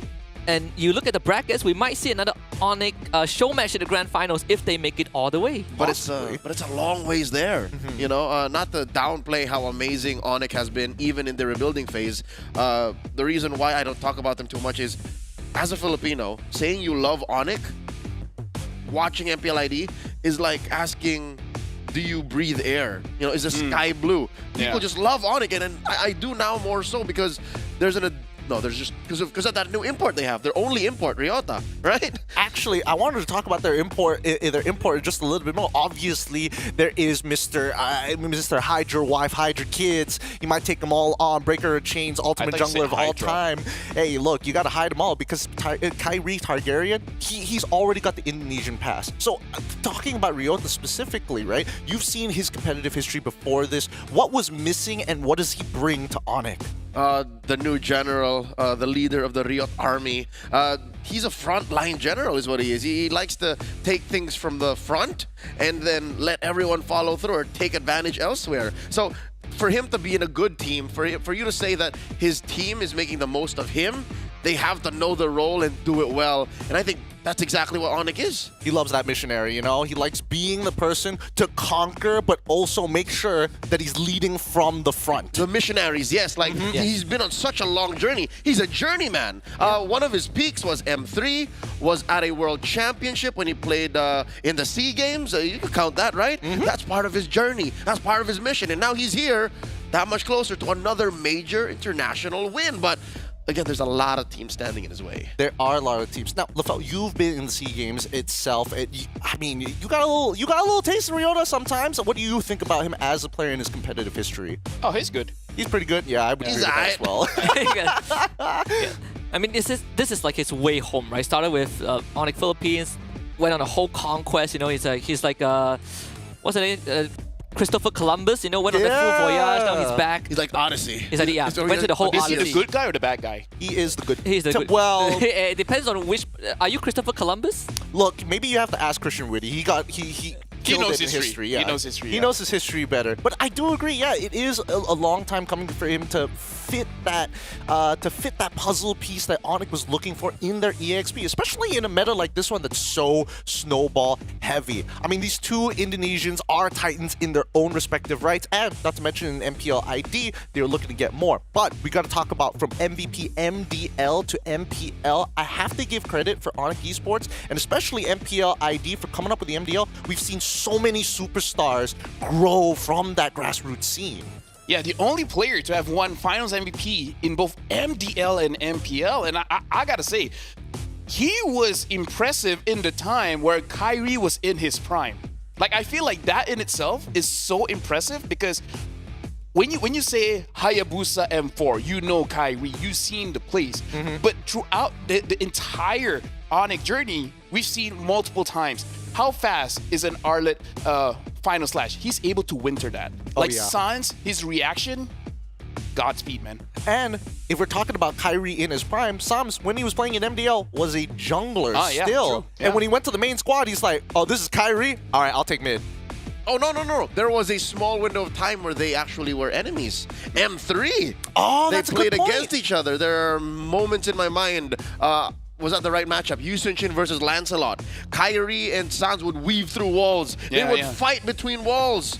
And it would be amazing. And again, that's the kind of chemistry they're working with. From rivals to now teammates. Champions back to back to back to back.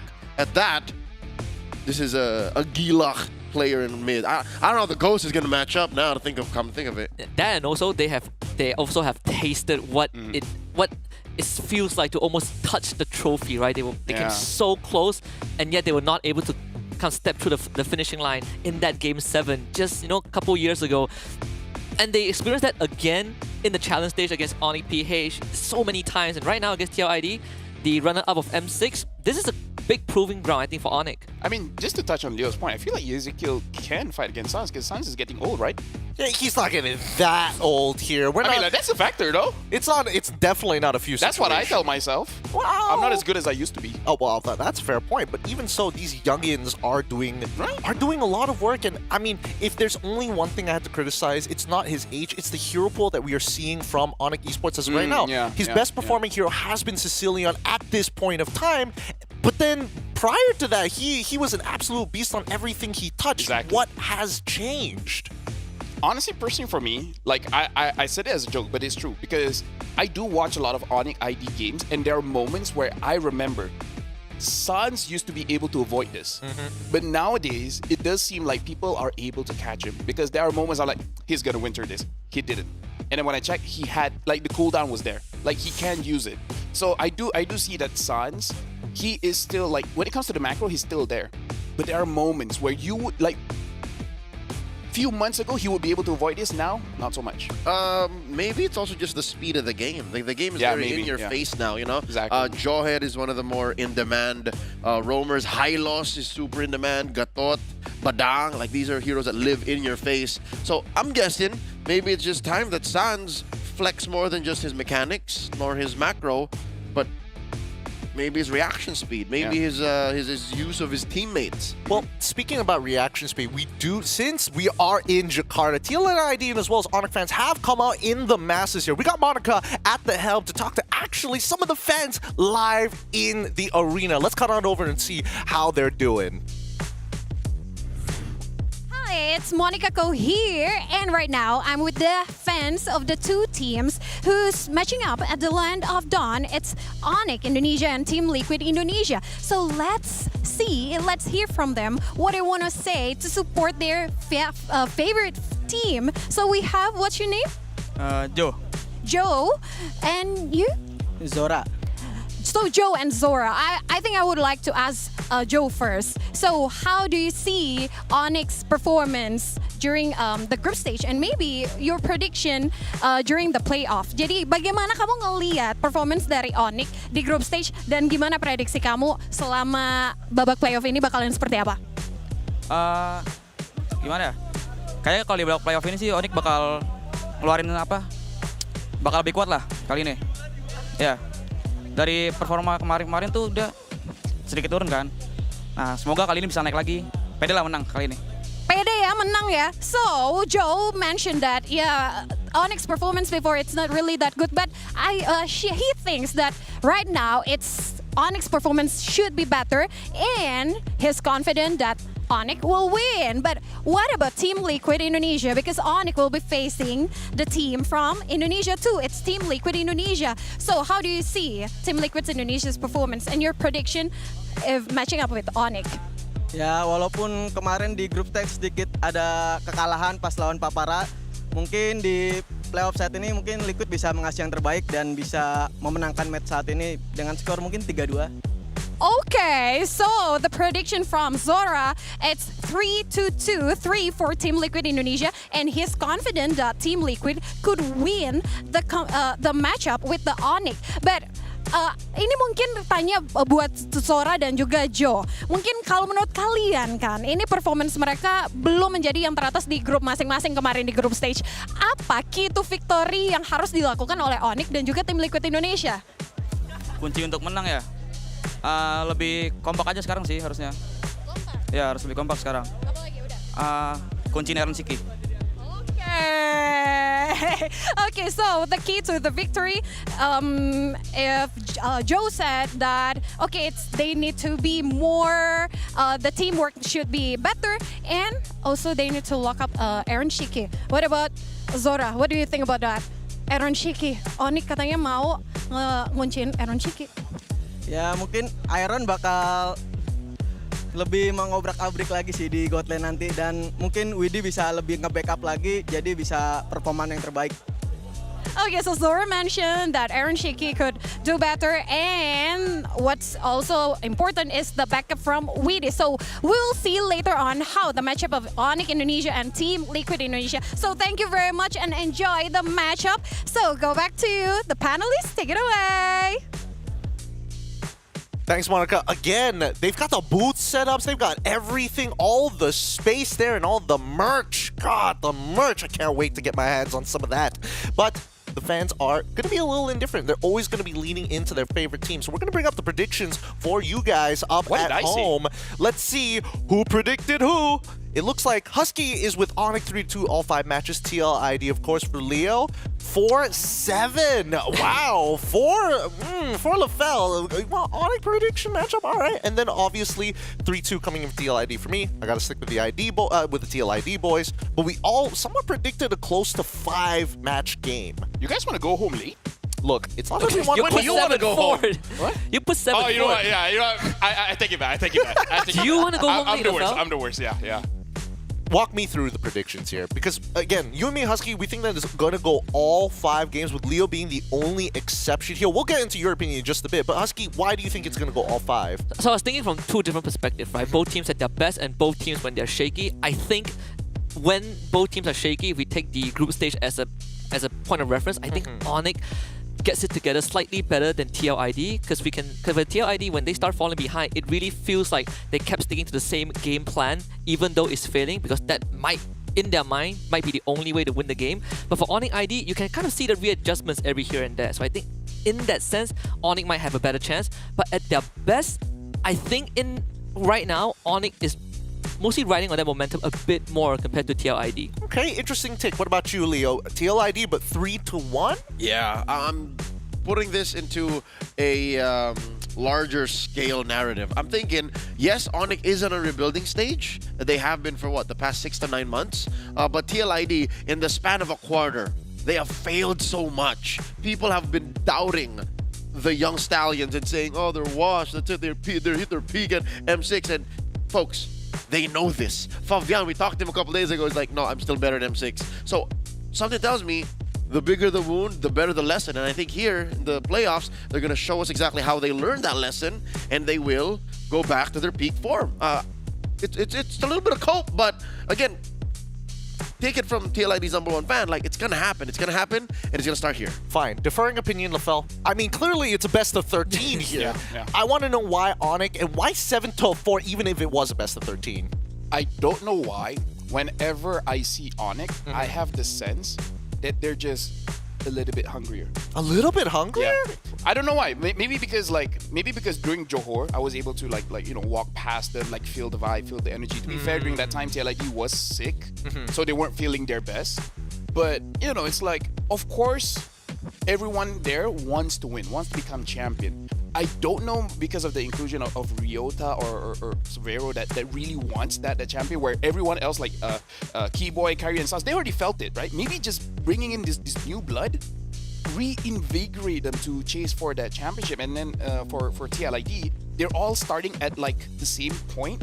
So if one basically the energy is the same, for Onyx ID is newer energy, If I had to play devil's advocate here, world champions, M6 in Malaysia, you're in Axiata Arena. You drop to OP in a sweeping fashion. Technically, they are the second best team in the world. How does that not give you a reason to be hungrier to reach that one extra step?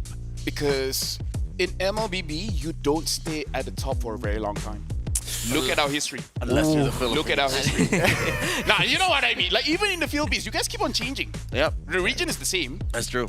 But the players, the coaches, it just keeps on. There's no successful title defense. Exactly, right?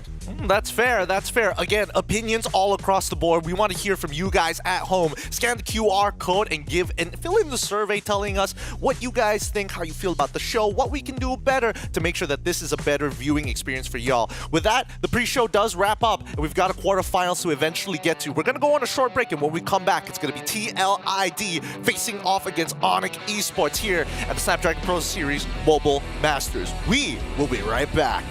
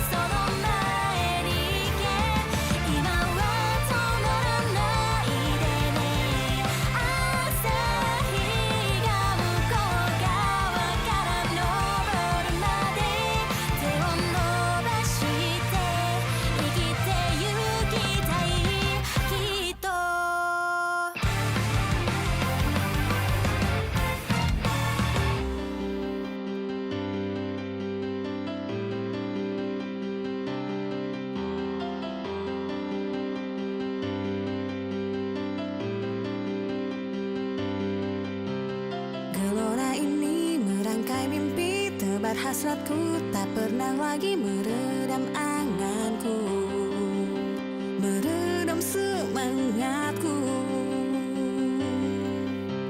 Cahaya mimpi bagai energi terus mengusik tanpa berbisik, lebarkan sayapku, jangan pernah layu. Tanpa henti ikuti langkahmu, bebas lepas belenggu jiwamu, gapai raih apapun mimpimu.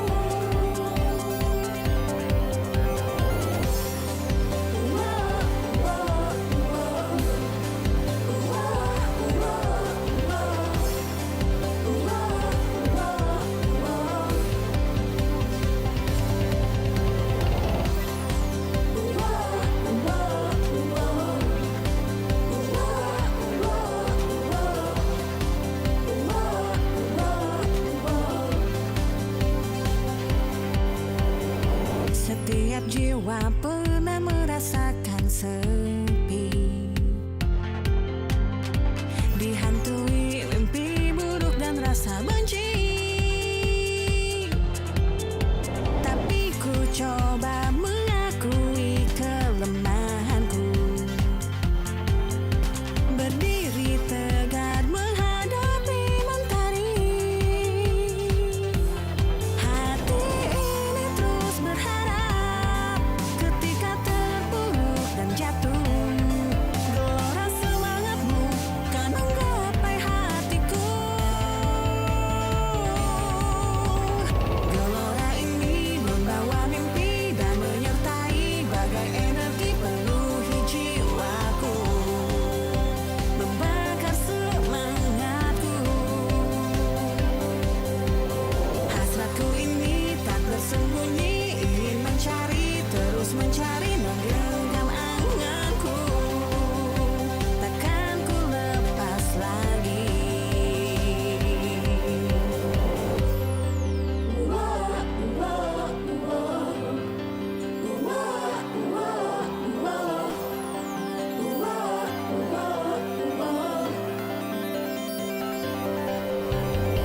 Ketika aku yang rapuh ini bersamamu,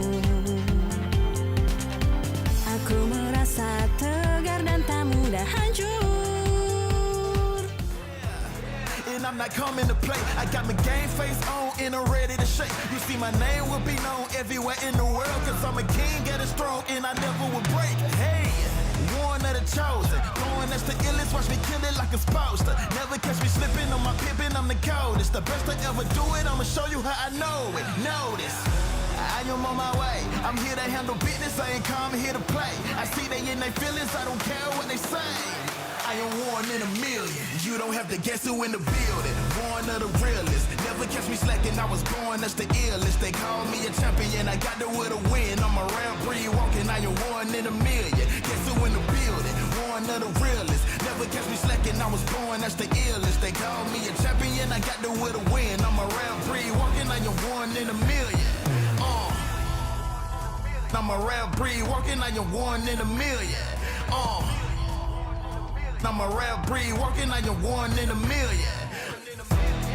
And I'm at it again. I'm a bad man walking around and tell all your friends. And whoever wanna test me, I am standing my ground. As they come closer, I am focused as I sprint with a grid. Yeah. Cause they know I'm a fool, and they know I'm that dude. I don't follow their rules, never bounce to their principles, never choke when I move, never fold under pressure, never vouching to lose, yeah. I am on my way, I'm here to handle business, I ain't come here to play. I see they in their feelings, I don't care what they say. Cause I'm one in a million. You don't have to guess who in the building, one of the realest. Never catch me slacking, I was born as the illest. They call me a champion, I got the will to win. I'm a rare breed walking, I am one in a million. Guess who in the building, one of the realest. Never catch me slacking, I was born as the illest. They call me a champion, I got the will to win. I'm a rare breed walking, I am one in a million.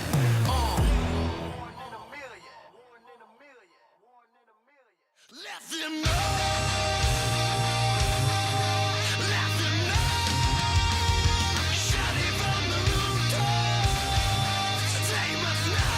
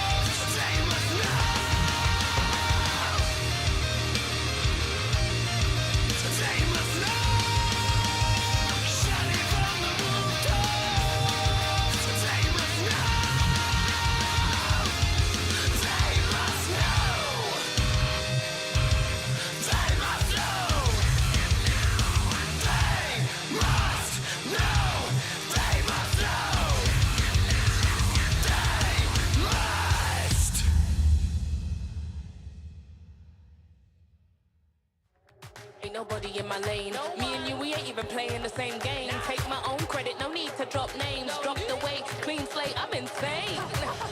It's giving insanity on a melody. More flow than a manatee. Levels that I reach, man, I defy gravity. Heart so strong like it runs in the family.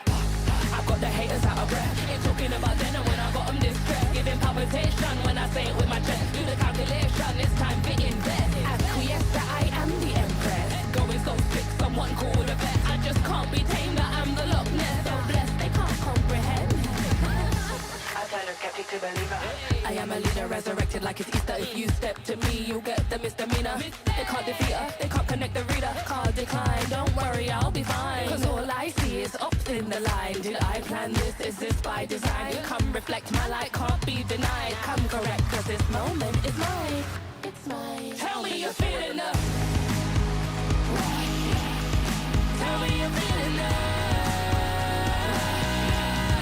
Do it like nobody does. Sipping that haterade, right to the finish line. Tell me you're feeling up. Tell me you're feeling up. Do it like nobody does. Sipping that haterade, right to the finish line.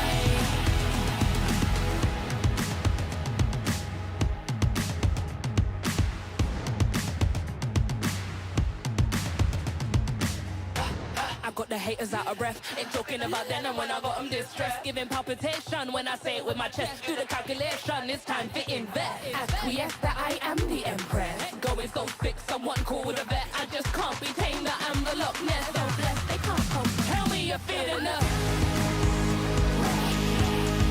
Tell me you're feeling up. Do it like nobody does. Sipping that haterade, right to the finish line. Tell me you're feeling up.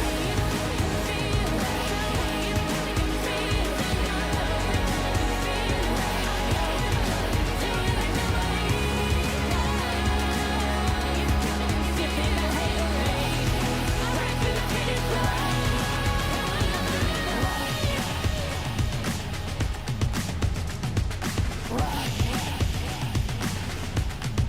Tell me you're feeling up.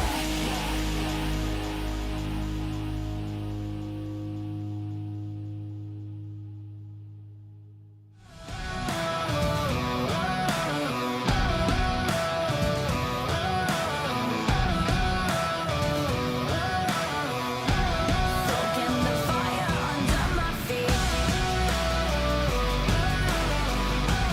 Soaking the fire under my feet.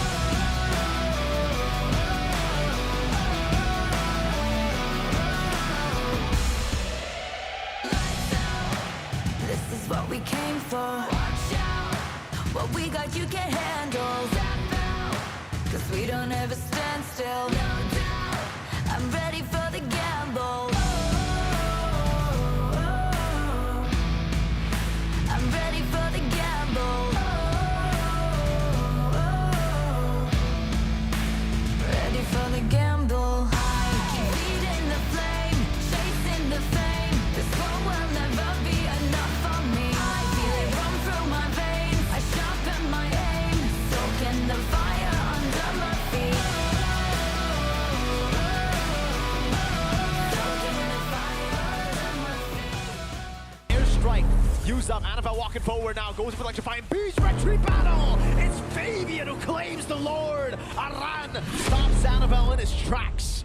Pas akhir-akhir tuh nggak puas karena emang kalah sama Papara Supermassive, jadinya ya kurang puas aja sih. Meskipun kalah lawan Onyx PH ya, cuma emang udah biasa lah. Terus kalau lawannya belum tahu, nggak expect. Cuma kalau buat playoff expect sih. Oh no!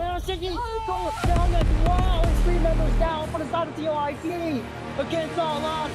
The last game of Group A, Patra Supermassive. Kalau misalnya menang win streak itu mungkin puas lah. Cuma karena kalah 2 jadi kayak kurang puas sih. Kalau tentang TLID yang pasti mereka tim yang kuat adaptasi lah. Kayak di in game mereka cepat banget adaptasi. Terus gameplay mereka juga suka baca, berubah hero pool juga banyak. dan player to playernya jago banget semuanya. Paling kalau melawan mereka ya bakalan seru banget sih. Buat lawan Onyx di playoff mungkin lebih banyakin strategi aja sih. Soalnya kan mereka juga kayak banyak hero-hero gitu-gitu kan. Jadi ya kita paling banyakin hero pool sama dari strat mungkin. Mungkin dari trio mid-nya. Kairi, Sun, sama Keyboy. The lot is going to be contested from side of Alpha 7, but here comes Keyboy with a kick. But unfortunately, Kyrie is the one that steals it right under the nose of Alpha 7. That picks up 2 kills for him. That's 4 kills coming in from Onyx. Alasannya ya karena emang mereka yang pegang gamenya kan di awal. Cuma kalau misalnya emang menurut gua trio mid-nya udah lumayan susah gitu, mungkin gampang sih buat dikelah. Mungkin Aran. Mungkin kayak dia yang selalu ngehalangin musuh, yang selalu paling menurut gue yang gue lihat ya paling nyusahin sih. Semua jago, cuman menurut gue dia paling. Ya mungkin kalau dari kita tetap konsisten aja sih dari scrimnya segala macam, ranknya juga. Terus juga yang pastinya kita respect ke lawan juga sih. Sebenarnya kita tinggal balik connect lagi sih, kemarin kayak hilang connectnya. Komsnya juga harus diperbaiki. Terus tinggal enjoy. Hati-hati Iron gue, buat lane gue. Hati-hati Onyx di playoff. Kita bakal kalahin kalian.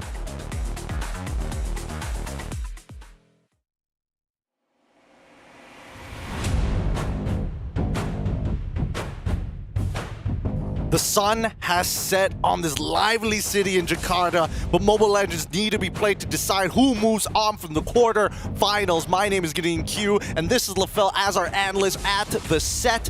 Boy, this is an important one. One more quarterfinals to see who makes it into the semis. We've got Leo as well as Husky at the desk once again. Well, at the set once again to discuss this matchup before we start heading into the games. Boys, we've already given our predictions. We've already had a bit of a chit and chat, but after seeing that content piece, it's clear. Keyboy is like, man, these guys are hard to predict. And Fabian, keep it simple. More heroes, more strategies. Yeah, but I don't know. For me, out of all the teams here, the one that really has that market like more heroes, more strategies, the one that really made it work is Arki Hoshi. Every other team, sometimes it looks like you're stepping a little bit too far, right? Where you start to go from it works to become like just straight up local. Which is what makes this interesting. The opponent that's waiting for them in the next stage is the team that they are measured by. Because if you throw all of these three teams back at the MPLID, you get the same result, right? It is RRQ on top, and then Onyx, and then TLID, which, by the way, I think, if I'm not mistaken, they're very close to each other, if not literally the same points, and just broken the tie with some of the tiebreakers. So, with that said, asking for extra strats might be, again, according to Fabian, how they beat Onyx, but I think Husky's gonna agree with me with just by saying, play tighter, just play cleaner. Yeah, I think that's that. I have to agree with that, but this also kind of brings back to what I brought up earlier on, right? I feel like when you line these three teams up, Onyx in terms of hero pool currently sits at the very bottom, right? We've seen TLID's huge hero pool, we've seen what RQ Hoshi can bring to the table every now and then.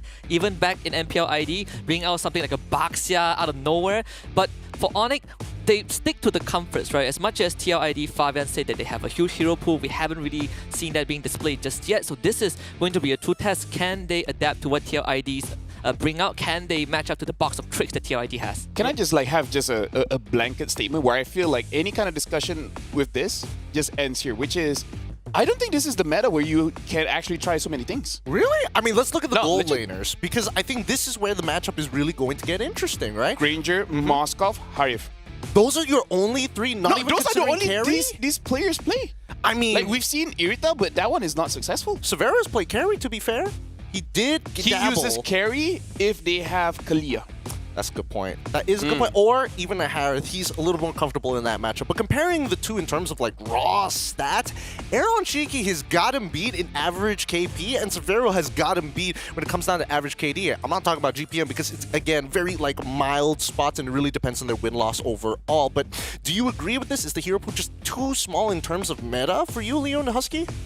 I agree. I think gold lane and mid lane in particular, mid lane probably Honestly, has slightly more EXP, variation. jungle. Yeah, I think Rome has a lot more choices, but gold lane in particular, like LaFell mentioned, right? Granger, Harith, Moscow, Granger having an abysmal sub-50 win rate. Sometimes you see Iratel, Claude carry, Beatrice get brought out, but most of the time, Harith is open, people first pick Harith, right? Most of the time, Moscow is open, they first face Moscow. Harith just has a better level of insurance late game, you know? Like, very few things can beat a fully farmed up Harith that just hasn't been beaten down in the early to mid. But I think we're missing one hero here that Aaron Shiki specializes in is the Claude. Yeah. The only thing is, I feel like not many players make the Claude deal a lot of damage. Because I feel like with the Claude, you need a draft around it to the sense where you can actually work when the Claude is not there. So he can play the macro game. Which is why I think it works so well for TLIDs, because they're one of the few teams that can actually just make a strong trio, put whatever on Aran, like a friggin' Hilda, and then put a Claude on Aaron Shiki. Just tell him, Honestly, I'll be joining in 9 minutes. Don't worry. Fabian Ezekiel is actually pretty good at maintaining tempo throughout the game, Yeah, I think Fabian has been a very crucial part of TLID. Even in games where they were behind, Fabian is the one creating side lane pressures. He's the one that's forcing the enemy team to react, to pump on the brakes and be like, hey, we have to deal with our macro, which has been very well managed by Fabian. I think that has to be a constant in this series, but more importantly, it comes down to the roamer, right? Widdy and Keyboy, they got to step up. You know, they had bad games leading to the end of the group stage, especially Widdy, who sometimes you can see those minor slip-ups in that macro sense where his team wasn't ready and he commits because it's given heroes like the Cho and the Jawhead. Say the same for Keyboy when it's given something like Kalia. I honestly feel like these two roamers are going to be the biggest playmakers and difference maker in the series. Do you think the argument is here only because, hey, they don't have access to two particular heroes, both Chip and as well as Sylvana, which are currently banned in this current patch as of right now until those bugs are fixed? I think that is a huge detriment to TLID's chances. There's what we call in the business a witty party. And we've seen it happen several times, even in the grandest stage of them all, the M series. And the fact that that's one trick out of TLID's bag of tricks is because, again, it's a bugged hero right now. So maybe that's what Fabian meant by we have to have more tricks. They have to make up for the lack of Chip. Yeah, because honestly, not other heroes does what Chip does, right? Like, in terms of moving around the map, nobody. I would say the one that kind of comes close in terms of map movement is Matilda, but even Matilda gets banned out so many times. We're lucky there's Lo Yi. Yeah. I mean, it comes at a the Chip ban came at a time where Chip was given the luxury of going to any portal without having to be on a portal, From right? Y-Walk, like from Y-Walk. So it definitely stings a bit for TLID. I feel like it might have costed, well, it might have made them reconsider some strats like the Fredrin strat that we've seen in M6 where they really want to be together. Now they supplement it with something like a Hilda plus Jawhead. You know, Widdy now has to take over that role, but he does not have access to an ability that brings his whole team with him in an instant. Is it one of those scenarios where it could be itemization that could be the issue here, right? We saw the couple of Farsas actually picking up, the rapid boots that have, and plus the Wilderness Blessing, just to kind of speedily be across the map. That technically can be applied to Widdy too if he wanted. No, honestly, like if we go back all the way to the start of the day, and when we look at the 5 most picked heroes, you can see that if you're trying to find a similarity between those heroes, there's very little. Because we already have the best in slot, right? Best in slot, flex pick, Suyo. Both Granger and Harif are there because Esther gold laners. Like, you take either or whichever gets banned. And then when it comes to Jushin, one of the best control mage, if it's let open, right? So, like, everyone has their own niche. And I feel like every niche has their best in slot. So there's not a lot of flexibility. Well, speaking of control mages, we got Sans on the line. Let's have a conversation with him and see what he thinks about this particular matchup here in the interview. Meta Slave. Show it to camera. Ya, bisa kasih lihat ke kamera. Meta Slave adalah player yang benar-benar keep up banget sama metanya sampai sekarang. Gimana Sans perasaannya udah menangin nominasinya? Ya, alhamdulillah senang bisa sekonsisten ini dan ya aku bakal keep improve terus dan ya aku bakal kasih yang terbaik terus. Okay, so that's really great. So Coleus mentioned that Sans just won the award Meta Slave and asked the opinion of Sans, and Sans mentioned that he's happy and he will give the best. Nah, Sans, bentar lagi kan kalian bakal ketemu sama tim Liquid ID ya, dan ini single elimination. Kira-kira ada pesan gak nih yang pengen kalian sampaikan ke teman-teman ke Liquid ID? Sebenarnya nggak panjang, mungkin kasih permainan yang bagus aja biar ya lebih seru gamenya. Okay, so Sans would like to give a message to Team Liquid Indonesia, who's Onyx will be facing. Just have fun, just have a give the good best. game, give the best. Yap. Yang terakhir Sans, waktu di Johor Baru, ketika lu pakai Joker Face kan sampai Grand Final nih. Boleh ya kita request Joker Face lagi? Let's biar see nanti Amin Sans jadi good luck Joker charm, Face. oke? Good luck charm. 3, Let's see. 2, 1, Joker Face. Yeah. Thank you so much Sans buat interviewnya. Good luck buat pertandingannya nanti dan kita kembalikan ke panelis. Take it away. Hey, I would actually argue with Cyclops. I feel like Cyclops is fine. Hey, look. Not meta, but fine. Like, you can bring it. You're talking about the meta slave here. This is Sans. This is the guy who's been given the award of playing Sicilian and as well as Farsa the entirety of the tournament. If I was him, you call me meta slave, I'm picking Cyclops. That's what I'm thinking. You challenge the meta and you make it your slave, yeah. Yeah, you make it your witch. You make like, but not witch. Yeah, number 1 pick Cyclops, number 1 pick what else? Bane, just ruin everything. Eudora. A lot of assassins, right? Eudora, point and click, just... That would be one of the ways to actually shake things up here. But I don't know. It feels weird for Sans of all people because we've seen Sans for a very long time pick up. Literally, you put anything in his hands, he'll start outperforming your opponent. Like in a head-to-head sense, outperform his lane. In terms of like weird picks that he could potentially pick, Selena. I hope to God he plays Selena. I would say Selena is still meta. He can. I think Selena is meta. Like something that's not meta, like Chang'e. Kagura. Honestly, yeah. Kagura. Kadita. No. I feel like Kagura is more. Kagura? Because Kagura, there's a higher ceiling. You know, like Kadita, skill 1, petrified. Skill 2, done. Like Rins plays it. Yeah, with the Kagura, there's dancing. It's a tango. He doesn't want to mix into that, that branding with Rins as of right now. He, again, still looking for his like own signature, quote unquote signature pick, and it is a bit of a bummer that as of right now, it's just like the Sicilian guy. He's the scaling dude when he can be even more aggressive. We haven't seen a lot of Xavier's, huh? No, actually we haven't. Funnily enough, TLID actually plays Xavier. I think we've seen it a few times back in the challenge stage. That's the double poke. Yes, the double poke, right? Yeah. Seeing that Xavier, Novaria, plus Granger, which gives you just so much long-range damage. Exactly. Speaking of long-range damage here, you can see that the chants are starting to go wild indoor Senayan right now with the Sonics already out, and I'm pretty sure the Cavalry is going to come on too, but man, the Sonic fan base, they are starting to catch up here. I mean, I'm glad the Kingdom is doing so well because then it's quite the show, but still, do you think that this psychological damage, the chanting, is going to start affecting either one of these players, especially for TLID because they are like the momentum-based team? I feel like usually if it really will affect, you would say like the rookies, but honestly we saw it back in Johor, right? The entire crowd was chanting Silvero, and then he didn't seem affected because there are times where you chant and then the player gets overexcited, but he actually calms down a little bit more when people are cheering him on. So no, I feel like both teams, because the org itself is so big, it should intimidate them, but at the same time, they already have the system to make them feel comfortable. Which, again, for the sake of my predictions, make me feel comfortable because we've seen how TLID performs with a crowd favoring them, and in a crowd that doesn't favor them, it really doesn't change much. That's fair, but Husky, do you think that are you with us on this? Are you the kind where it's like, yes, I would prefer the crowd to chant my name, or would you prefer the crowd to hate you so you can play even better? I mean, ideally, I would want the crowd to be on my side, but if they're not, it's a way for me to prove them wrong, Sometimes it feels really great when you get to shut the crowd up, right? You beat the hometown favorites, and sure, it's pin drop silence when you win, but at least you know you've done something for yourselves. That way they can hear your footsteps. I feel like it would be cool, like if I'm playing and the crowd just opens up a random song that I can vibe with. Like say play anything from Kendrick Lamar, and I'm like, oh, really? You don't want like Luther, TV off. You don't want to be like, yeah, this is my winning moment. You won't let me down. Yeah.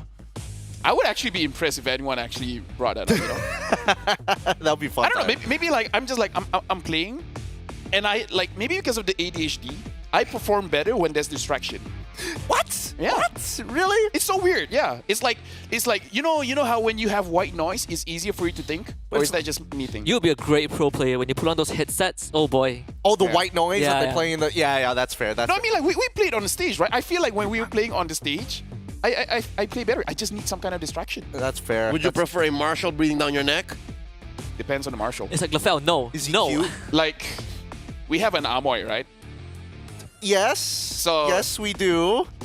I don't. I'm staying there. You know, we don't have to continue the conversation. We may move on. I mean, I'm stuck. Okay, hold he's on. left Actually, me hanging on this one. Now that I think about it, maybe there's 3 or 4 marshals. Not That you girls, would- guys. I feel like I'll be okay with them breathing down my neck. Depends on I how can they agree. breathe. Will you be- Like if Depends they on were- how they breathe. If You'll they play were better. jogging, if You'll they were play better, jogging, yeah. and then they breathe down my neck, I think it would be a good rhythm to hear. So you see LaFell raise his hands up for a pause, and it's just because the marshal is breathing too weird. Yeah. It's just There's like- nothing to pause. The game just continues. Sir, here's my number. Call me later. Okay, let's get back into At the one game. point, I'm like, excuse me, do you need an inhaler or something? Like, your rhythm is off. Your rhythm is off. Rhythm is off. Wait, actually, Leo, do you guys have internal matches within MPL PH? Because we have it in MPL MY every once in a while. What an internal match. As in, Internal like, matches. Like Talents versus Moonton, Talents versus Oh, yeah, Production. it happens. Yeah, It happens? Okay, that's good to know. Yeah, but I can't say if I perform better with or without distractions. Like it doesn't affect me. Like it's the same. Like for me personally, I just if there's a crowd, if there's a dude bringing, you know, like play the same. Okay, fair enough. Now, let's pull it back into the game for a moment here. Coming into this, we need to talk about pros and cons, if depending on which side of the spectrum you're going to be, whether the Cavalry or whether with the Sonics. We'll start with Husky first. You were with the Sonics here, and we need to see, again, what are some exploits we're looking towards TLID's side? I think exploit is, first of all, Fabian mentioned, the mid trio, right? Sans, Keyboard, and Kyrie are the highlights. So what you want to do against TLID is you want to make sure that you punish Widdy. Make them feel uncomfortable. Because TLID, so far, at least in this group stage, how they function is they get a snowball and they just kept running, right? They just kept stepping on the gas. They try to plow you over before you could do anything. You want to be able to punish that and go even, and then just take control of the macro. Because the two modes of TLID, they go fast, they snowball, and if it doesn't go their way, they start playing side lanes. That's why you see Fabian kind of start shining with heroes like Suyo, Hayabusa. You control these 2 factors, then go even, it'll be a good chance for Onyx ID. Okay, yes, Coach. What about you, Leo? What's the exploitations coming in from Onyx side, because you're so Cavalry? I'm so Cavalry, and I had to really study exactly what went wrong in TLID's losses. Number one, they tend to overextend. They get so aggressive, they're looking for that snowball. Hopefully they don't do that here. Well, let's look at the lock-ins before we talk any further about these teams. TLID versus Onyx Esports. Bigatron Esports harus mengakui kekalahan atas tim Falcons, tapi tentunya kali ini kita masuk ke match kedua hari ini yang mempertemukan 2 tim dari regional yang sama, Indo Pride. Rose? Yes, indeed, Monica. One more team will be going home in this single elimination format that we have for the Snapdragon Pro Series Mobile Masters. And with that, the first team that will be gracing us on stage is the Calvaries, playing with every fiber they have in them. Hungry for victory and fueled by their passion. Ladies and gentlemen, introducing the Calvaries of Indonesia. Senayan, give it up for Team Liquid Indonesia!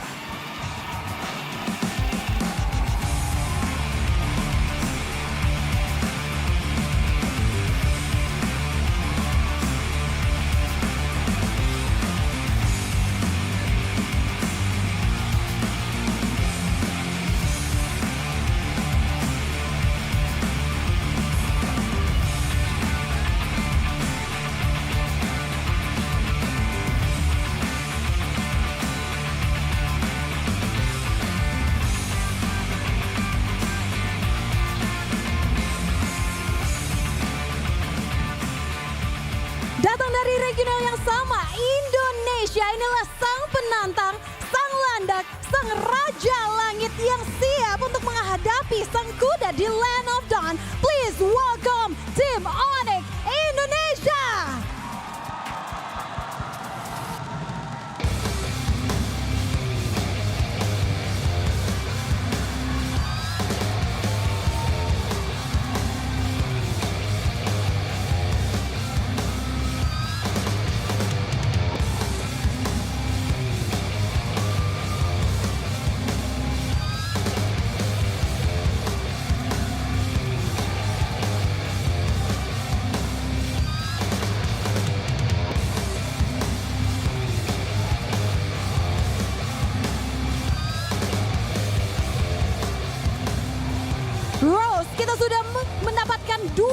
Semifinal yang akan bertanding di Land of Dawn. Kali ini di match kedua hari ini, dua tim dari regional yang sama, Indonesia, menjadi tuan rumah. Mereka tentunya lebih semangat lagi, full of spirits to match up with each other. So, tanpa berlama-lama lagi, langsung saja para panelis, silakan take it away.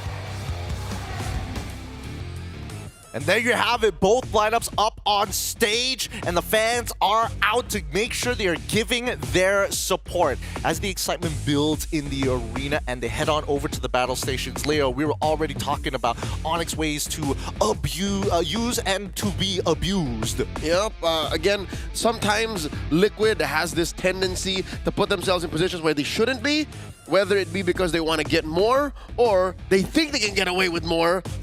If Onyx can dig underneath their skin and give that false sense of security, then they're off to a great start. That's how you exploit TLID.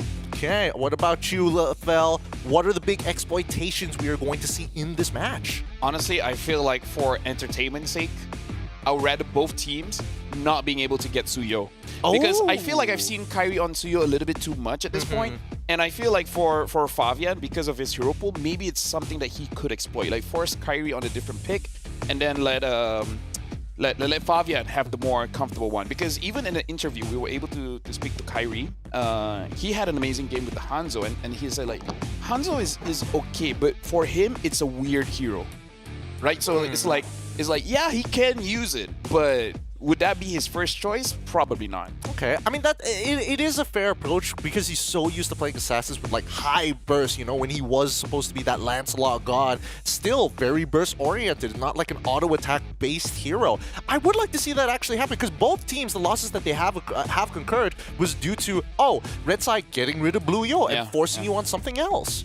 Yeah, and I think that certain teams in the group stage that force a Kalea trade also, although I still feel like it makes a lot more sense to be on to be a red side pick if Suyo is open, because teams just snatch Suyo immediately. It's either that or Harith, right? But I think Suyo just has a lot more impact because I think right now there's not really any other jungler that can double buff, show up in your lane at level 3 and get a quick first blood and then start a snowball that early on. Because for me, I feel like Suyo is not a hero you build around. Nope. You just pick Suyo and then see what else is there. Like if you first pick Harith, you first pick Kalia, those are the kind of heroes you have to build around them.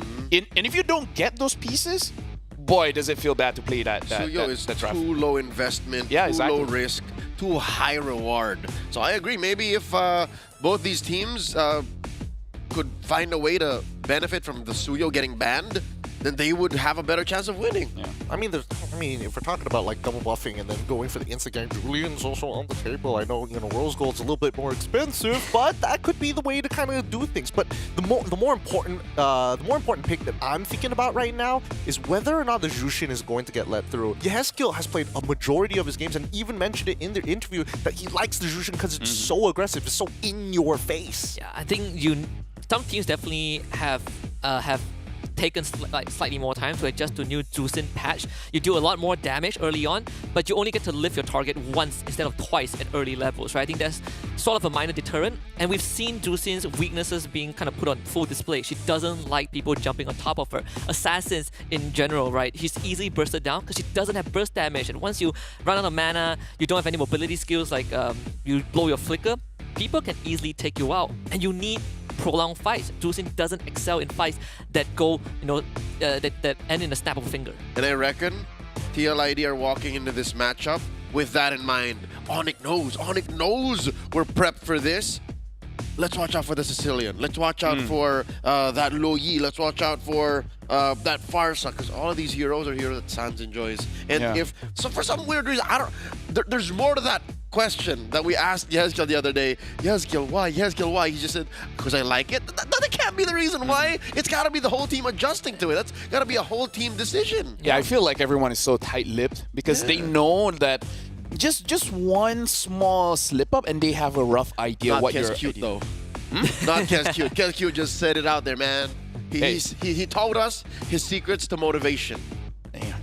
Hey man, SDL, same brand, cut from the same cloth as Kescue. we're hoping, well, I at least am hoping that he's going to be able to bring some of that Batman-esque, that Gotham-esque drafting here as we get ready for the draft. Now, you can see that the cavalry is out in droves as this drafting phase begins. The chants begin to see what weapons our teams are going to be bringing to the land of Dawn. Team Liquid, ID on the blue side, up against Onyx on the red. TLID on first, Onyx on second pick. So I would feel like here, it might be better for Onyx, right? Because higher possibility for them to get something like a Kalia, because so far, watching how Keyboy plays throughout this entire Mobile Masters, even when he has a pick like Tigro that has a very big set, he actually uses it to kind of just pick people off. Like, he just takes one or he just takes two. And honestly, in those situations, he had options to take more. So really, like, Onyx's philosophy so far, after the patch, especially changes to pull yourself together, he really likes more pick-off heroes. Even if it's not a pick-off hero, he'll make it look like one. Yeah, it's a very patient Tigro player. We've seen great examples. But judging by the bans, it's going to be a Suyo first pick again. Yeah. TRID is going to snatch it from Suyo's Flavia. too good. He's too good. It's going to be a Suyo trade into like a Harif or something, right? That has always been the trend. Like Kalia is left open. That could be an option that Oni goes for as well. But if we're talking about investment, I think this Harif Badang makes a lot more sense. Interesting. This time, I mean, yes, the trades are going to be there. I mean, Severo more than happy to see him on that Harif, but this Badang is kind of interesting. This is one of the few openers that they can at least kind of flex between Keyboy and as well as your boy Ryota.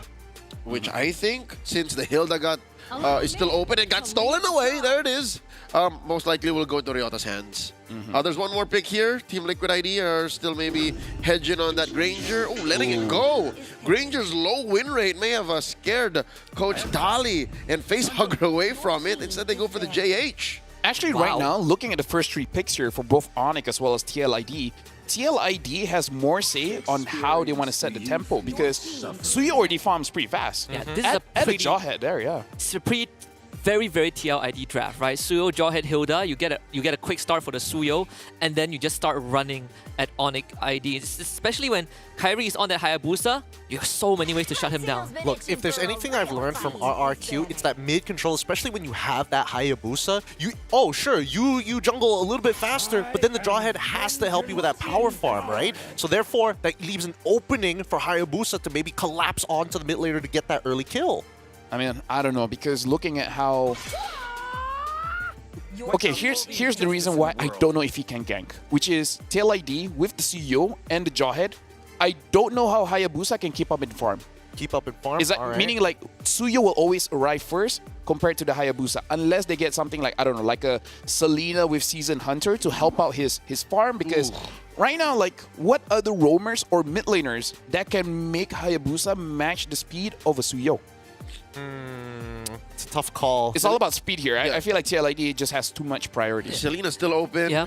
Vexana is a good combo with a Badang too, but we don't really see them do that as much. If you're not matching, you are at least looking to stop TLID from taking over your jungle, right? You want to keep your jungle safe. If the idea is TLID wanting to come in hard at you in the first 5 minutes, something like a high-lows down the road to protect Kairi would be a good option as well. Oh man, they instead pick up the Farsa, which feels to me like a panic pick. Like, you could have left that open, because Team Liquid ID will have to think twice. Is it worth it to give you Hezkill the Farsa? Because we have the Hayabusa to threaten. You still have Eve, right? You still have Eve out open. They have a lot of choices, I think, for Suns. Honestly, yeah, actually, now that I think about it, it would actually be good for them just to pick up the Sicilian, because... the Spharum is left in the pool too, right? You actually, I feel like you don't need to rush it too much if you're Onyx. We'll see. There's 13 seconds left. It feels like the trades coming in from Onyx and TLID, they're switching around a couple of like branded heroes already for each of their individual key players. But speaking of which, in the last 2 seconds, let's see what the full lineup is. Novaria as well as Beatrix. 0% win rate so far. One-time ban, 3 times picked for this hero. Something tells me this Novaria that Team Liquid ID keep bringing in is a little bit of a leftover from when Coach St. De Lucas had a stint with Singapore. I guess, but also Yehezkill has been known as the Novaria player. He lands skill shots pretty often in previous seasons. But it's timing. The way that the hero is built, the way it scales in to the game is just very different to what we need now. Yeah, it's very different. Like, the dynamics have changed, right? Back then, Novaria, when you reach late game, good utility, good damage. But right now, she can't do everything alone, and it's so cooldown based, right? You have most function when that Astral Echo is online. All right, that's Qatar as the last pick. What do you think about the drafts, Lafel, before we head into game? Other than Novaria, I actually like TLID's draft because I feel like it's more easier to pilot compared to Onyx. When we're looking at the draft, these are all good heroes, but again, I'm not so sure how they synergize together. Well, we're going to find out as we're going to start moving into the game. The fans are out in droves for TLID as well as Onyx. It's going to be Leo and as well as Husky on the mic. Please take it away. Thank you very much, Gideon and Lafel. Leo, it's our first time together, and we get such a game, TLID against Onyx Indonesia. In this quarterfinals, best of 5, only one team can make it out of this, unfortunately. But the drafts is them wearing their hearts on their sleeves, wearing their personality in those 5 picks. That's right. Into the Land of Dawn, we'll be going in just a bit live from Jakarta, where the historic M4 was held, that very same arena. We'll see these two titans of Indonesian MLBB clash for all of our entertainment. And of course, that one last slot in the semi-finals. Waiting in the wings are the King of Kings, RRQ. Who will move on forward? We're about to find out. Again, as our analyst mentioned, our host Gideon mentioned, a little bit of Team Liquid ID's draft. I'm looking at that. Novaria might be left in the past, but everything else is looking fine and dandy. What are your thoughts on Onyx draft? This is the exact same kind of draft I would expect from Onyx for sure. I do like how they have kind of adjusted to what TLID wants to bring. Again, you want to get Kyrie ahead. You want to make sure that Aran and Widdy isn't running into your jungle and taking over map control. That level 1 does show the adaptation of Onyx, right? Let the wave push in. Sans is safe. Keyboy is there to back him up. As long as TLID doesn't cross that middle line, I think Onyx can hold up just fine. I can appreciate the choice of Impure Rage on Favian here. The fact that he has strayed away from the usual now, the newly patched killing spree, it shows that they want to keep the damage flowing, all this while keeping Favian, you know, a little bit more sustainable. HP-wise, there's not much of a movement that you need because killing spree now gives you movement speed after you hit target with less than 30% health. Here he's just like, yo, I know you're not as mobile, which is true because Onyx, they still have that artillery hero in Sans. Aran walking into that pixel brush. I don't think Onyx ready for a fight just yet. I don't think so too. They really want that level 4 because it unlocks big ticket ultimates. Fed the airstrike, AOG, you got the Badang as well, the Muda. You want all of those front-loaded damage to even have a chance to match up against TLID, especially when you have displacement, the Jawhead or the beefiness of a Hilda. Turtles already spawned lower quarter.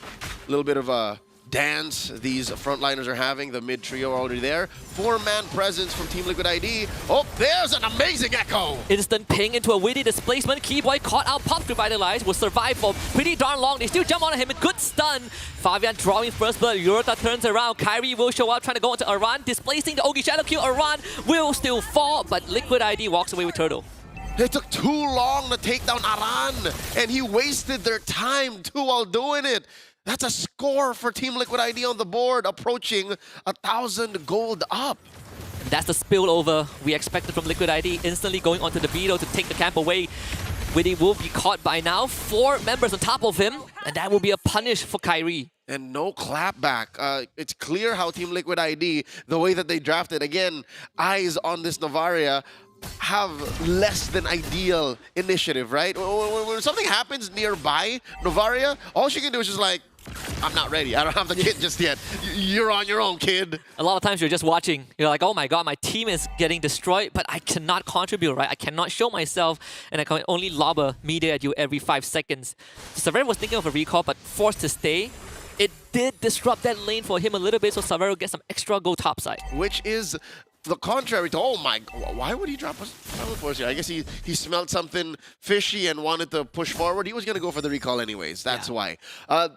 It's a very different story for the XP lane where Aran is just clearing the wave so fast, bullying Ryota, that he can just... He's the one who's double laning. Look at him. He's always in mid, always looking for fights. Oh, unstoppable force! I feel like we've seen this before. Widdy overcommitting, but this time will be punished again. Killing spree for Kyrie. It's the same exact echo from the group stage against Supermassive, right? This was what Widdy wants to do mid-side, but once more, the team wasn't ready. We saw this over and over again, talked about it, mentioned it at least twice in the pre-show. Widdy had no business being there. The rest of Team Liquid weren't ready yet. I wonder what the conversation was. He's got to be a little wiser with these movements. And also have to understand that the only person that can enable a confirmed kill is not Yehescu, it's Fabian. And Fabian needs to be in the vicinity. They need to play together as a unit. And now Fabian has eyes on the turtle. Can they get it? Oh! Instant control to Aran, who will run away, but Kyrie finds the back line, almost takes down Yehescu. Keyboy will front line for Onyx, and Aran once more stuck. Witty will get away. Onyx takes control. And now the shoe's on the other foot. This is literally the same spot. AOG! Keyboy with the read. Extra Echo will only delay with his death. Witty with the outplay. Tosses Keyboy to his death. But Onyx should be able to get the turtle. Aran will see this happening, but does nothing. All right. Keyboy for a turtle. Oh, and small camp as well. Stolen away from Fabian. All leads to the same road. The fact that Team Liquid ID can't dig deep into fights the way Onyx can. Onyx, they're very low to the ground. Look at this, willy-nilly throwing out these feathered airstrikes. While Team Liquid ID, they have to what? Have a 3-step, 4-step setup to be able to say, you know what, we're going for the turtle. We're going for these fights. There's just too many parts waiting to be assembled into this perfect form that they need to hit. We both agree that if Witty gets control, Onyx has a good chance, and this is exactly what's happening. Witty will lock onto Keyboy, finds a toss onto Ryota, who will flicker away. Astro Echo comes in, pings on the tree, Savero will easily retreat. TLID, they brought the whole team topside, but they don't get anything. Massive rotation leading to nothing. There's got to be some opportunity cost paid here by Team Liquid ID. Onyx up by 500 gold. A lot of money right now on Savero, on Kyrie, with the cores of Team Liquid ID following through. And we're hoping that Yehescu slowly crawls up too, because right now, again, not just for the sake of Team Liquid fans, not just for the sake of the Cavaliers or people who predicted for him, but also for the sake of a good match. Like, I'm seeing nothing from that mid-trio of Team Liquid right now. That small goal advantage you see from Kyrie is not just from the 3 kills he got, but also that extra wave he got bottom, right? Ryota is behind in experience, but he doesn't mind because he gets unlocked from that Hilda lane, which is exactly what Onyx wants. They'll get top tier 1 for themselves too. Oh, that's a clean trade for Team Liquid ID. I mean, I'm not sure if they planned for it. Oh my god! Yehescu picked off!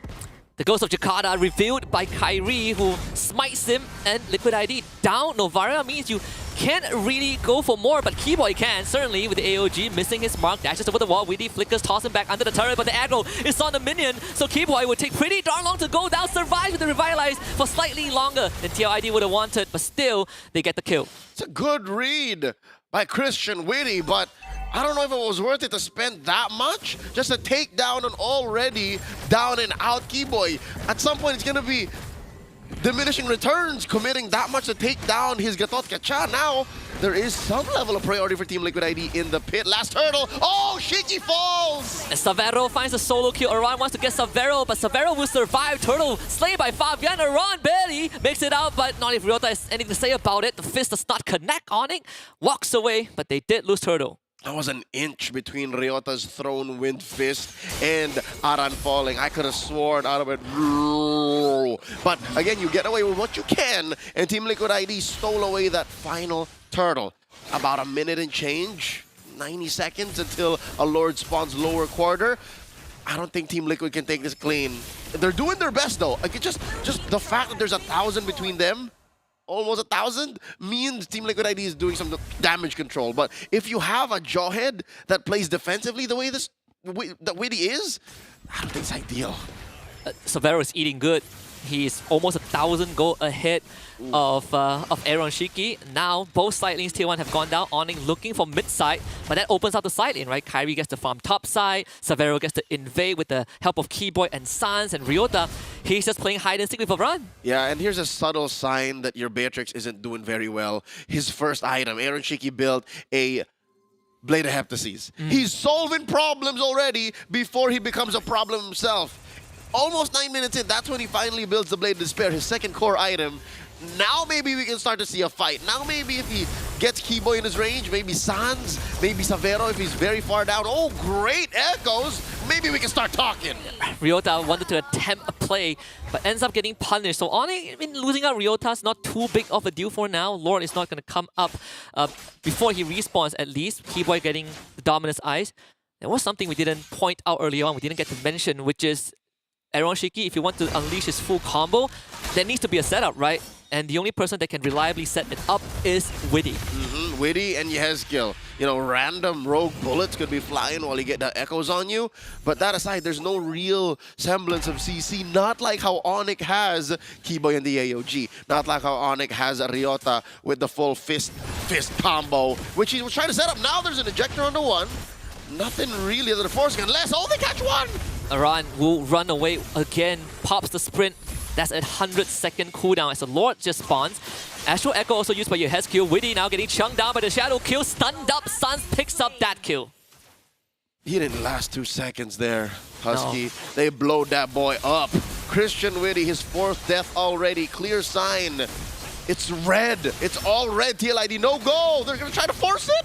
Concealed for Keyboy. Aran boxed away from the rest of his team. Once more forced to retreat. And Onyx ID just used everything, giving Kairi a free retribution. Lord for Onyx. That was about 3 ults we throw. Team Liquid ID. As if the death of your roamer for free was not a clearer sign. Ryota picking up the Oracle and Savero with the Holy Crystal. Dear God!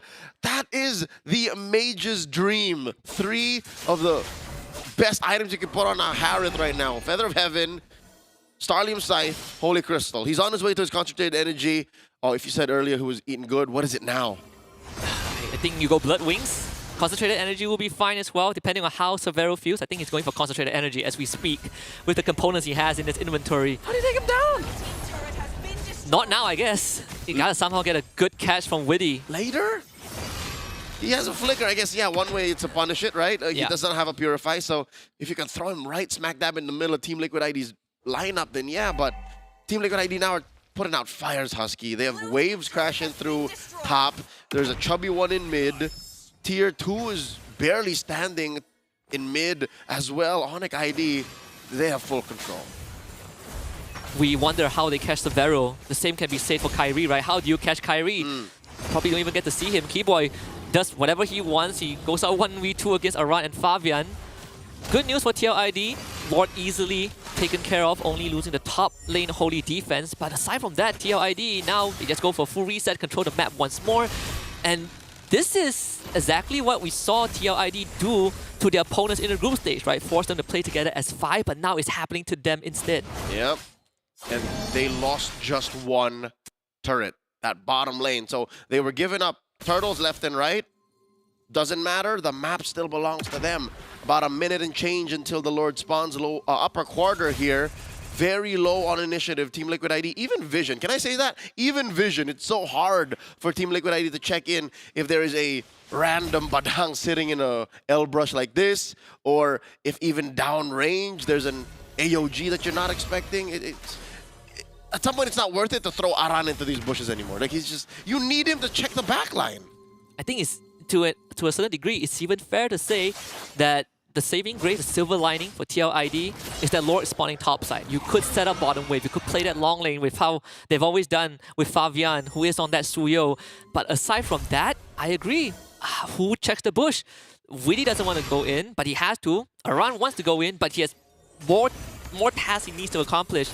There's problems after problems. You solve one, 10 more show up. These are holes that Team Liquid ID need to clog up so the boat don't sink, so that they don't see themselves lose on first in this best of 5. Onyx are currently about 2,200 gold up. They're making a beeline for the Lord Pit up top. And yeah, the singular presence of Keyboy here on this Gatot, like they know where he is, even Ryota, are stopping Team Liquid ID from even thinking of the contest, which I think is to their benefit. Like, they should just not try to contest. I agree. Savero is stacking up his concentrated energy already. Just got it.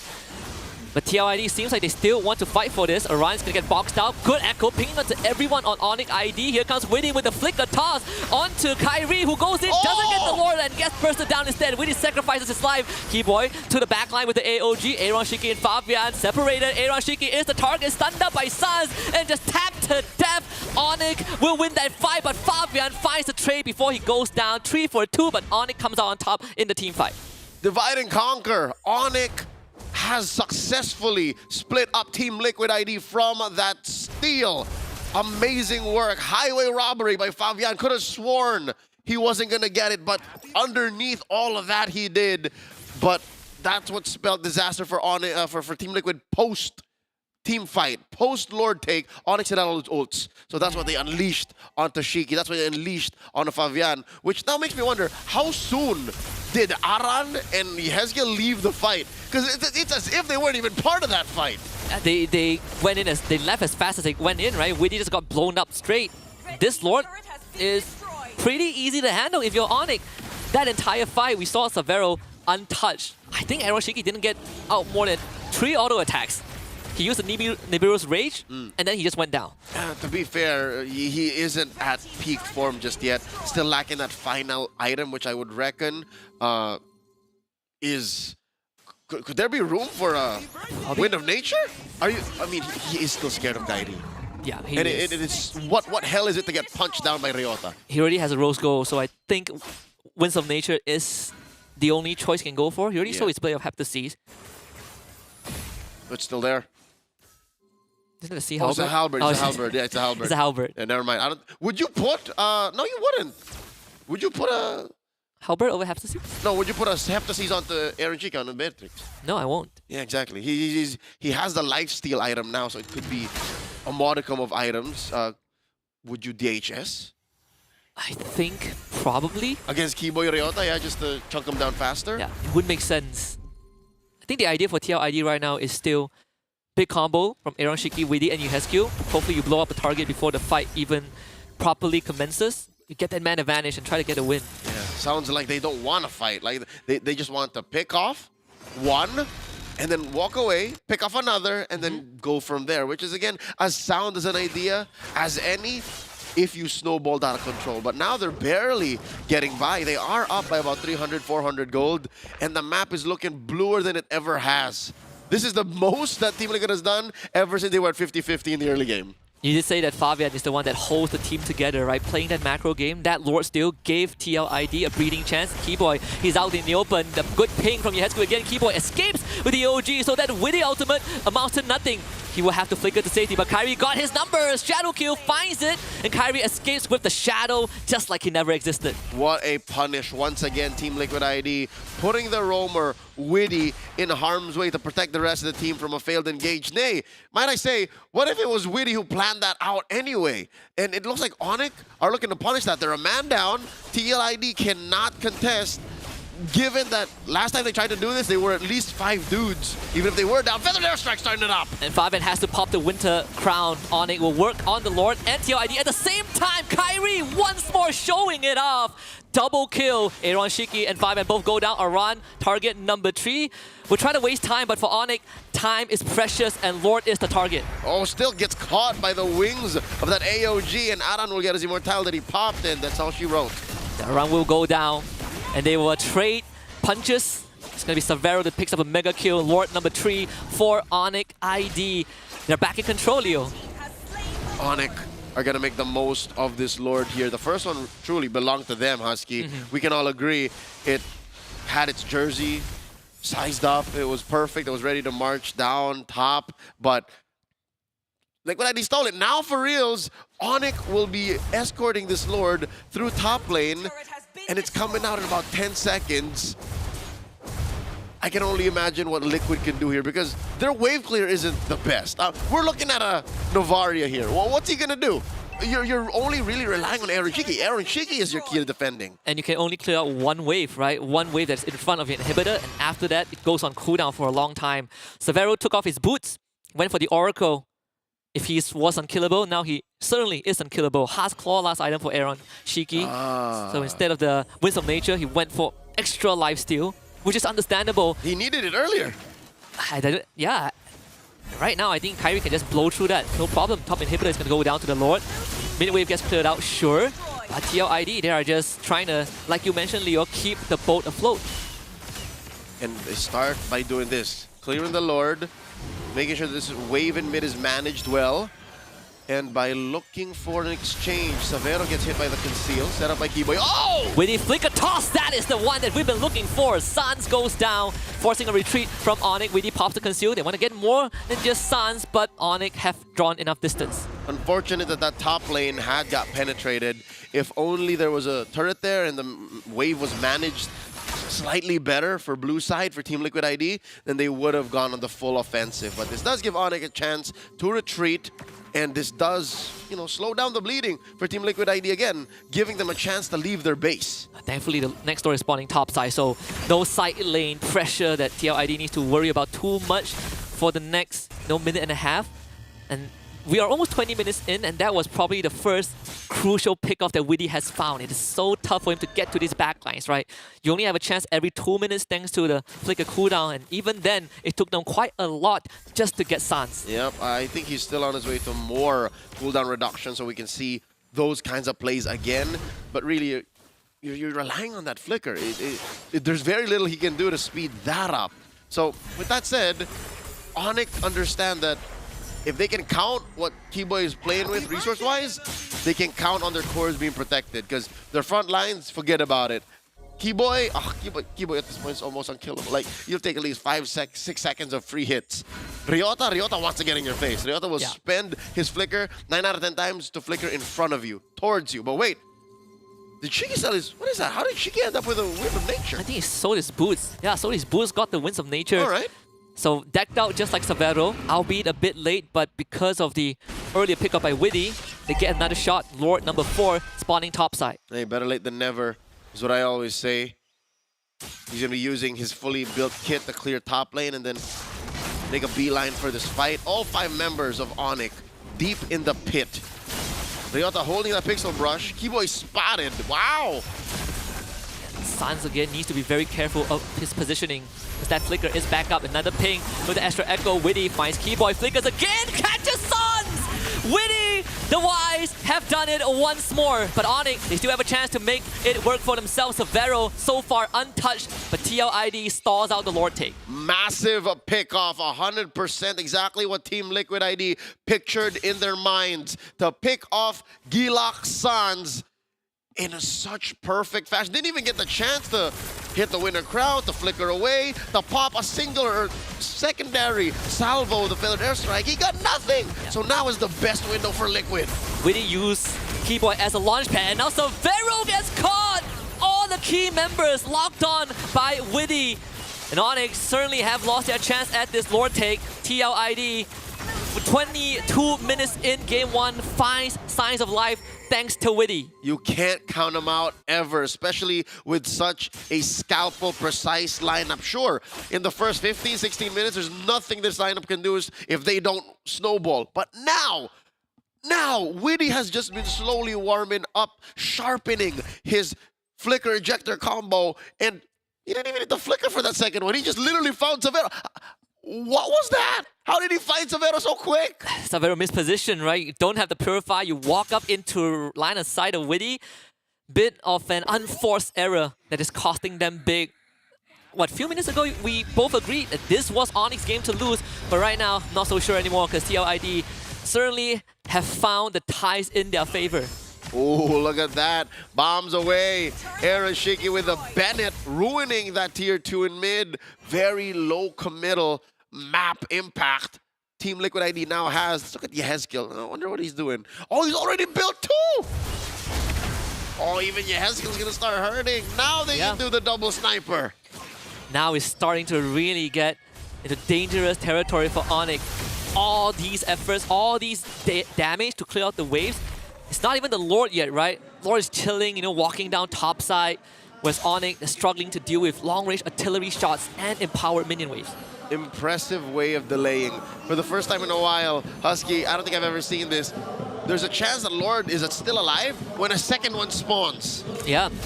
It's not going to be easy for Onyx though. But Liquid ID, they've crawled their way back from the brink, and this could be an opportunity. Another ping, Widdy tries to flicker for Severo. This time will not get it, but the Lord needs to be taken care of and is pounding on the Crystal. Liquid ID, eyes on the prize. Crystal in jeopardy, and TLID draws first blood.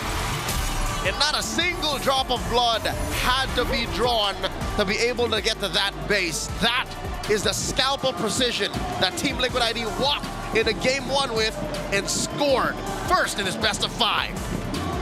Game that was, boys. Oh my goodness, the back and forth, and then all of a sudden, Christian Widdy coming out with some big plays for the Cavalry to turn this around. LaFell, what are some observations? I mean, this has been a long game, but man, what a fun one.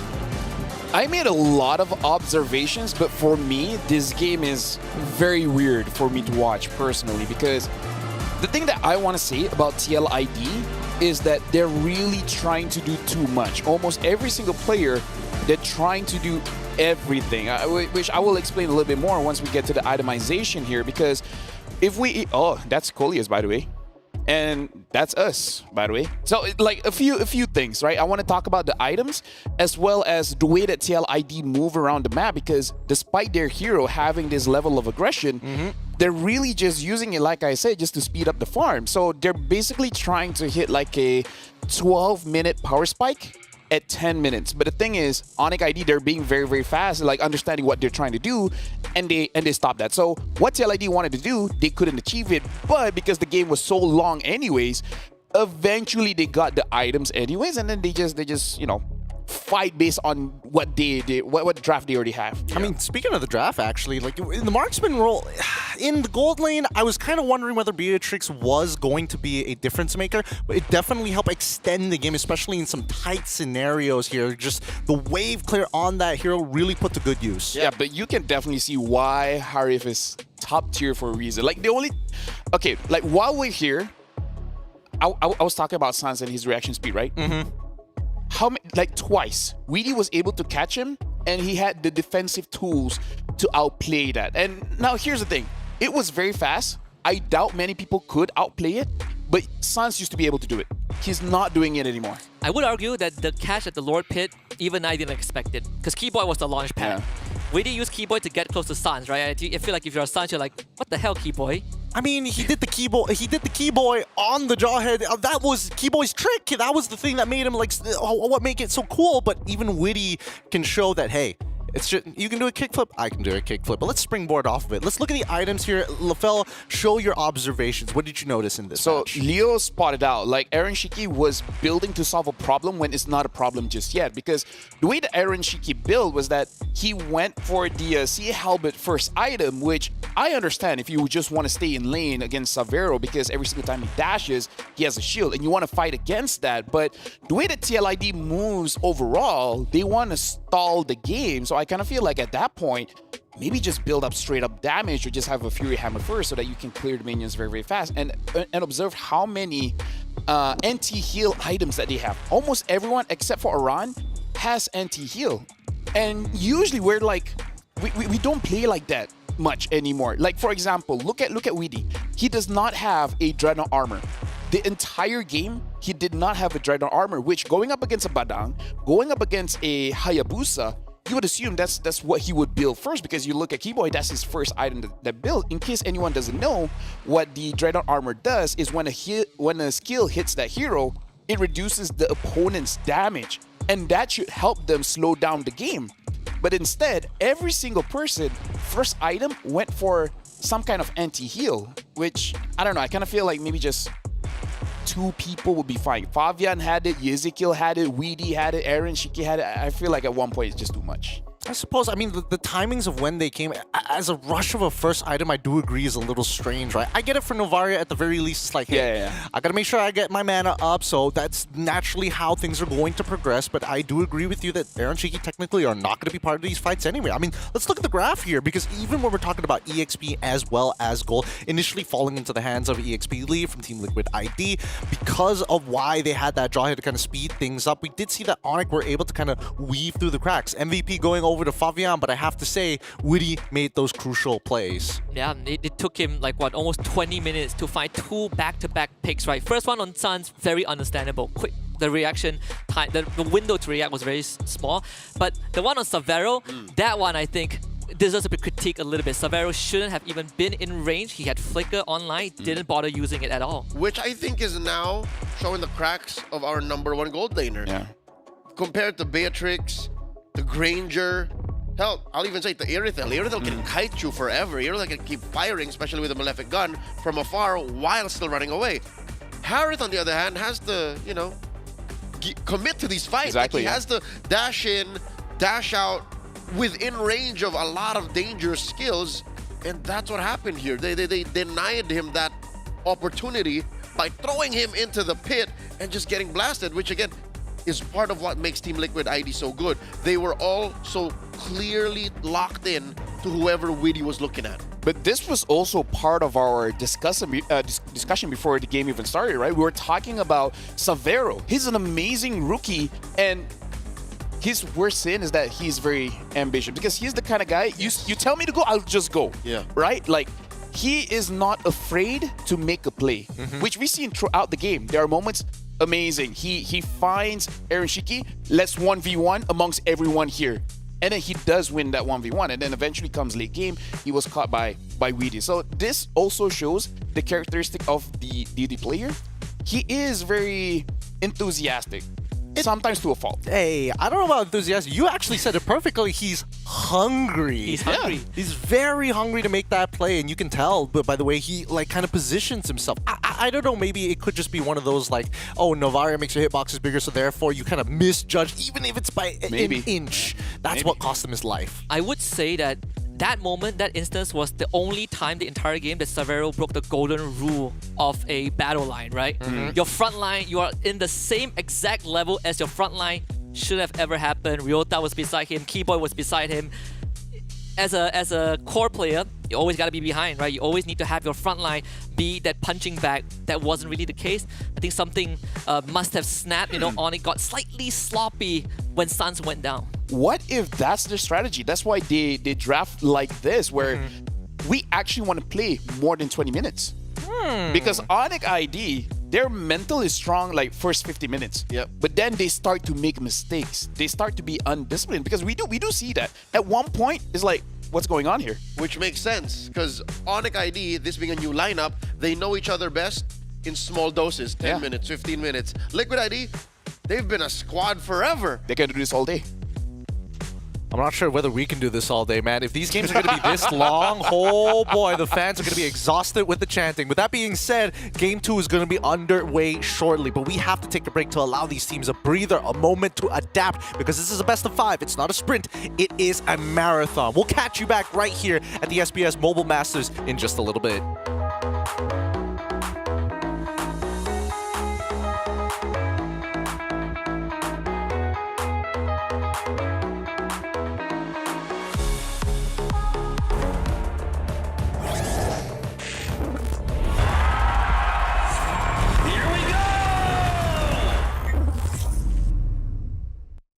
The Snapdragon Pro Series is brought to you by Snapdragon Elite Gaming and DHL.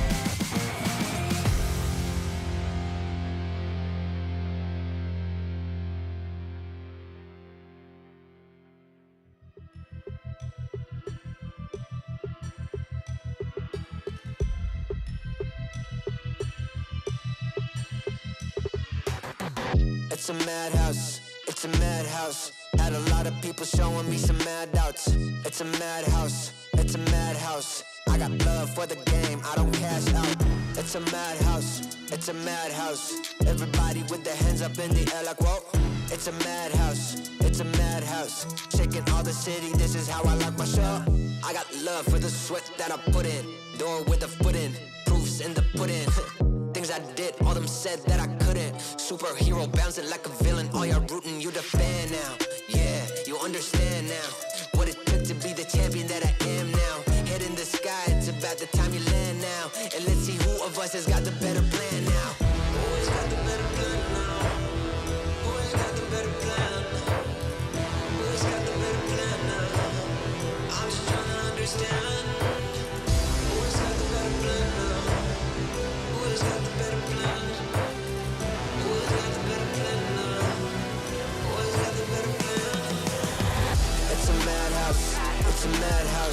Had a lot of people showing me some handouts. It's a madhouse, it's a madhouse. I got love for the game, I don't cash out. It's a madhouse, it's a madhouse. Everybody with their hands up in the air like whoa. It's a madhouse, it's a madhouse. Shaking all the city, this is how I like my show. How I like my show. Hey. This is how I like my show.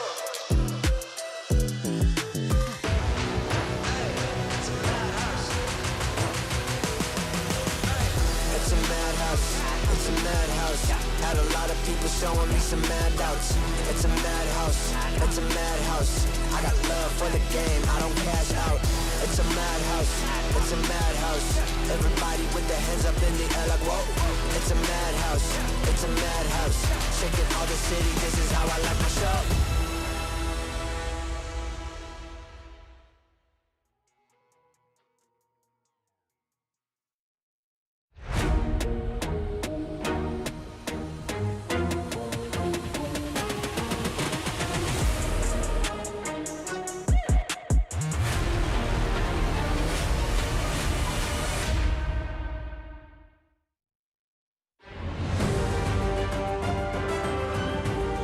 The sun is already beginning to set here for the Mobile Masters.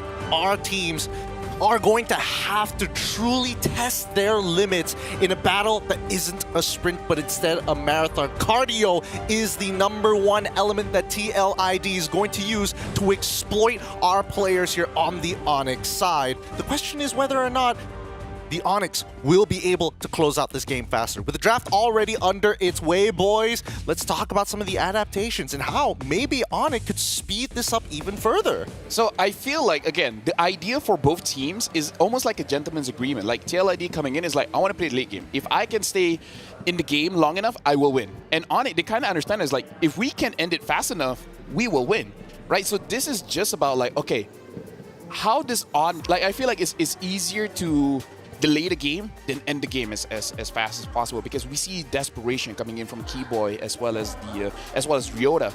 Looking at the draft, honestly, not that much change, except this time Kyrie does get the Suyo. Yeah. So maybe at this time, even if they don't go that fast, honestly, it's still fine.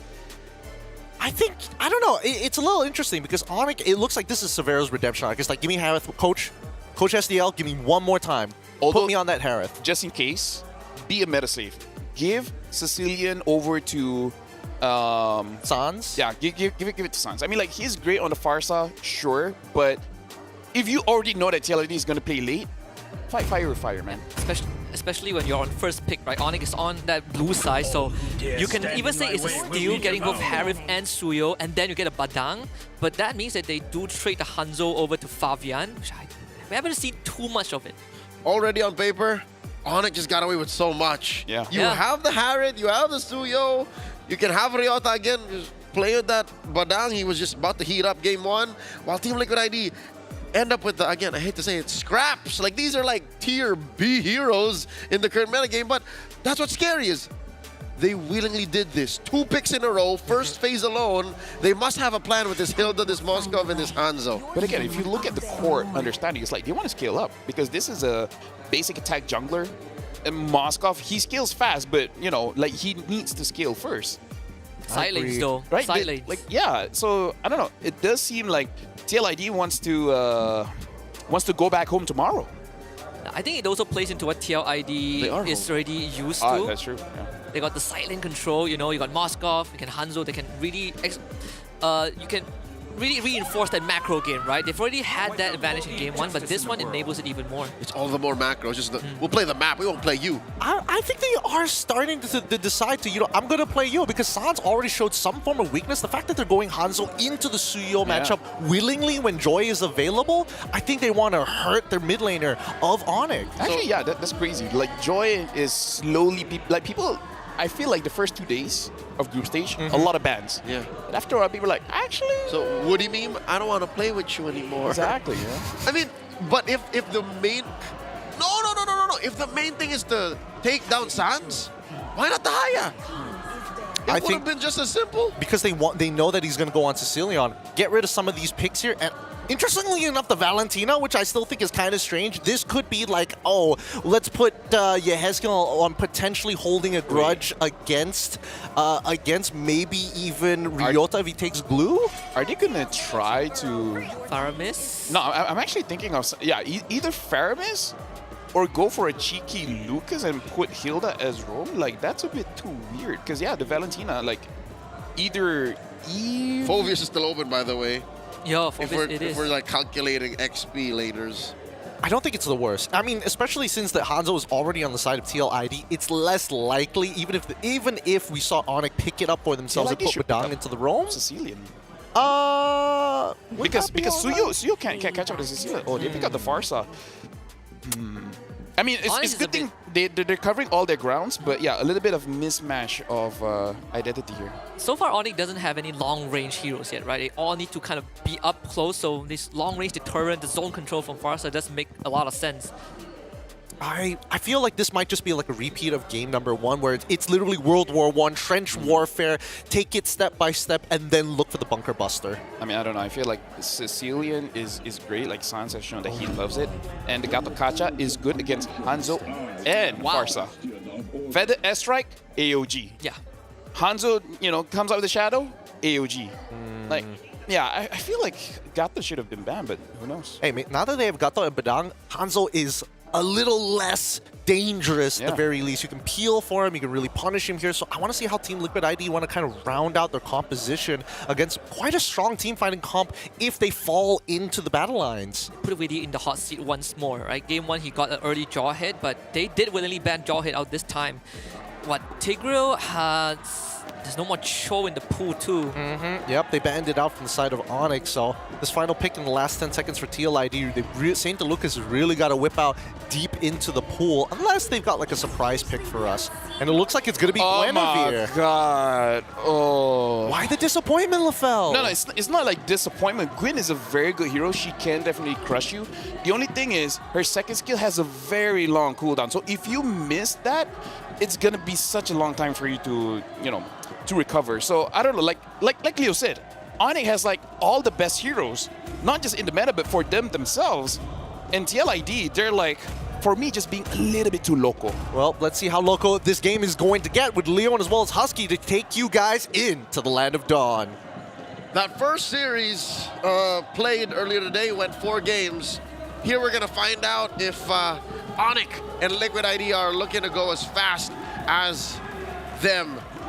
First on the board, Team Liquid ID. They're drafting so weird, Husky. Are you reading into this the same way LaFell is? Yeah, for me it's really weird, but at the same time it feels so liquid. It's like this weird feeling you get. You don't really agree with what they're doing, but if you think about it from another way, Liquid ID does have a way to play fast again, right? Play fast, that's what they have with Guinevere, probably the Aran, Hilda, but at the same time, if everyone plays side lane, Suyo, Moskov will be there. So in a way, I can see the idea from TLID. But here's the thing. We don't have to like it. We just have to understand it and see what they do with it. Game number 2 in this best of 5. Again, Team Liquid ID first on the board here against Onyx in this quarterfinals matchup in the Mobile Masters Playoffs. Looking at these early rotations, oh wow, Onyx is asserting their dominance. Oh, you see how fast they moved in on that Little Wanderer? Yeah, and Kyrie once more gets a fast start, and this time on the Suyo of all junglers. Kibo just keeping Widdy under control, and Widdy just has to eat the punishment, right? He willingly put himself in this spot. And I think for Liquid ID, the idea is we want Fabian to get ahead, and Fabian's going to be that guy that gets us through the mid-game before Aaron Shiki comes online. Yep, folks, you just saw the emblem set for both squads. So make of that what you will. Kyrie is rocking the killing spree on this Suyo. Looking at Team Liquid ID's lineup, yeah, I can see it proccing very easily. Like, they only have really one large target that won't be proccing killing spree so much, and that's Aran. Everyone else, if Kyrie finds, can heal him, can give him that move speed, can proc it. Fabian even getting punished just a little bit as he waits for the purple buff to come back up in 5 seconds. Turtle also will be spawning. Both teams already getting ready at the pit. Sans and Ryota will shed and mid-wave, get close to level 4. Kyrie chunking with it out to half. Massive surge into that fence brush. Now Witty peeking from the Y brush. Yezkiel does not have level 4 just yet. This is not looking good for Liquid. Sign's gonna hit 4. Ryota has already hit 4. Witty forced to flicker away. Kyrie gets the turtle. A fight does break out though with Fabian in the frame, but they get control. But Keyboy, the knockout from Witty, insufficient, and he, once more, will have to give himself away. First blood for Kyrie. It looked bad already. And now it's going to worse. They force Yezkiel to use his flicker. Still unable to reach level 4. Team Liquid ID with a fumble. Early game, not even 3 minutes in. We're about to lose their orange. Fabian, he will try to get this somehow with the help of his teammate. Goes to the back, jumps on the Keyboy. At least he gets his buff. But again, Liquid ID have to invest a lot of resource for this. Okay, so the orange did not get stolen. The Cavaliers can count their blessings, yet still, Onyx are pushing forward. This is just 1 kill on the board, Husky. 1 kill, 1 turtle, but I can already feel the gap is huge. That was a fight where both XP laners participate, but one of them clearly has a way bigger impact. Aran, he might be beefy, but Onyx just ignores him, right? They go for someone that's easier to take down, like Witty, like Fabian, who now has to play from behind because of that early snowball. Kyrie is a level hit. And now Ryota is forcing away these small camps from Fabian. Fabian is starved. We'll see later just a bit the actual figures on the gold that both teams are carrying. But oh wait, Aran gets surged onto. Fabian can count his blessings, not needing the retribution to secure the camps every time. So he did use it on that lizard to make sure that Kyrie doesn't get any further ahead. But unlike game 1, Aran now is trapped in lane with Ryota when it was different. In the previous game, they will jump onto him. Ryota taking too much damage. Aran will chop him in half. And to think it was Ryota who actually tried to lock in members of Team Liquid ID. You saw that fist crack, that fist break, leading to not much. It's all about that gold lane. It's been relatively mum, and Savero likes this Harith. He has a lot to make up for in game 1. What's that like? What does that mean for Aaron Shiki? Just play like game 1, but you have a lot more avenues on the Moskov, right? Just because of the macro advantage it gives you. Now, like Witty, chunking Keyboy down to half this time. Sun's already using his ult, the Bat Feast. So TLID, knowing that there's some resources spent on Onyx, he's just going to pull back. Fabian will find Savero, jumps on him. Savero should be safe. All right, Feather Death Strike leading to not much. Zaman Force dropped in defensively, and all this time, Onyx working on that turtle. Second one for free. SOD hitting maybe 3 seconds, 4 seconds too late. That was a bit weird. I thought that TLID would have wanted to exert more control on the objective, but just gave it away to Onyx and got nothing in return. You know, one could only assume that maybe they made the decision. It's not worth it to contest. We're not going to gain much. We can put more effort into keeping this gold lead tight. Again, it's under 500 gold, Husky. This is actually better than what we were at earlier. Onyx was almost at 1,000 up. They were able to stop a potential bleeding, right? You know, Onyx was able to scratch them a little bit, but Liquid ID, they bandaged it up pretty well, put a band-aid on it. And Onyx now would, in fact, are slowing down too. It feels like that gas has temporarily ran out. Yep, and for now, can confirm that Onyx does have a late game insurance. It benefits them too to slow down the game as much. With Savero there waiting, and Sans, but there is a mid-game power spike we're waiting for. Team Liquid ID suddenly, once Aaron Shiki's ready, when Yezkiel's ready, hell, when Fabian is ready, which I think will be much sooner, when Sans is, or Savero, then we have a game. So, very much it's following that same narrative beat as game 1. Oh, the punch! Aran should be able to get away from this. The Sanguine Claws doesn't hit him. Once more, full commitment from Onyx ID, getting nothing, and Fabian will eat up that entire bottom wave just to make sure that Kyrie doesn't get anything going. Kyrie sitting at 1-0-0 here. Currently second on the gold leaderboard, only behind Savero. I think Liquid are slower than they were in game 1. Shiki's number 3, yes, but Fabian is lower than Sans. In a way, it still feels like TLID's idea with this draft archetype is almost the same as game 1. We want to find isolated targets. We want to start a fight with Onyx when we have a man advantage. But instead of a Jawhead tossing the target into the rest of his teammates, it's Hanzo hitting the backline and maybe Aaron Shiki joining across the map with the SOD.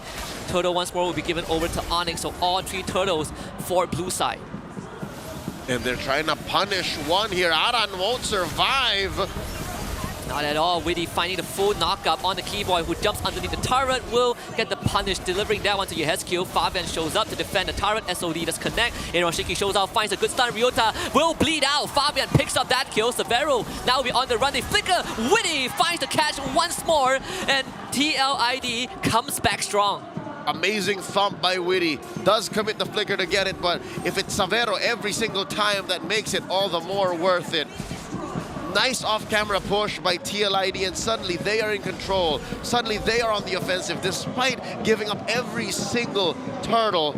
Liquid ID have found a way to make it through the cracks and take down Onyx even on the fairest of fights. That was actually a fight that Onyx started. Yeah, that was the best case scenario for Fabian too. No one was stopping him. No one was peeling him away from the rest of Onyx. He got his golden staff, and I believe Aaron Shiki got his too. So in a way, TLID have successfully executed the game plan earlier than they thought they would. And it is increments in return that Liquid ID will receive, right? You can't expect a sudden comeback. This is a lineup that still needs to put farm on Fabian, a lineup that puts farm on Aaron Shiki, but they have to accept the fact that there is a small dynamic in play here. The more time you waste, the more Severo and Sans will hurt. But here's the alternative. That's both magic damage. So you can itemize against it. Let's see where they at right now, items-wise. We'll see in just a bit. I would say good news is that mid-tier 1 did go down. Onyx took that, so you open up the map a bit more for Onyx. TLID looking for concealed play, instantly denied by Sans. A run from the back. Severo now commits to the fight. Keyboard will eat up all the damage as Severo picks up with it this time. Fabian wants to kill, doesn't get it, and it's a double kill for Severo. Yehezkiel has fallen, Witty as well, and now Shiki's running away. Oh no, he won't survive this! Kyrie gets him. Tries to make an outplay with the SOD, but Kyrie eats it in the face. Onyx comes back strong just in time for the Lord to spawn topside. So this is going to be an Onyx Lord for sure. Despite the small amount of kills and how... Oh, wait, Fabian. Oh no, his body. Oh, he's going to get swapped Can he pull it? Yeah. He's fine. Despite all that, it's still just about 2,000 gold between him.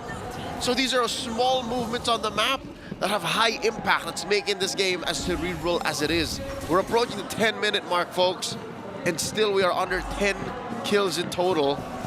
But the map is looking bluer than ever in Game 2. One of the main differences compared to Game 1 is that Severo now rocks the Purify.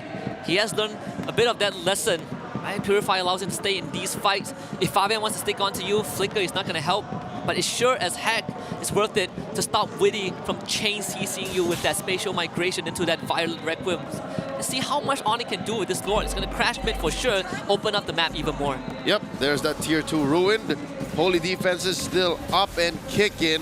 Feather Strike committed by Yehezkiel. And there goes that shield. At least the waves will, do their best to take care of themselves for Liquid's sake, but Onyx are in control. Husky, they're about 5,000 gold up. All tier 2s falling to the side lanes, crumbling at the exact same time. Severo commits a diamond force, wants to go for Yehezkiel, taps him 3 times and he's dead. Mid inhibitor goes down, Witty forced to flicker away, doesn't even get a chance to make a play, and Ryota though will get his moment. Aaron Shiki destroyed by Severo. So Fabian runs away, Kyrie in the front, Onyx now speeding things up, top inhibitor falls. There's not much Liquid can do here. They're down 3 men. Their lineup doesn't answer to the front line that good. And still, that's 5 members of Onyx in your face. Oh! Onyx might have a chance to end this pre-12 minutes. They're going to take care of Witty. They will take care of Aran. Fabian drops to Yehezkiel, watches as the runes of the base will be reduced to nothing. Onyx finds an equalizer. And we have a ball game, 1-1. Going into game number 3, this best of 5, Onyx on board.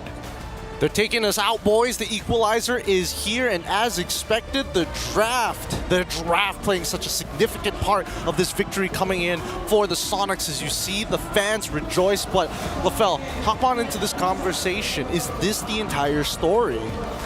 Yes. I don't know if this is considered as a hot take, but I feel like this meta does not really encourage creativity. In rank, do whatever you want. Fighter, go lane, mage, goal lane, whatever. It doesn't matter. But when it comes to pro play, there's like all the top tier heroes, they play such a significant role. Like, let's say Suyo's number 1 in terms of flexibility when it comes to the draft. Who's number 2?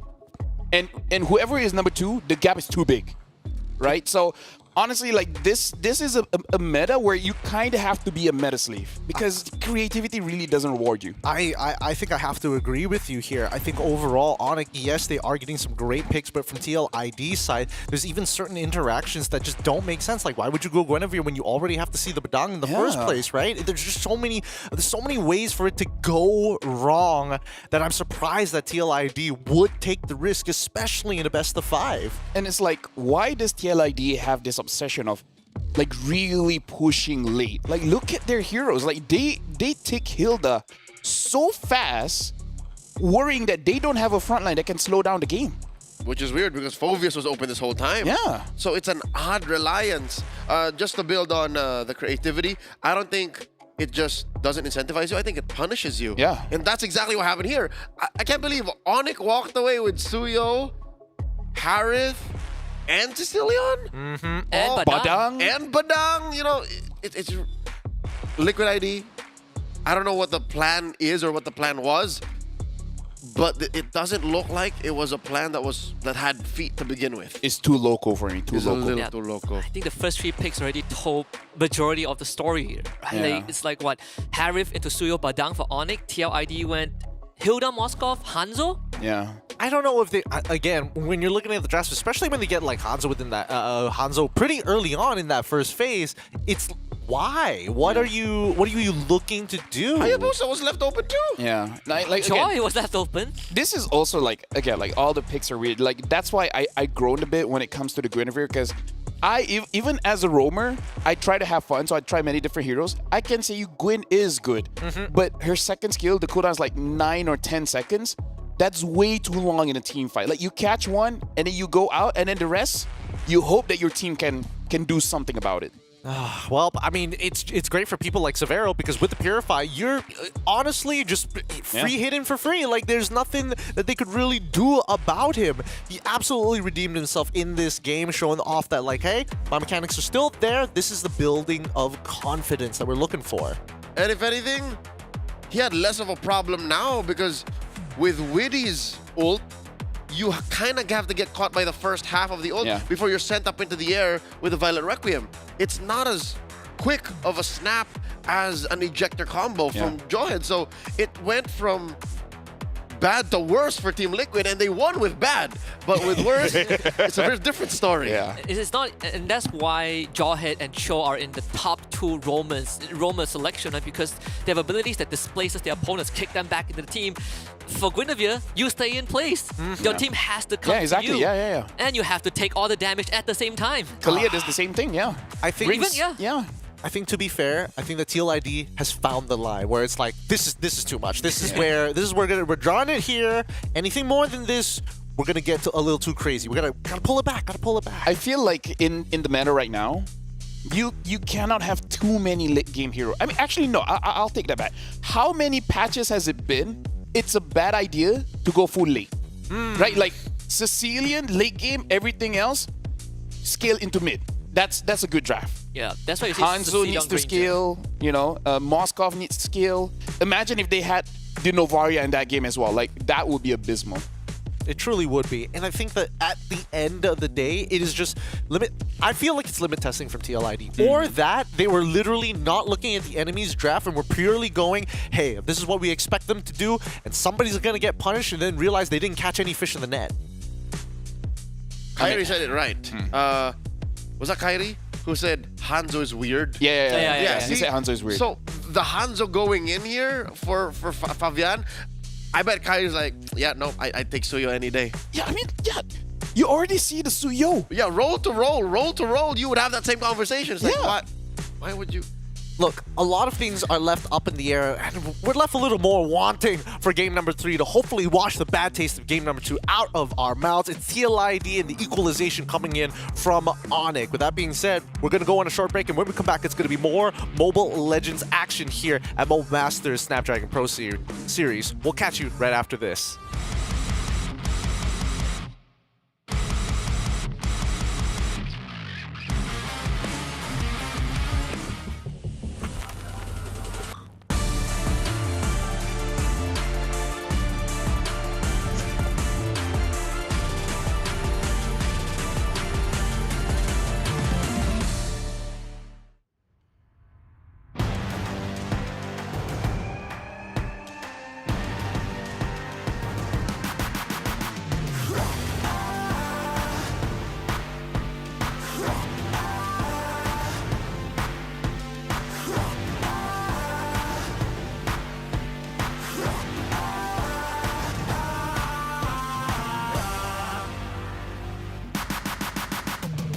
go far, we go farther. They working hard, we're working smarter.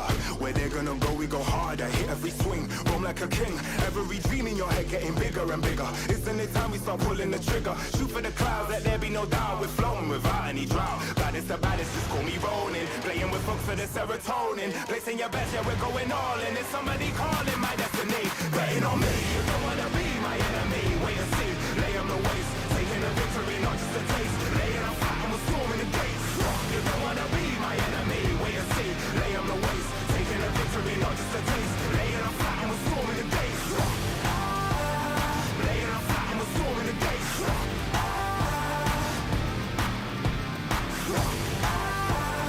Laying on flat and we're storming the gates.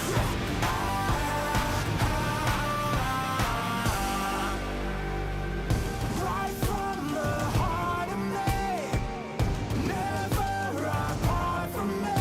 It's all I had and all I'll ever need. Way too close to call it. Taking a leap and we're going all in. Baddest the baddest, before we rolling. Messing with folks for the serotonin. I'm betting on me. You don't wanna be my enemy. Wait and see, lay on the waist. Taking a victory, not just a taste. Laying on flat and we're storming the gates.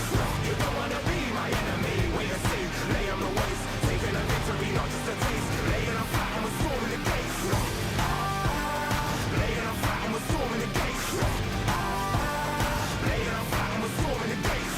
You don't wanna be my enemy. Wait and see, lay on the waist. Taking a victory, not just a taste. Laying on flat and we're storming the gates.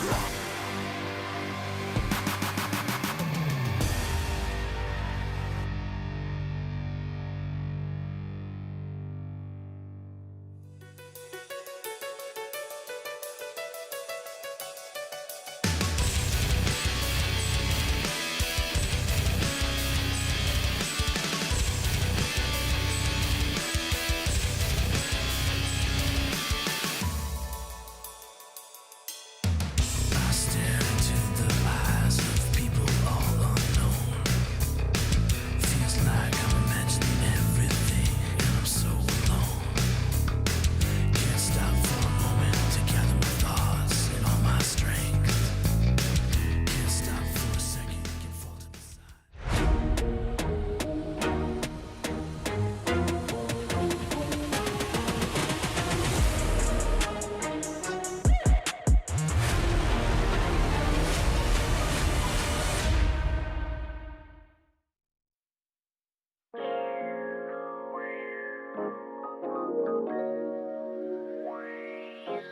The series continues here at the Snapdragon Pro Series Mobile Masters. The current score is 1-1 between TLID and Onyx ID. Both of these teams are going head-to-head so very often in their own local leagues that now, when TLID decided to be like, hey, check out our new nuclear launch codes, Error 404, give us something else. Give us the real nukes. It blowed up in their face. It did. It's so bad. Let me just say, like, start respecting the Suyo.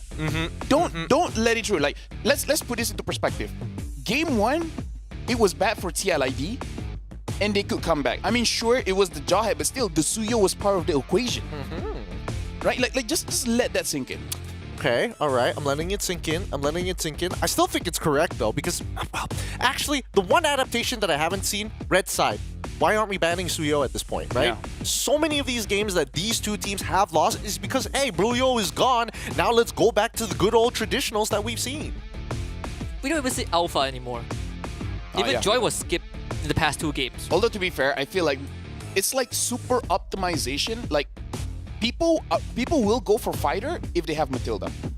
If they don't have Matilda, they don't want it. I feel like you don't have to go that far, but that's what I've been seeing. You can Lucas, I think. Yeah, that's Lucas too. Lucas is fine. As much as I hate to admit, Lucas has taken the spot of Alpha. So that's why we don't see as much Alpha anymore or any other fighter jungles. But yeah, come the next draft here, I reckon Liquid would like to stay blue. And then Onyx red. Hey, look, I mean, either way, we can discuss about the draft a little bit more because we want to hear from the fans itself. We have Kulios on the ground in Jakarta to see what they think about the current matchup and who they're supporting. Okay, thank you, panelists. And now I'm with some of the Onyx fans and, of course, Melati here. So I'm gonna ask Melati, how are they feeling? Because they are winning the second game. Melati, Gimana nih perasaannya karena ngeliat Onyx tadi udah menang di game yang kedua? Wih, seneng banget pastinya. Onyx menang di menit ke-11, mantap! She's very happy because Onyx just won on the 11 minute. Do you think that Onyx can won the third game? Bisa, menurut kamu Onyx bakal menang nggak di game ketiga? Bisa banget. Pasti Onyx bisa menang di game ketiga ini. He's really sure that Onyx can won the third game. So, last, can we hear the chant or the cheer for Team Onyx? Bisa nggak kita dengerin yell-yell buat tim Onyx? Oke? 1, 2, 3.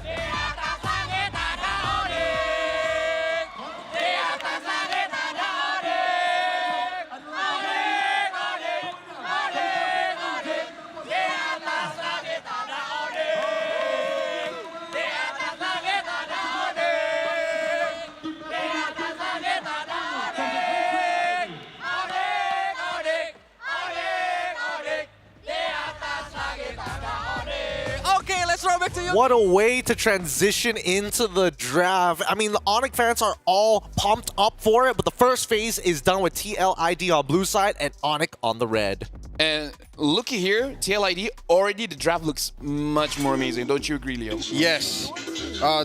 Except for the unnatural and phenomenal love for Hilda. It's like, I guess, well, did they just say, Aran, we love you? Yeah. You just get anything you want. Hilda, please. No, I like the Jushin, I like the Suyo. They're off to a better start. And one question we did raise, or that I think we are unanimously raising, is what does Shiki play? I mean, like, to be fair, this is the thing. It's just that there's a lot of gold laners, sure. But one of the things that make it like so like top tier, right, are the burst damage. Moskov is the only exception, being the only DPS marksman that's really reliable right now.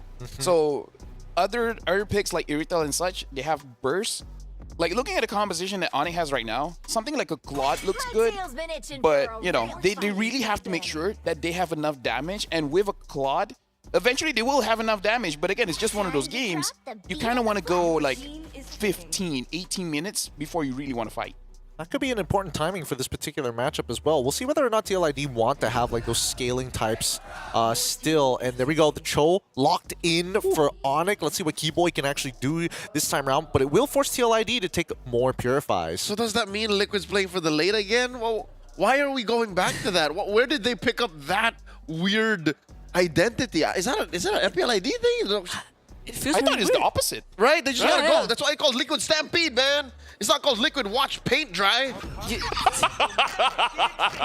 We didn't mention the Claude as well, so that's Shiki's Claude. There you go, Claude. It's so different compared to what we saw in the group stage, right? They have very fast games. The draft usually wants to keep pumping on the gas, but right now it's going the opposite way. Yep, it's really going the opposite way here. I mean, they got 6 more seconds to finish off their composition here. Honestly, a high loss is good because you can. Oh, why? That's a total 180. You know what? Like, we did a why? Like. Okay, let's give it one more game. One more chance. Let's give it one more game. That's all they can afford, really. Yeah. And Nolan. So it does look like Oni, they want to try to speed up. And honestly, Nolan is good because at least it can match up against a split push coming in from the Claude or the Suyo. Unless he gets knocked up by this Guinevere. I mean, good luck. I mean, no more NTCC from the Fracture, right? That's fair. That's fair. I mean, either way, or you could just dodge it. You could just dodge it as well. I think either way, TLID and Onyx are going to have a high execution game, and that's what we're expecting to see here in game number 3. With that being said, Leo and Husky, it's all you guys. Enjoy the show. A small but still uncomfortable adjustment from Team Liquid ID going into the draft for game number 3. We're at equal points, 1-1, going into this match. Another bout between Indonesian Titans. Husky, how do you feel about this time around? Because it's like Onyx can't offend us, but Liquid ID always just brings up these odd choices. It feels like Liquid is going the opposite direction of what we know about them, right? They went from, I mean, game 1, sure, there's a fast draft. Onyx shut that down, so credits to Onyx. Game 2, clearly it was uncharacteristic. Game 3, they made some adjustments, but it still feels like they're leaning more towards the, I want to go late. And how late is that? And can they afford it? Aaron Shiki on the Claude. It's going to be at least 3 or 4 items before he starts threatening Onyx on this draft that is, again, so well composed. Even if they do have Kairi on the less than stellar hero right now in the current metagame, that Nolan. Welcome to game number 3. Team Liquid ID versus Onyx. Check out those emblems in case you forgot how a Claude is built. It's, oh my god! Man, Sans walking back into that, almost loses his life. Had to blow the flicker, so that is the start you want to see from Liquid ID. We didn't mention the Suyo, one of the only heroes right now that can show up at level 3 and just take you down. Sans really wants his level 2, Keyboy helps him out, Kyrie gets the purple, but still, Liquid ID getting a bit of a head start. Alright, he says, can I have some of them greens, sir? But ends up going home anyways. Again, this is Gilak Sans we're talking about. I'm sure he has his lane figured out. How about that gold lane? We just visited the Claude versus the Moskov. I reckon, oh wait, action in the XP. Ooh, that's plenty of the match from Kyrie. Look, Leo, I don't want to get into the bad graces of Aaron Shiki, but is it fair to say that Savero has been on top in the first 2 games, even though they lost game 1? Oh yeah, no doubt. The untouchable one hasn't been the same ever since. Plenty of touches between M6 and now. But just the same, it comes down to execution. If some way, somehow, Aaron Shiki can go from, that was a rough first 5 minutes, to, okay, I'm doing better in the 10. And then 15 minutes later, if we get there, because again, game 2 lasted just 11, then maybe, you know, maybe it doesn't matter what Savero's doing to him in the early parts of the game. Going back to the 15-minute mark as kind of the benchmark for TLID. A weird conversation to be forced to be having, but still, it seems like that's what they decided for themselves. They get first turtle, which is a good start. This is probably the slowest beginning we've seen for both teams this series. All the more for Onyx, because we were expecting for them to punish Team Liquid hard for drafting this way. Again, putting a Guinevere on Witty the Wise. I know a good couple dudes watching from home who enjoy Guinevere, good friend of mine, Ray Ash. He's gonna die on this hill saying, hey, Guinevere is worth playing, right? Again, if you find that perfect combo, that thump into the Requiem, but we barely saw it in game 2. What makes Liquid think they can find Onyx with that same combo now? This is their last shot at a Guinevere. It's all they can afford, man. It's all they can afford. Right after this, it is a do or go home. It will be the pretty early exit for TLID. You might see the repeat of that challenge finals, which I think for TLID fans would be a nightmare. Don't say that. It's pretty hard to sleep through the night. Don't say this, Husky. Don't say this. You're hurting the #1 fan in me. I'm sorry, all right? Leo. I'm sorry. 3 minutes in, Liquid keeping a solid 500 gold, and already they're off to a better start. This is better than what we saw in game 2, because game 2, by the second turtle, they were already sweating. By the second turtle, they were already like, we should have been picking these fights. And I think this is afforded them by that Suyo, by that solid mid-trio. Yeah. If game 2 was a line, I think you can't get any lower than that. That was as baseline as it can get. It's all up from here. It can only go up, for sure. If we get this freeze from Savero, Kyrie will take his orange buff. Again, slow contentions across the map. You know, Ryota and Aran doing their own thing. Obviously, Aran's going to proxy the wave. Ryota is just looking for intel on Fabian, and he will instantly find him. And holding this L-brush to the east of mid lane. I think they're just setting up for a better second turtle take here. Team Liquid ID late to the scene. It's Onyx with initiative. Ryota doesn't mind losing a bit of XP and gold because he does bring that utility anyways compared to Aran. Though both teams will have, well, I say both teams, Liquid ID will have all 5 men. Savero can join with SOD if he wants. Turtle in control by TLID. Onyx decides to pump on the brakes, give it over to TLID. Another interesting turn of events. Liquid ID working up to 1,000 gold now in this, pacifist run of a game 3. Husky, I'm uncomfortable. Both teams kind of drafted to pick fights, right? Yeah. But neither of them are doing that. More like Onyx feels like they wanted to fight. Oh, although I would say that I was expecting Witty to make more aggressive moves. Props to Keyboy for keeping up with him. And to a certain degree, Ryota, both gold laners getting some gold plating. Keyboy does get caught, but Shenpo to safety. Comes around, turns back, finds the kick on the Witty.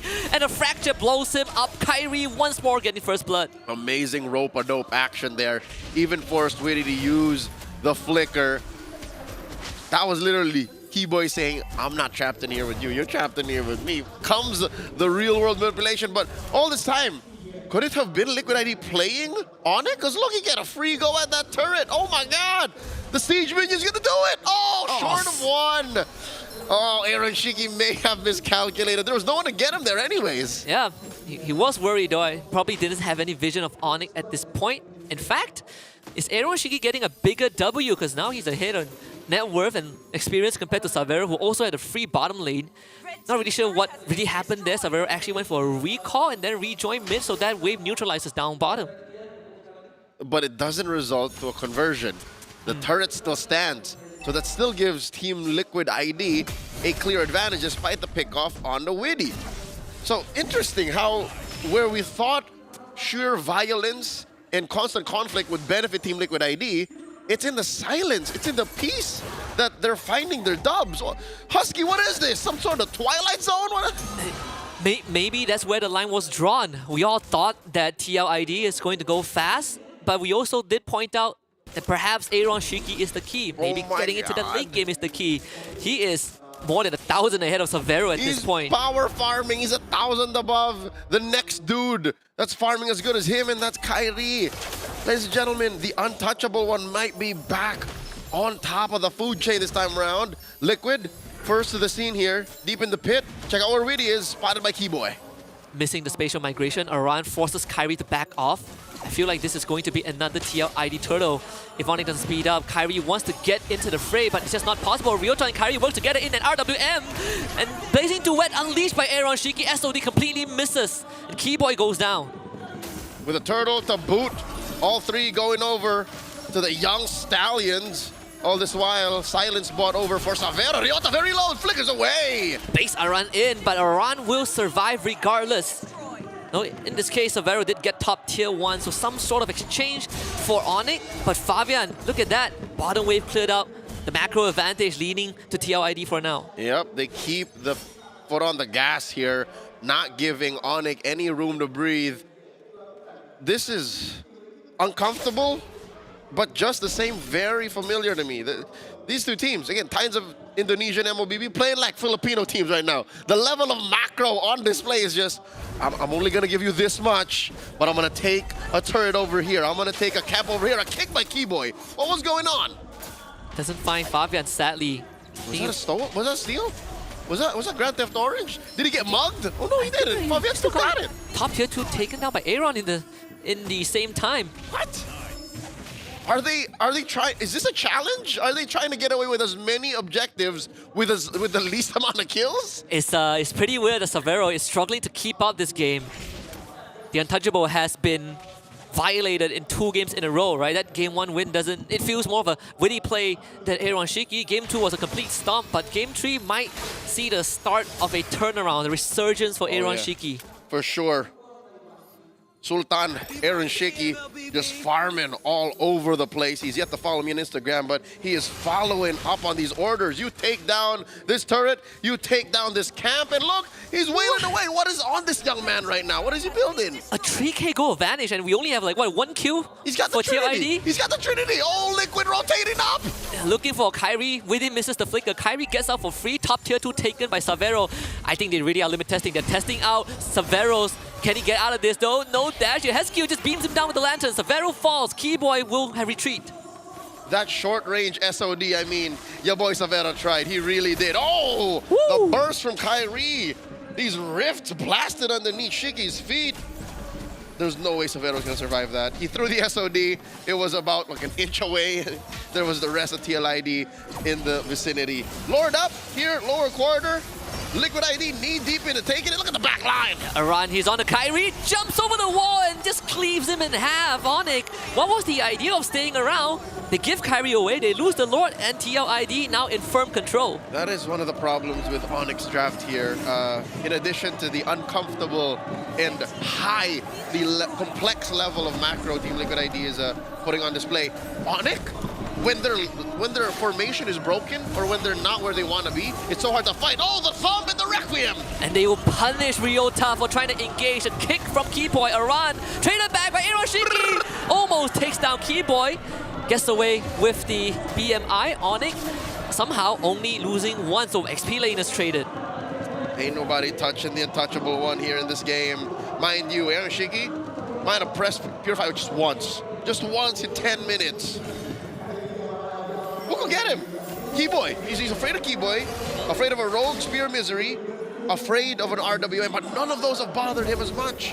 And now they're knocking at Onyx doors. Squinevich is looking a lot better. They want to take down the top inhibitor.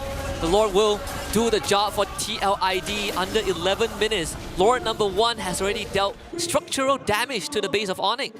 And that was just the first Lord, Husky. We're still sitting at 4 and 2. Onyx are looking to do damage control here. Are they about... is there a power spike they're looking for? I mean, it's like Severo on this Trinity is about as good as, you know, it's relatively gonna get. That and Sans, I guess. Maybe Sans needs one more item. Aaron Shiki just got Winds of Nature. He is a full item ahead of Severo. Yeah, if you're talking about gold laners as adults, Shiki's Claude right now is a 20-year-old man. Like, he's barely gonna grow. That's about as big as he gets. And that's it. Like, whatever his final item is just icing on the cake. Or even when you sell his boots, like, that's it. He's growing out fast. He can already speak when he just got birthed. Maybe that's how fast he's growing. He's a Benjamin Button type situation. No. He's just a fast grower. He's just a fast grower. He hit puberty early. He's a fast grower. That's what explains his 5,500 gold lead for Team Liquid right now. Onyx have had very little priority over anything. This is literally the opposite of game 2. If you cover the team tags and the player IGN, this could very well be an MPLPH game. Uncomfortable, not what we are used to, but it's still a breath of fresh air with how much control TLID has. Keyboy sees around, but that's not the target you want. Oh, because I don't know, there were 3 dudes in there. Seems like now he does. Even the orange is so difficult for Kyrie to even get a sniff of. Truly the untouchable if you have abilities that get you away from these situations. Aaron Shiki, he pops out bottom lane and he disappears. The wave is constantly shoving towards Onyx base. The only saving grace is Lauren is topside, so Onyx don't have to put too much effort into managing that wave, which is going to be super meaningless anyways, but still, it's a drop in the ocean compared to a heap of problem that they have. Yep. A lot of problems Onyx are dealing with right now. Number 1 is the fact that they can't even contest. Oh my god, what's Keyboy doing? He's gonna find a kick onto Witty. Witty will be able to get away, and Keyboy just disappears. Yehescu keeps him down. They committed quite a bit there.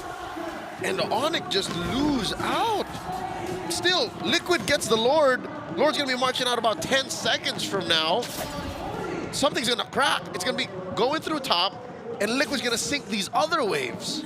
Yehescu just got a Lightning Truncheon. That's how far ahead he felt. Lightning Truncheon, Sky Piercer. If anything, Keyboy needs to find a kick that gets his target over a wall or some sort of terrain, because that one in the mid lane clearly wasn't far enough. And it's not like a game 2 Guinevere. Witty doesn't go down as easily as he did in the previous game. Witty currently just rocking that Anti-Keras and that Immortality. That's all he needs. Now they're inside the base. This already looks like a checkmate angle unless Onyx has something to say about it. Once more, Keyboy caught in a rough spot, forced to back off. Mid inhibitor crack. Witty goes in to find the cash. Sans commits the RWM, blazing to it to the bed by Aaron. Shiki Severo will retreat. SOD completely misses, but Onyx at least will defend the base. Aran knocked up, taken down by Sans, and Keyboy once more traces his life. There's a 2-for-1. No bushes to keep that Hilda safe. And it looks like Liquid is slightly slowing down. That is a 3-man defense from Onyx. They don't want to force this, especially with the way they've been playing the game so disciplined. Husky, about 15 minutes in, and Onyx are still figuring out, what is this Liquid? Who are you? Irreversible damage dealt to the base. Ryota didn't get to too much. Didn't use his Zolt, didn't use his Flicker. He just got blown up in an instant. And that's why we favored Onyx draft. Again, is because we know these two teams to be fighting teams. These are teams that like to get in the paint. These are teams that like to get dirty. But Liquid suddenly is germophobic. It's like, no, we don't want to touch anything. We just want to start hitting objectives. And like, if one of y'all dudes get a little too close, we'll get you, but that's it. I mean, TLID went from the LeBron James alley-oop slam dunk to just a Steph Curry three-pointer. Oh, yeah. Mid-court shot every few seconds. I love football. I love rugby too. Liquid is approaching a touchdown in the paint. A 10K gold lead, and Onyx can't even think of this 30-second lore coming up. If they could, they better start thinking of how to find Shiki. Touch the untouchable. Do the impossible. Give him a 30-foot free kick or something. Dude, that's cricket. That's cricket? I thought that's hockey. You punt. Hockey is where you're allowed to fight, and Onyx cannot fight Liquid right now. You're right. You have a point. There's no 3 minutes on the clock. You guys sort out your issues, all right? Because Liquid, I don't know how they do it. They just always find these pockets of space, and now they're playing with the inevitability of the firepower they have. The concealed play from Kiboy here gets spotted out. Revealed by the Lantern again. Onyx only has limited time to contest this because that bot wave is built up so huge. If they don't take care of it, that inhibitor is going to go down. It's a lose-lose situation regardless. Keyboy, he's desperate, finds the flicker kick onto Witty. Witty will go down, so does Keyboy. Eroshiki once more with the Savero gets away, but not Ryota, who goes down. Fabian returns to Lord Duty and Onyx forced to give up. The art of the turn, SOD throw now, nice try. But Liquid will still get away with so much more. Look at the damage put on by Onyx, but they couldn't finish the job. Husky, I'm impressed how Liquid could both take on the Lord, start a dance, and turn on the flick of a switch. Down goes Kyrie! What? A run almost solo killed Kyrie and Fabian picked up the pieces. Savero just got a rose gold media, but oh boy, without Kyrie and his retribution, this Lord potentially could be the game ender. Savero needs to be a hero again, but Eroshiki just goes in, becomes frozen in time, and that's more than enough for TLID to swoop back and take the lead. It's 2-1 in this best of 5. That's match point for the young Stallions. Shades of Game 1, how they march into the base, barely needing to pay attention to their opponents. One game away from moving through the brackets. The crowd is speechless or cheering for joy. So emotional right now in Jakarta for a game that was, I don't know, these teams are so two-faced. They're like, yeah, we don't want to fight, or yes, we do want to fight, but we'll never find the angle. The thing that I got after watching 3 entire games here, I feel like I understand one type of relationship here, which is the Hilda is supposed to counter any kind of assassin junglers. That's number 1. But number 2, it can do that, but not against a Suyo. So legit, like, I'm sounding like a broken record, but if the Suyo is not there, then we have a draft. And that is why Liquid put so much stock in Hilda, because it doesn't matter what Fabian is playing as long as Aran can keep tabs on your. No, honestly, as long as Kyrie doesn't get Suyo and then Aran gets Hilda, that's a problem for Kyrie. That's it. Like, how many times we see Kyrie getting, well, 2, but twice he basically got 1v1 by Aran, and Aran's just like, buddy, where are you going? Fun fact, by the way, do you guys know the average game time for TLID? Yes, I do. It's 17 minutes. It is 17 and change. 17:23. And this is 17. Which does show that they really like to go the distance. They like do. That's how they like to play. I mean, considering the ways that they like to play, this is substantially a pretty low kill count game overall. Kind of reminiscent of game number 2, but at the same time, I agree with the call that Leo made. They felt like germaphobes. They didn't really want to get in. They didn't like the ick. Exactly. For me, I kind of feel like, how do you even start? You have to wait for the Jushin to pull someone, but at the same time, you don't want Jushin to overextend. I suppose. Which is like, as a roamer, I'm like, you know, if I have a high loss, it's easier for me to engage. That's what I'm. That's what's weird. High loss was not seen in this draft at all. Yeah. In fact, I feel like this game was TLID waiting for Onyx to make the move. Yeah, exactly, right? yeah. They're like, Keyboy, come, get a kick or something, you know, start the fight. And it's Onyx hesitation that opened up the map for Aaron Shiki. That I can totally get behind, because Onyx, again, not as much space found this game, and honestly, a majority of the mistakes feels like it just came from Keyboy looking to try and kind of seep through the cracks. You know what? Honestly, after watching Ogwen, I kind of went to see a Kufra. Like, I feel like in this situation, instead of a Guinevere, I feel like the Kufra would be able to work well with a Suyo. Because with a Suyo, you just need someone to just go in, tap him, and then Suyo can do whatever he wants. Or, after we acknowledge our MVP, that is the untouchable Aaron Shiki, what if Onyx picks up the Kufra, put it on Keyboy? Because there were so many moments here when that's all Onyx needed. Just a stopper, just a bouncing ball, Liquid, please, and then they can go from there. It's a 007 for Aaron Shiki, right? Untouchable James Bond. Literally, this man is Mission Possible, bro. He does look a bit British. Okay. Man, I love the Irish. Too much. Not sure if that was the angle I was gonna go with, but I'll take it for now. I can see it. Overall, I think this game was a real testament to Team Liquid just trying to play as tight as possible, okay? So we've seen the line of which, you know, okay, that's a little too local. Now we're seeing the strong fundamental Team Liquid ID that we used to know before. But coming into Onyx, to be fair, the ball is in Onyx court. I do feel like at some point you just kind of have to let the RWM rip and then pray that you're able to kind of outplay the BMI. Yeah, and honestly, like, as Aaron Shiki got that MVP, like, looking at how the meta is shaping out, I feel like if Suyo is not there, then jungle is open. If Harif and Grange is not there, then it's a bit more open, you know? Okay, what if you open Harith Granger back up, bring up the Gold Link Classics, but you ban out both the Suyo as well as getting rid of the one-trick pony Iran's ultimate hero, apparently Hilda, and then let the assassins battle it out? I think that would benefit. Ready? 3, 2, 1, Liquid. Yeah.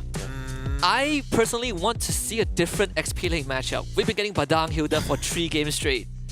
We've been getting different results in all 3, though. I can't believe that at this point I'd rather see a Hylos Gatot. Like, we haven't seen that for a while. Yeah. I want to see a Khalid. Yeah. I want to see CC. Yeah. Lucas. What am I saying?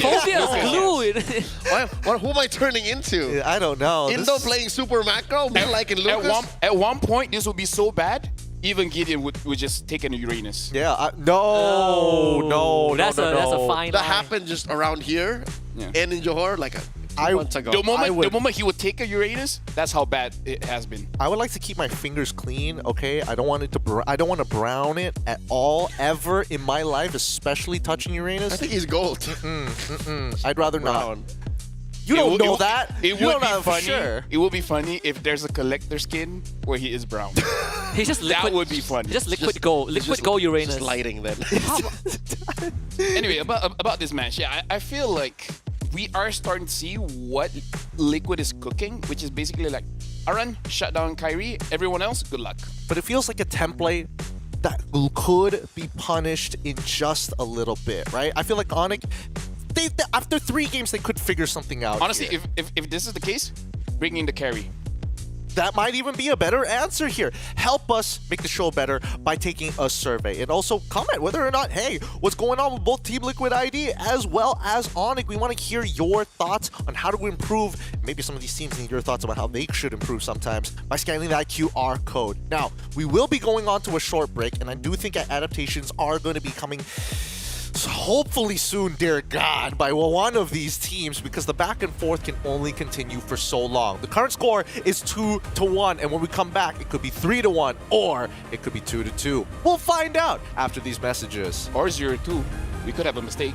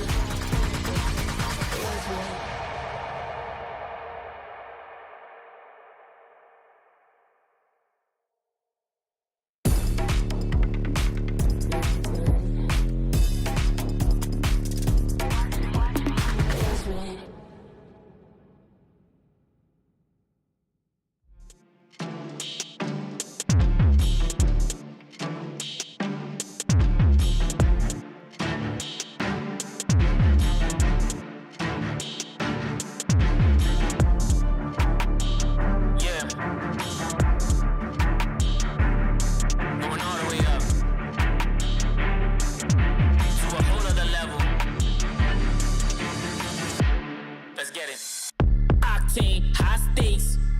No breaks, got me in a whole different mind state. All day, dancing in the flame while the fireplace. Long range, I took that shot, now I got them rocked in a hard place. Please don't play with the card. I go 8 when I pop. CZ, I'm on top. Sleeping.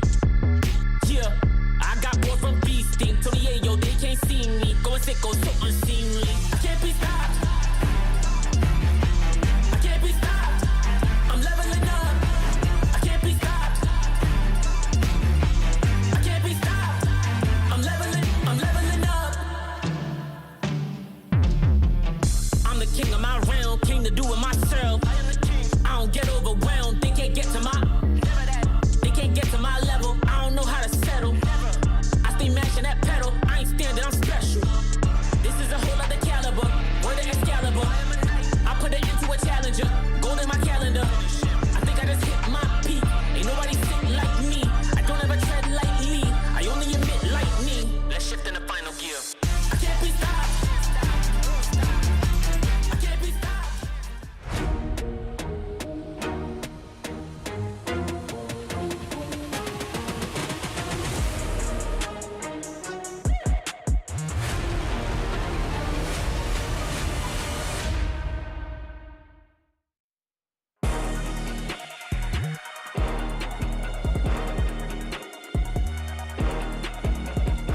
It's match point for TLID at this point of time, and Onyx, they need to bring out everything if they want to equalize this score and bring it to all 5 games. Welcome, you're watching the SPS Mobile Masters, and once again, everybody here is thinking about it. What could be the adaptations and the respect that must be given to Blue? Let the Fanny go. Hold up, wait. Whoa. I don't think it's that bad. We've Fanny seen red, it happen multiple times. Fanny red, Fanny red. Yeah. So yeah, red side is just way too bogged down. Okay. Kind of a meme, but at the same time, not really. Because Fanny is one of those heroes where you need great mechanics, right? How many times has that Fanny been banned? So how many reps do you have on that Fanny? I don't doubt that Kyrie and Fabian are still amazing at the Fanny. But compared to all the other heroes, they probably have less training time on that hero compared to the rest. Actually, it's a very good argument because when we looked at the top banned heroes, Fanny is #1. But win rate when banned, pretty low. I think less than 40%. Yep. Right? So I do agree that maybe we can let the Fanny go once. No. Oh, we already met here. Yep, we're already got here. the Suyo, so it's going to be a 2-2. Whoa, Kalea, Hilda, and Joy. I mean, they're really racking up. Everything. I mean, they've got a lot of die from the side of TLID, and once again, Aran will get his hands on the Hilda once more as we move on into the second phase of the game. What are your thoughts on this, Fel? Onyx banned the Sicilian. If they let the Sicilian go, it will become a problem. Okay. Suyo can't deal with it. Farsa, early sure, but Sicilian will outscale you. What if ban Sicilian, take Tigro, if he doesn't get banned by TLID? Okay. I mean, the draw has, I feel like it's going to be a one-off. If not, like, banning out the troll from TLID also makes sense as well. It's kind of a 50-50 on that department. Yeah, because honestly, like, for again, by the way, same EXP. It's going to be Balang Hilda. You know, when I say XP is a dead lane, it is dead. At this point, you can convince me that they're married. I've only seen married couples fight that much. Oh boy, it's true. The Badang runs away from the Hilda, right? So, you know. It's just the way things are. It's the natural order between these teams. Like, just to back him up, I would run away too. Yeah, I mean, I wouldn't. Hilda is allowed to use an axe, but not Badang. Hey, he's got to use his fists, right? The good old knuckle sandwich. He's got those Wakandan arms, man. I'd reckon that's stronger than an axe. That's the tick ban. Oh boy. All right, so the tick ban does eventually come through, but the same goes for the Farmist this time round. I mean, so far it feels like the position of Onyx is still trying to say, hey, this Badang could technically be flexed for us. You put so much emphasis in the second phase on banning out potential supports. Valentina once again. Valen ban. So can we like switch it up, put Badang and Rome, and actually pick up Lucas? Like, can we do it? Because Lucas is actually quite good against the Joy. What about Glue? Oh, that's the Severo carry. All right. Okay. I mean, we did mention it. We called it early. Yeah. We did call it early, so this is no surprise to anybody just yet. But they still need to finish eventually finish off their composition. And right now, they're kind of going in blind, right? It's flex click for flex click, but they have to figure out what they want. And it looks like it's disengage or re-engage with the help of the AOG. They need a bit of burst. Liquid needs burst here. So the only difference is... No VAR. No. The only difference for Onyx draft is they have a different gold laner, right? This is exactly the same copy as game 1, but instead of a Harif, it's a carry. I actually like... Maybe... I don't know. Like, Vexana is a good mix of control and damage, but we haven't seen Vexana for a Is while. Yves still there? Yves is still there. Yes, Yves is still in the pool, technically. Wait, says he's open. I mean, they should go for it. All right. Is anything stopping Sicilian here? Yes, the fact that you have a solid front line. Like you're taking your targets closer to you, if anything. I mean, you can still get out of it, right? You just need somebody to be, the mid lane to be an anchor. Oh, I don't know about this one, though. Artillery versus the AOG? But it's technically still artillery versus artillery, and then you have the Kalia to reposition. Yeah. Time to take a dive. Okay, I mean... The only thing is just that Kalia and Eve really doesn't have that much kill pressure in mid. That's not them alone. Yeah, no. Which are you liking more, Team Liquid or Onyx for draft? Honestly, because of the carry, I actually like Onyx draft more. All right, hey. Those are the words from our professional analysts here at the set. Let's give it over to Husky and as well as Leo as they take us in to game number 4. Potentially a match point. These two titans of Indonesian MLBB are looking to secure that slot in the upper bracket. And can they move on through? Well, the answer for Onyx ID will be answered right now. You'll find out if they can use this carry, which we've seen a lot of Savero on. Husky, how are you feeling about their draft here? Is this enough to take us to game 5? I hope it is. My main concern right now is Onyx draft. Is again the same carbon copy from game 1, except for Savero's hero. But on top of that, both teams have tools to peel for their teammates. But Liquid ID has a better peel overall, I feel, with the Kalea and the Hilda. But for Onyx, once Keyboy and Ryota are out of position, that back line is gonna get run down. And that back line is composed of Sans and Savero, who are rocking Purifies. If you remember game 1, there was no such Purify. It was a flicker on Savero. Now he learned. He learned the lesson. Into the land of Dawn we go. Team Liquid starting off strong, securing the... Oh, wow. What a steal by Onyx. Wow, they actually got it. I think Suns took it the last second. Good blast. Every time up against a Kalea, you want that bush control, and Keyboy, he's going to be forced to stick around a bit more. Sans will have to follow him around every now and then. Aaron Shiki obviously punishing Savero a little bit with that spear. Every time it's back up, you just throw it at Savero, you back off, and just freeze the wave in front of that turret. And that's why Onyx is putting so much pressure on Ereshiki. They learned their lesson from game 3 to not let the untouchable go untouched. It just doesn't work that way. Just keep touching, spreading that germs on him. Yeah, making sure that he doesn't get the farm and the EXP good to scale up into the mid game, because that's where I think Team Liquid ID has to start punching back. If not, oh lord, Onyx fights are going to be so much better. We saw Onyx taking it a bit too slow in the previous game, and TLID got to run away with basically no cost. I feel like if I'm Ryota, I want to get out of the lane first, because he has always been second, right, in the past 3 games. It's all easier said than done, forcing a flicker away from Witty, because Aran is... Hold up. Folks, Aran's rocking Vengeance. When was the last time you saw a Hilda rock Vengeance? Never, I think. It's been so long. I think it's just to take out Savero, right? It's like Dare hit me when I have Vengeance online. God forbid. You go down, solo kill potential. Aaron Shiki dancing with death. He gets away. Kyrie gets Turtle. All right, that is a win for Onyx in the Turtle Pit and as well as the Gold Lane, a TKO. Now they're bearing hard on the orange. Fabian kicked out of his own jungle. Only RWM is left. Yehezkiel will let it loose. Here comes SOD. Connects. Aaron Shiki to the back instantly. Takes out Sans for first blood. Orange buff taken away by Kyrie, but he now needs to find a way out. Snipe not enough to take out Yehezkiel. He wants to get close, but slowed down by the retribution of Fabian. And Aaron Shiki takes him down. Keyboy late to the party. He wants to punch him down. Will find a trade, but it's 3 for TLID. This is the opposite of what happened in game number 3. Sheer violence, brutality, and kills all over the board. Ryota gets away. Oh my god, 3 minutes in, already a huge trade for Team Liquid. felt like a bit of a mistake for Onyx to fight in those tight corners. TLID willingly took the fight. All these splash damage from Yehescu, Aaron Shiki, Witty. Felt like it was forced. I understand the initiative to take the lead, but that's not how you do it. Oh! Iran pops Vengeance, buys time, still goes down, punished by Kyrie. All right, yeah, he knew he was going to die. Most likely, the next few members of Team Liquid ID were very far away.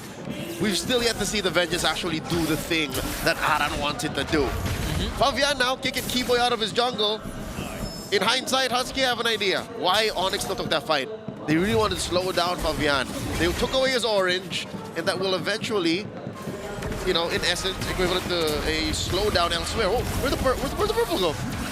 It was taken by Favian, Keyboy, AOG outs.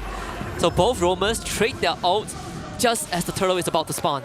All right, Turtle up in 10. And so far, Savero is still winning the lane.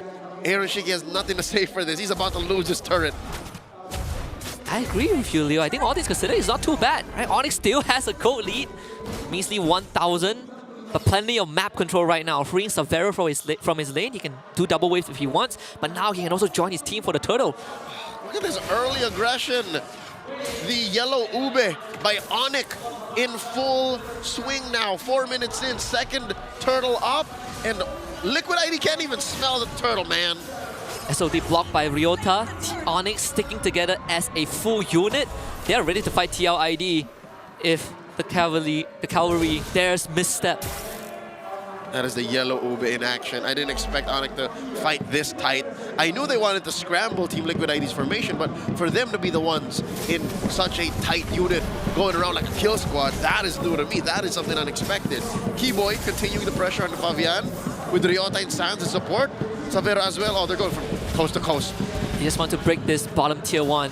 Aaron Shiki cleared the bottom wave, recall, and went for another lane swap, but in the end, it's Onyx being one step ahead. Both side lane tier 1s now go down. I'll double you down on that, Husky. 2 steps ahead, because that's 2 turrets. The 2 side lanes were in. Aaron Shiki was hoping for some breathing room. Aran, Vengeance catches a lot. Keeps him alive. RKO from Witty. Keyboy misses AOG, but has revitalized. Fabian gets caught, able to get away. And Aaron Shiki finds the kill on a Keyboy. TLID somehow makes it out alive. Keyboy down, spends quite a bit of resources there. His revitalize, his ult, and Team Liquid ID punish him on the way back. Oh, is that a steal? Steal stole it. Stole! The bird! The bird stole it. Maximum range! That must sting for Fabian. He didn't have retribution. So even the Leon and Crystal wasn't enough. Not even a basic. Not even a basic. Savero baited in slightly by Aaron Shiki. SOD connects. Aaron Shiki will find a punish. Very well done. Ryota late to the party. Can Onyx find a punish? Aaron Shiki has chance to free hit right now. Yehescu also is here. Keyboy waiting on the taunt. Now flicker on by Ryota. Takes down Aaron Shiki. Good confirmation as Keyboy gets brought back. No, Sans gets brought back and falls. Kyrie barely misses Yehescu. Scrappy fight bot side. Oh, Witty splits up. Aran runs away. Kyrie here and Ryota going in. And Witty should be confirmed. Wasting so much time. Fabian not only dealt massive damage to mid-tier 1, but now it's going to take away the purple buff of Kyrie. Still not equal. Still not even. That's 2 buffs stolen away by Onyx from the Usurper. And they still have 1. That's a grudge that Fabian is holding. And he knows his breath, man. He's not going to blitz a turtle alone. Instead goes for his orange, while Onyx goes 3 for 3. So in the end, TLID did take mid-tier 1, which does open up a bit of that macro advantage that they want. Kyrie sets up top wave. Purple buff coming back up. TLID, they're just gonna line themselves up to protect this. Yep. Good news for the cavalry. According to my calculations, if they're right... Oh, wait, Witty looking for a quick escape there. Oh, conceal! So out of position, Witty will have to flicker from that. I believe that's also a retribution used by Kyrie. According to my calculations, again, back to it. If Team Liquid can keep a 1,000 to 2,000 gold lead off of Onyx, like keep it, relatively close, and the game overextends, they might be able to take this, even if they are behind, as long as it doesn't balloon out of control. We already saw the dive potential, not just from Fabian, but Aaron Shiki with the SOD to catch Onyx backline out of position. Every single time Ryota and Keyboy are not there, people like Savero, Sans are so exposed. Yep, if you see there, the gold distribution, it's not exactly funneled into a singular nor secondary core. It's just across the board. So this is good for Team Liquid ID. It's a silver lining for them. But for Onyx, again, you just do your best to try and push forward, try and farm up. Now, the SOD hitting Keyboy, allowing Eroshiki to relocate, but I don't think that's enough to save that tier 2 down bottom. It's going to go down one way or another. That's allow Eroshiki to be one step ahead himself, already with the rest of his team. I think even Kyrie was trying to find him just now, couldn't get it. The Feather Airstrike used very early, right before the Lord spawns in 20 seconds. Holy Crystal for Fabian though. Yep, should still be off of cooldown. I don't see that as a problem for Sans this time, as both teams are jockeying for position. Long lane control is going to be key here. Onyx have ill intentions over Eroshiki. I wonder if they know the untouchable is here. Oh! The Spear of Misery! Severo is a bit off that base setup, but now out of position again. Needs help from the rest of his team, but the rest of his team is just too late.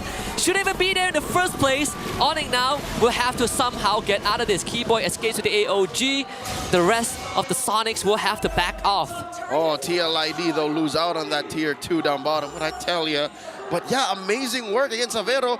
May have, underestimated the amount of damage coming out of ARG because he hesitated to press the Purify. He's like, no, I'm going to take it. The rest of Onyx. And then now they're down a man, but it's still not out of the woods for Team Liquid ID. They can't go for this Lord, not so fast. They set out the lure, but Liquid ID, they just took it. They took a big bite. Now they threaten the Lord. Bot T1 goes down. Eroshiki can do this forever and have the SOD too. This dance favors Liquid ID. And now the Lord is at half health, less than that.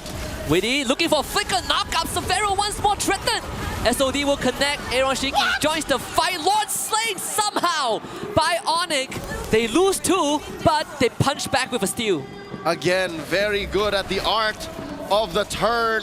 Liquid ID may have gotten distracted from it, allowing the new general, the leader of the Riot Army, Ryota, to steal that Lord, and they get away with it. Again, it went from worse to bad still. Onyx have to defend this. Liquid ID in your face! Sans out of position will be punished by TLID. This Lord might have been stolen, but it's a drop in the ocean as Liquid ID takes it down in front of Onyx base, and Onyx even losing holy defense mid. Imagine the disrespect. You got a Lord, yet it just marched about 6 inches out of your doorstep and slipped on a banana and broke its neck. Onyx, sure, stop the bleeding, but are currently bleeding. They're down 6 kills, 11 minutes in, currently about 2,000 between them and Liquid ID. Liquid ID are now positive on the map. They are. That's a violation on the Lord. Yeah, remember when it was Eroshiki dodging Onyx kill squad? Remember when it was Witty just trying to save Aran and Aran just popping Avengers for misery, for desperation? The desperate measures on this Hilda. Now, suddenly it's Liquid calling the shots. Onyx, they have to find a way to stop these off-angle engagements. I don't know if they start with taking down Shiki. I don't know if they start this by taking down Yehezkiel, but I don't think Severo is reaching his full potential. Like, they're not getting Severo where he needs to be. I think on top of that, another problem is Keyboy and Ryota have too much on their plate, too many targets to stop. And even if they do stop an initial dive, you still have Witty, you still have Eroshiki, like you mentioned, Leo. You pointed out those off-angles engages that Onyx have been struggling with. Which is so interesting, so curious to me. Of all of the things that Keyboy and Ryota have to do, is it just that Liquid ID are so good with playing with space that, look, Husky, not a single Purify on any of these heroes from Liquid ID, yet they still get away from these full combos from Ryota, yet they still are able to walk away from an AOG. I think because of the crowd, the zone control too, RWM, Aran is finding great target as well. He is able to cleave Sans, jump onto Severo, jump onto Kyrie, and no one is going to take him down, especially when he pops Vengeance. Witty is healing them up as well. This Kalea passive really showing off the potential. And that's why lineups like this work best for Kalea.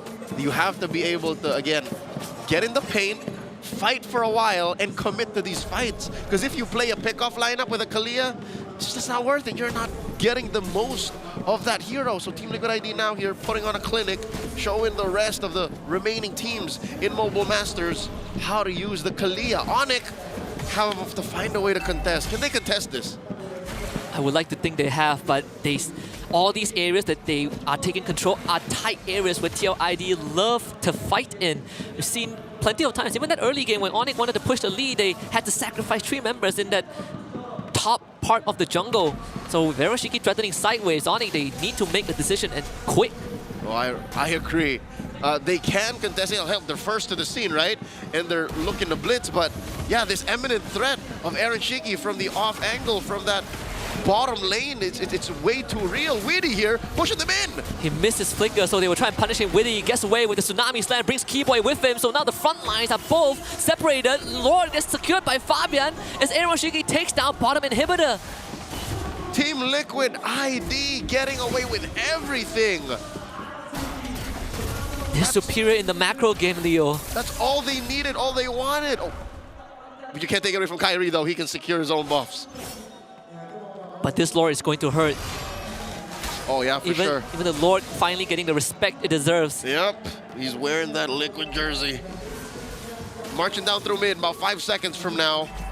Onyx have to figure out a way to defend. Luckily, they have very good high ground defense. A punish coming in from Ryota. We've seen it from this angle multiple times this year alone, wherein a Badang can find 3-4 members out of position. You can also do it via Keyboy. As long as Sans finds a way to stop the bleeding from at least 2 lanes, this is very possible. Onyx can still defend. He's rocking the Indonesian folklore hero. If there's any time to make a play, this is it for Ryota.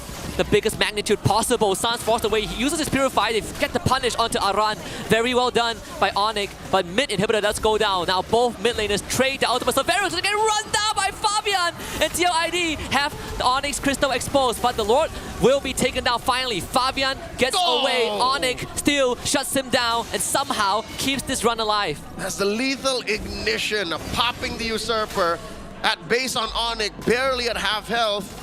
Standing strong. It's not over till it's over. The Sonics at Tennis Indoor Senayan rejoice, but still, you can't deny that they are sweating bullets right now, Husky. That last inhibitor dropping up top is not good news.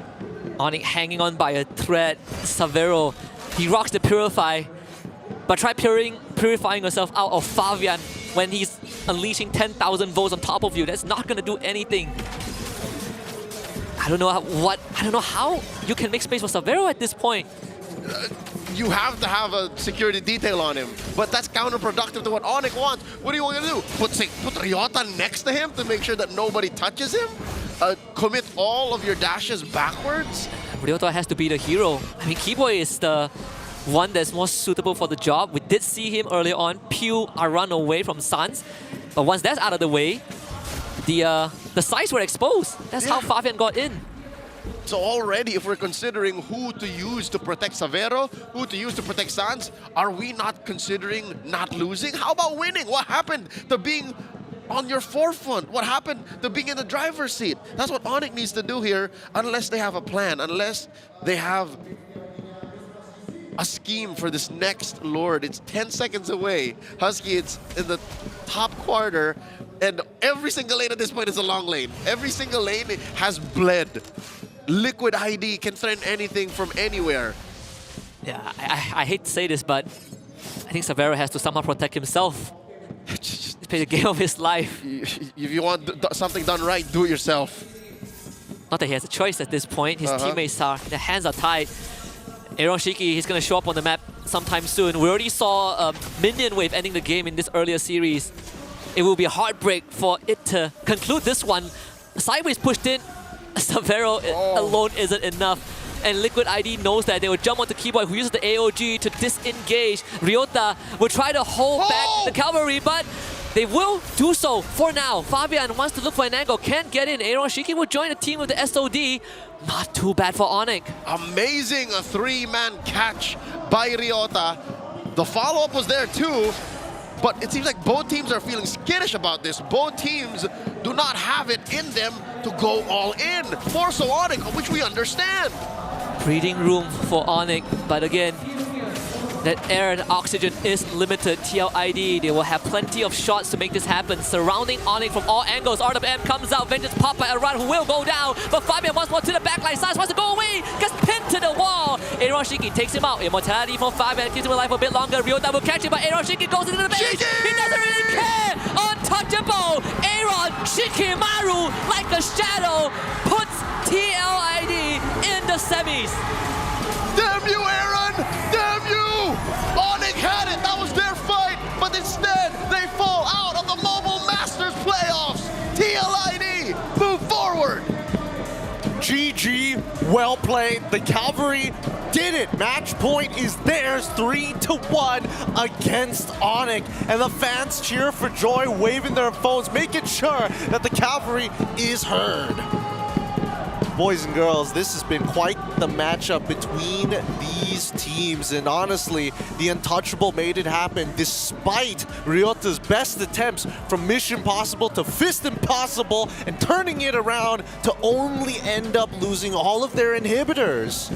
I gotta say, man, like in this game, if I want to say it, is like Onyx ID, if the game is honest, they're looking good. But TLID, they got a lot of deception, man. Like every single time, they're able to trick Onyx ID. It's like, hey, I'm waving my hand here. Look here. And then something else is happening elsewhere. Like, and I feel like the one that got caught the most was Savero. Every single time he felt like he was safe, he was the first to die. Liquid pulled a trick from an old member of Team Liquid. He's a legacy. He's a force of nature, if you will. And he's done this multiple times. And it sucks that he's played for a different team now. Very happy for him still, but Aaron Shaky with that split push, beautiful. I mean, even remember the second turret down bot. Savero thought, turret, no HP. I can push this, no problem. Aaron comes in and then kills him. Mind you, early game was good by Savero. Dengan split push dari Aaron With that being said, Shiki. let's have an interview with Aaron Liquid Shiki. Indonesia memulangkan Onyx Indonesia dari negara yang sama, dari regional yang sama, Indonesia. Yes, you are right, Monica. That was an intense series. However, Aaron Shiki, if I recall correctly, just a few months ago, we were together in Malaysia, right? Johor Bahru for the Snapdragon Pro Series. And you guys got sent home by Onyx Indonesia. Is this your revenge? Apakah ini balas dendam dari Aaron Shiki dari tim Liquid? Ya, benar sekali. Oh, he answers, yes, this is the revenge. But what about, what's the difference between, apa yang membedakan mungkin pertandingan kali ini dengan sebelumnya? Kalian lebih jago kah sekarang atau lebih pede? Gue cuma mau nyampein kalau sebenarnya ini tempat permainan kita. So this is their game. But Rose, tomorrow they will be facing another Indonesian team. Jadi besok kalian akan ketemu lagi dengan tim Indonesia lain. Ada RRQ Hoshi. Bagaimana kalian masih sepede hari ini kah? Pede banget. Oh, they are. You know what? I can say that, they're very, very hungry for a victory. And who knows? This could be TLID's season to get a victory. But before that, Aaron Shiki, I just have one last question. When you were doing that split push with your Moskov, what was going through your mind? What were you thinking? Pas kamu lagi ngelakuin split push itu dengan Moskov kamu Aaron Shiki lagi mikirin apa? Lagi mikirin Ryota. Why? Because Ryota dark system. Oh, wow. Okay. Very different Aaron Shiki in Indonesia, huh? In Malaysia, he's such a good boy. No. So let's ask Aaron Shiki. Yes. Which is the real Aaron Shiki? The one Rose met at Malaysia or this one? Benar sekali. Lupa lagi Aaron. Jadi Aaron, kan kalau kata Rose waktu ketemu di Malay itu good boy banget Aaron Shiki. Kayaknya sekarang berbeda. Yang mana Aaron Shiki yang asli? Ya ini gue udah menang, yay. You know what? He's fired up, and I'm pretty sure he is tired. That was an, incredibly long 3-1, especially the first game. It was like 20 minutes plus. So congratulations, Aaron Shiki. I'll see you tomorrow on your match up against RRQ Hoshi. And with that, let us show it back to the panel. Thanks, Rose, and as well as Monica, you heard it first from the Untouchable. Man, feels good that he's kind of coming back into that form we were hoping to see. Yeah. I feel like the moment it's not a front to back. Onyx is like, how do we position? Like even remember game 3 and then game 4. It's just like someone is coming from the side. Either it be Aran, Weedy, Aaron Shiki. Game 3 was Aaron Shiki with that class. So it's kind of like if you're coming from this angle, bro, trust me, we know what to do. The moment you guys split, I was like, hold up, hold up. Yup. Keep it in my face. Don't go for those back shots, brother, man. You gotta make sure that you can position. I don't know if I would use those exact words. No, you would use exactly those words. I want to see where the shots are fired. They were more like side shots. Yeah. I would agree with you that they were side shots, but regardless, when you're looking at this game, there were so many moments where it's like, technically, Onyx has tools to outplay a lot of these scenarios. I mean, like, here's the thing, right? Ryota was the only one that didn't die. Man was holding up an entire nation, dude. he was supposed to frontline, and the one that died the most, Sans and Savero. I mean, sure, Keyboy as well, but we gotta look at this. The damage dealers died the most. So either we have 3 options here. Their positioning is bad, number 1. Okay. Their team didn't protect them, number 2. Ooh. Number 3. TLID is like they don't care. They know how to snipe you. I think it's likely 3. Yeah, I think that's likely 3. I mean, Savero had more net worth than Aaron Shiki somehow when the game ended. Yeah. And then his team sold him out at one point at bot tier 2. Look. I don't know how to put it, right? They watch him die. Actually, I remember that. Like, they were looking towards him, and then I think they saw a run or someone else coming in that direction, so they immediately paid attention to that person, and then Aaron's like, my time to shine. And he went in, and then guess what Savero did? He didn't press the Purify, and then they died. I'm telling you, TLID is really good at just watching the eyes of the members of Onyx. As soon as the tunnel vision starts to set in, TLID really take full advantage. And I mean, even for Yehezkill, right, despite having 0 kills this game, his RWMs are so key to not only buying the time that Aaron initially with that, again, Aaron on a Hilda, not exactly your traditional engager, but the chip damage is enough to kind of set it up for the Joy at the end of the day with Mr. Flavor Flav. And game 3 and 4 were won by almost the exact same method, the macro, right? One of the 2 main conditions for Liquid ID and how they like to play. First, they snowball you, then if that doesn't work, they play macro, and they did number 2. They macroed their way to the win. They did number 2, yeah, they did. So it gives us a lot now since we're watching this game or talking about it in hindsight. The spotlight on our MVP, Yehezkill, the Ghost. He strikes again, which is very similar to his playstyle, as Husky mentioned in game number 3, wherein it's an invisible threat he's presenting. He really didn't kill anybody, dog. Nobody died because of the Crystal Void. Nobody died because of the other. It's instead of just, y'all watch that movie, that thigh horror movie from the early 2000s, Shudder? Where there's like a ghost on his back. Yes, and yes, he's like, yes. Why is my back always painful? Why is it so heavy? That's what Yehezkill is. He's like, he's the constant threat and like that uneasy feeling of, dude, we can't fight this. There's an RWM, there's a threat of that Eve here that changes the way we fight. We don't want to do this. Let me just say, I'm so happy seeing TLID play in game number 4. Because if they keep on game number 1, number 2, I don't know how long I'm going to last tonight. I'm going to be honest with you guys. I think 2 was the threshold. I'm happy after game number 2, they're like, guys, wake up. We need to have some modern warfare here. We can't just be living in the trenches of World War I. We've learned from this, guys. We can't wait for them to starve. This is not a castle, all right? Look, the siege is painful enough to watch, but at the same time, it feels good that at least TLID still know that they are part of that cavalry, right? That they got Shiki's eyes. They got Shiki's eyes, at least. No, remember, Aaron Shiki, he's not just the untouchable. You can't see him. All of a sudden, he's in your base. He's invisible. That's how he does it. That's how he does it. He's Aaron Cena. You just Aaron Cena. Aaron Cena. Yeah. Doing a great job here, but I don't know, it doesn't inspire confidence just yet. It took them all the way to game 4 to make this happen, especially against a team like Onyx. And overall, if we're talking about... Wait, what do you mean, especially like a team like Onyx? Hey, because again, we were expecting, and y'all were expecting, by the way, with your predictions, that Onyx was supposed to take this game away. I saw the 3-1. Yeah. Number 1 fan. Oh, yeah. You saw the 3-1. I was losing confidence. I put 3-2. Yeah, I guess my prediction was wrong. Yes. You were 4-7, dog. You were predicting the best of 13, by the way. You were wrong in this universe and like the 3 others. Collectively. I need to talk to Dr. Strange about that. Hey, look, the singularity isn't going to work every single time. But even so, it does bring joy to the Cavalry to see them move on in this fashion. But I hope things are going to eventually change. That's actually going to be interesting because they're going up against RRQ. Yeah. Where, as of right now, in the competition, I believe TLID has the longest average time, and RRQ Hoshi has the shortest average time. Because they got that 9:30 game. 9:30 game. So it's another clash of things. Of the slowest and as well as the fastest. Now, let's look at the updated bracket in case you guys are tuning in and missed out those 4 games between these two teams. We now have our top 4. In the semifinals, it's going to be Onyx PH up against Falcons. It's going to be RRQ versus TLID, PH on PH, and ID on ID Violence. Tomorrow is Break Leo's Heart Day. You have to make me choose between Onyx Philippines and Falcons PH, and then Soul Kingdom versus TL's #1 fan? At least we are guaranteed ID PH finals.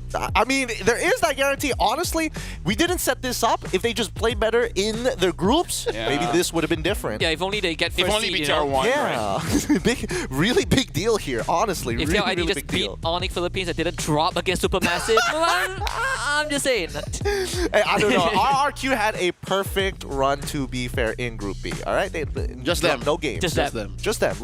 Well, Onyx also had a perfect run. I'm so confused. they right now. didn't get 2 O's. They lost the game. They They did lost. drop a couple of games here and they there. did. Not all the games are going to be as smoothly in the Mobile Masters in the groups as it is going to be in the playoffs, but hopefully the level of play is going to elevate as the days go by.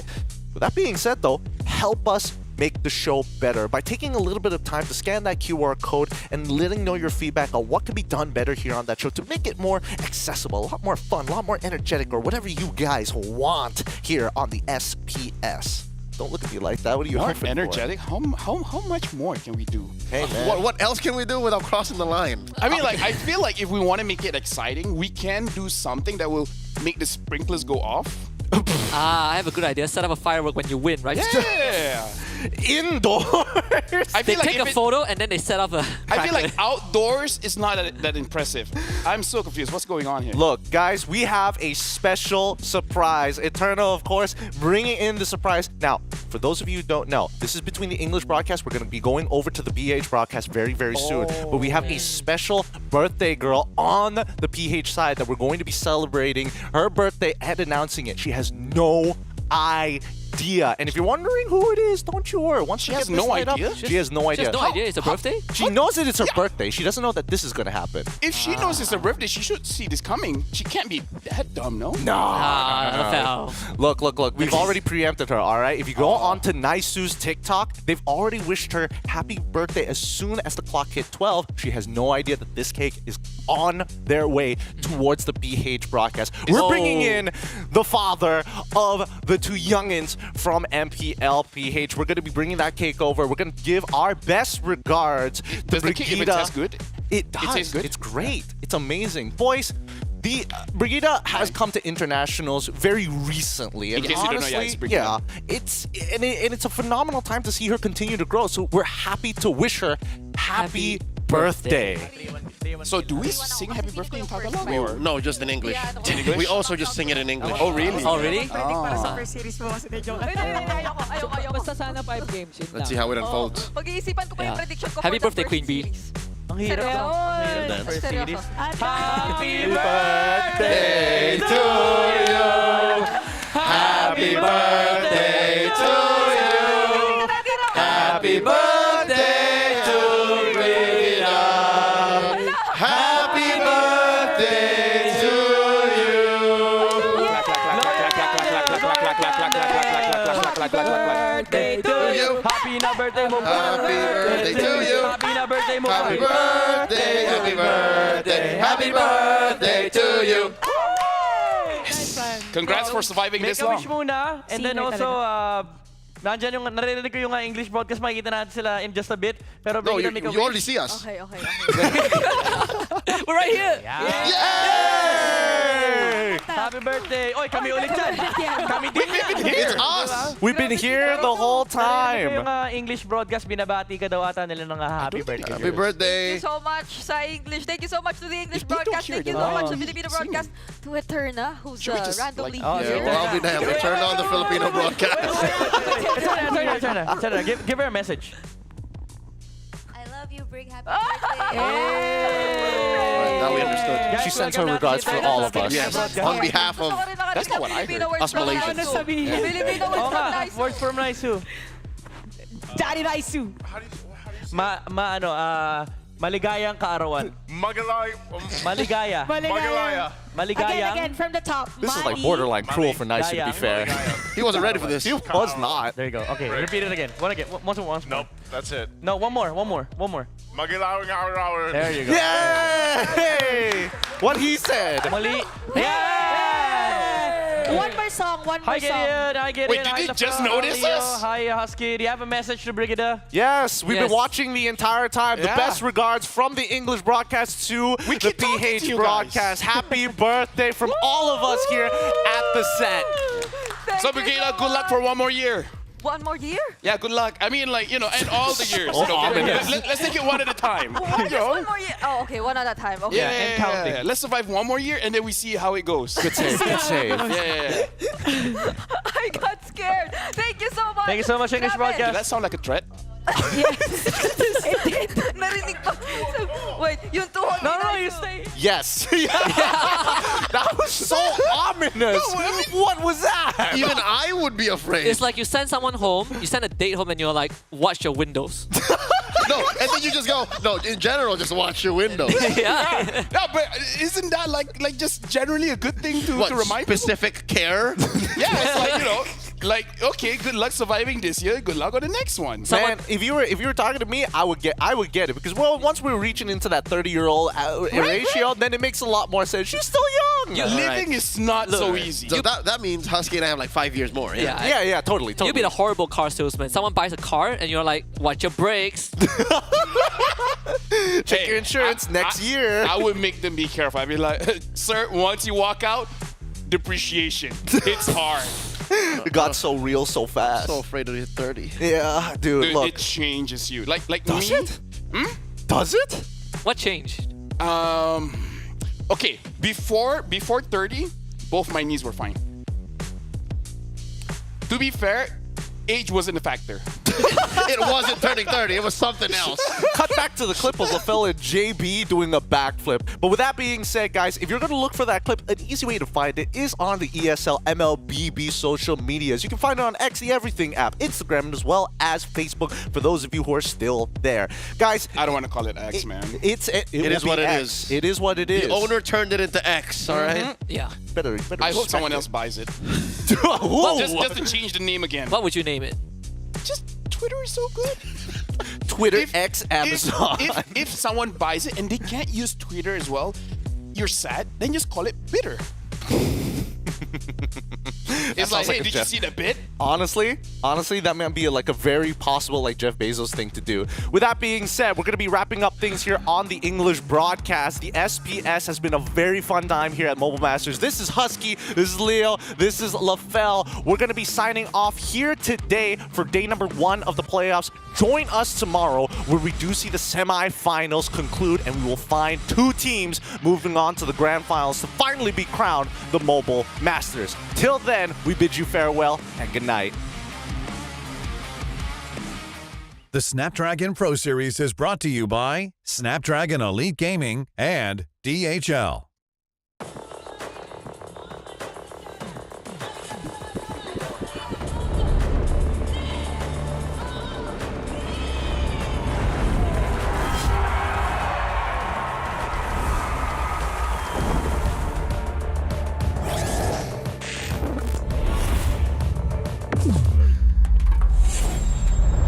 Let the weak melt away. Killing spree. Got easy. Taking the kill back.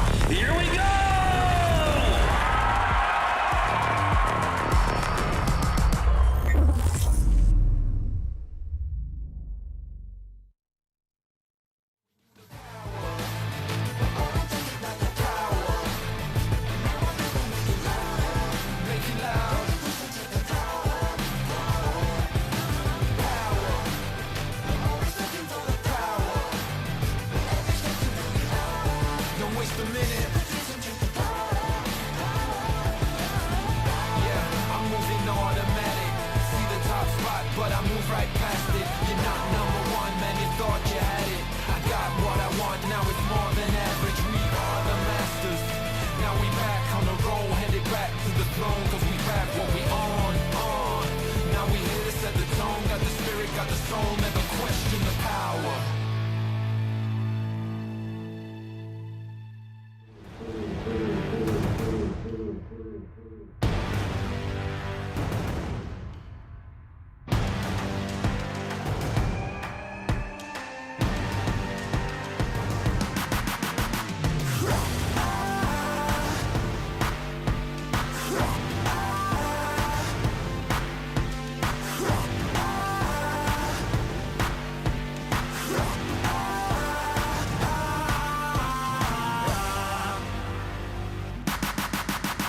They wanna go far, we go farther. They working hard, we're working smarter.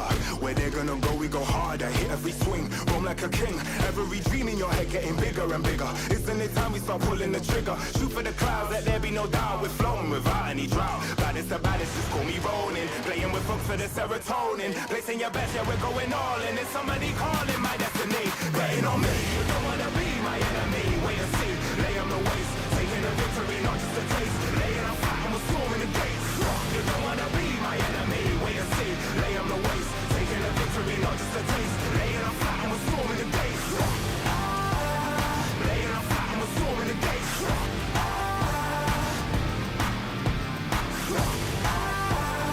Laying on flat and we're storming the gates.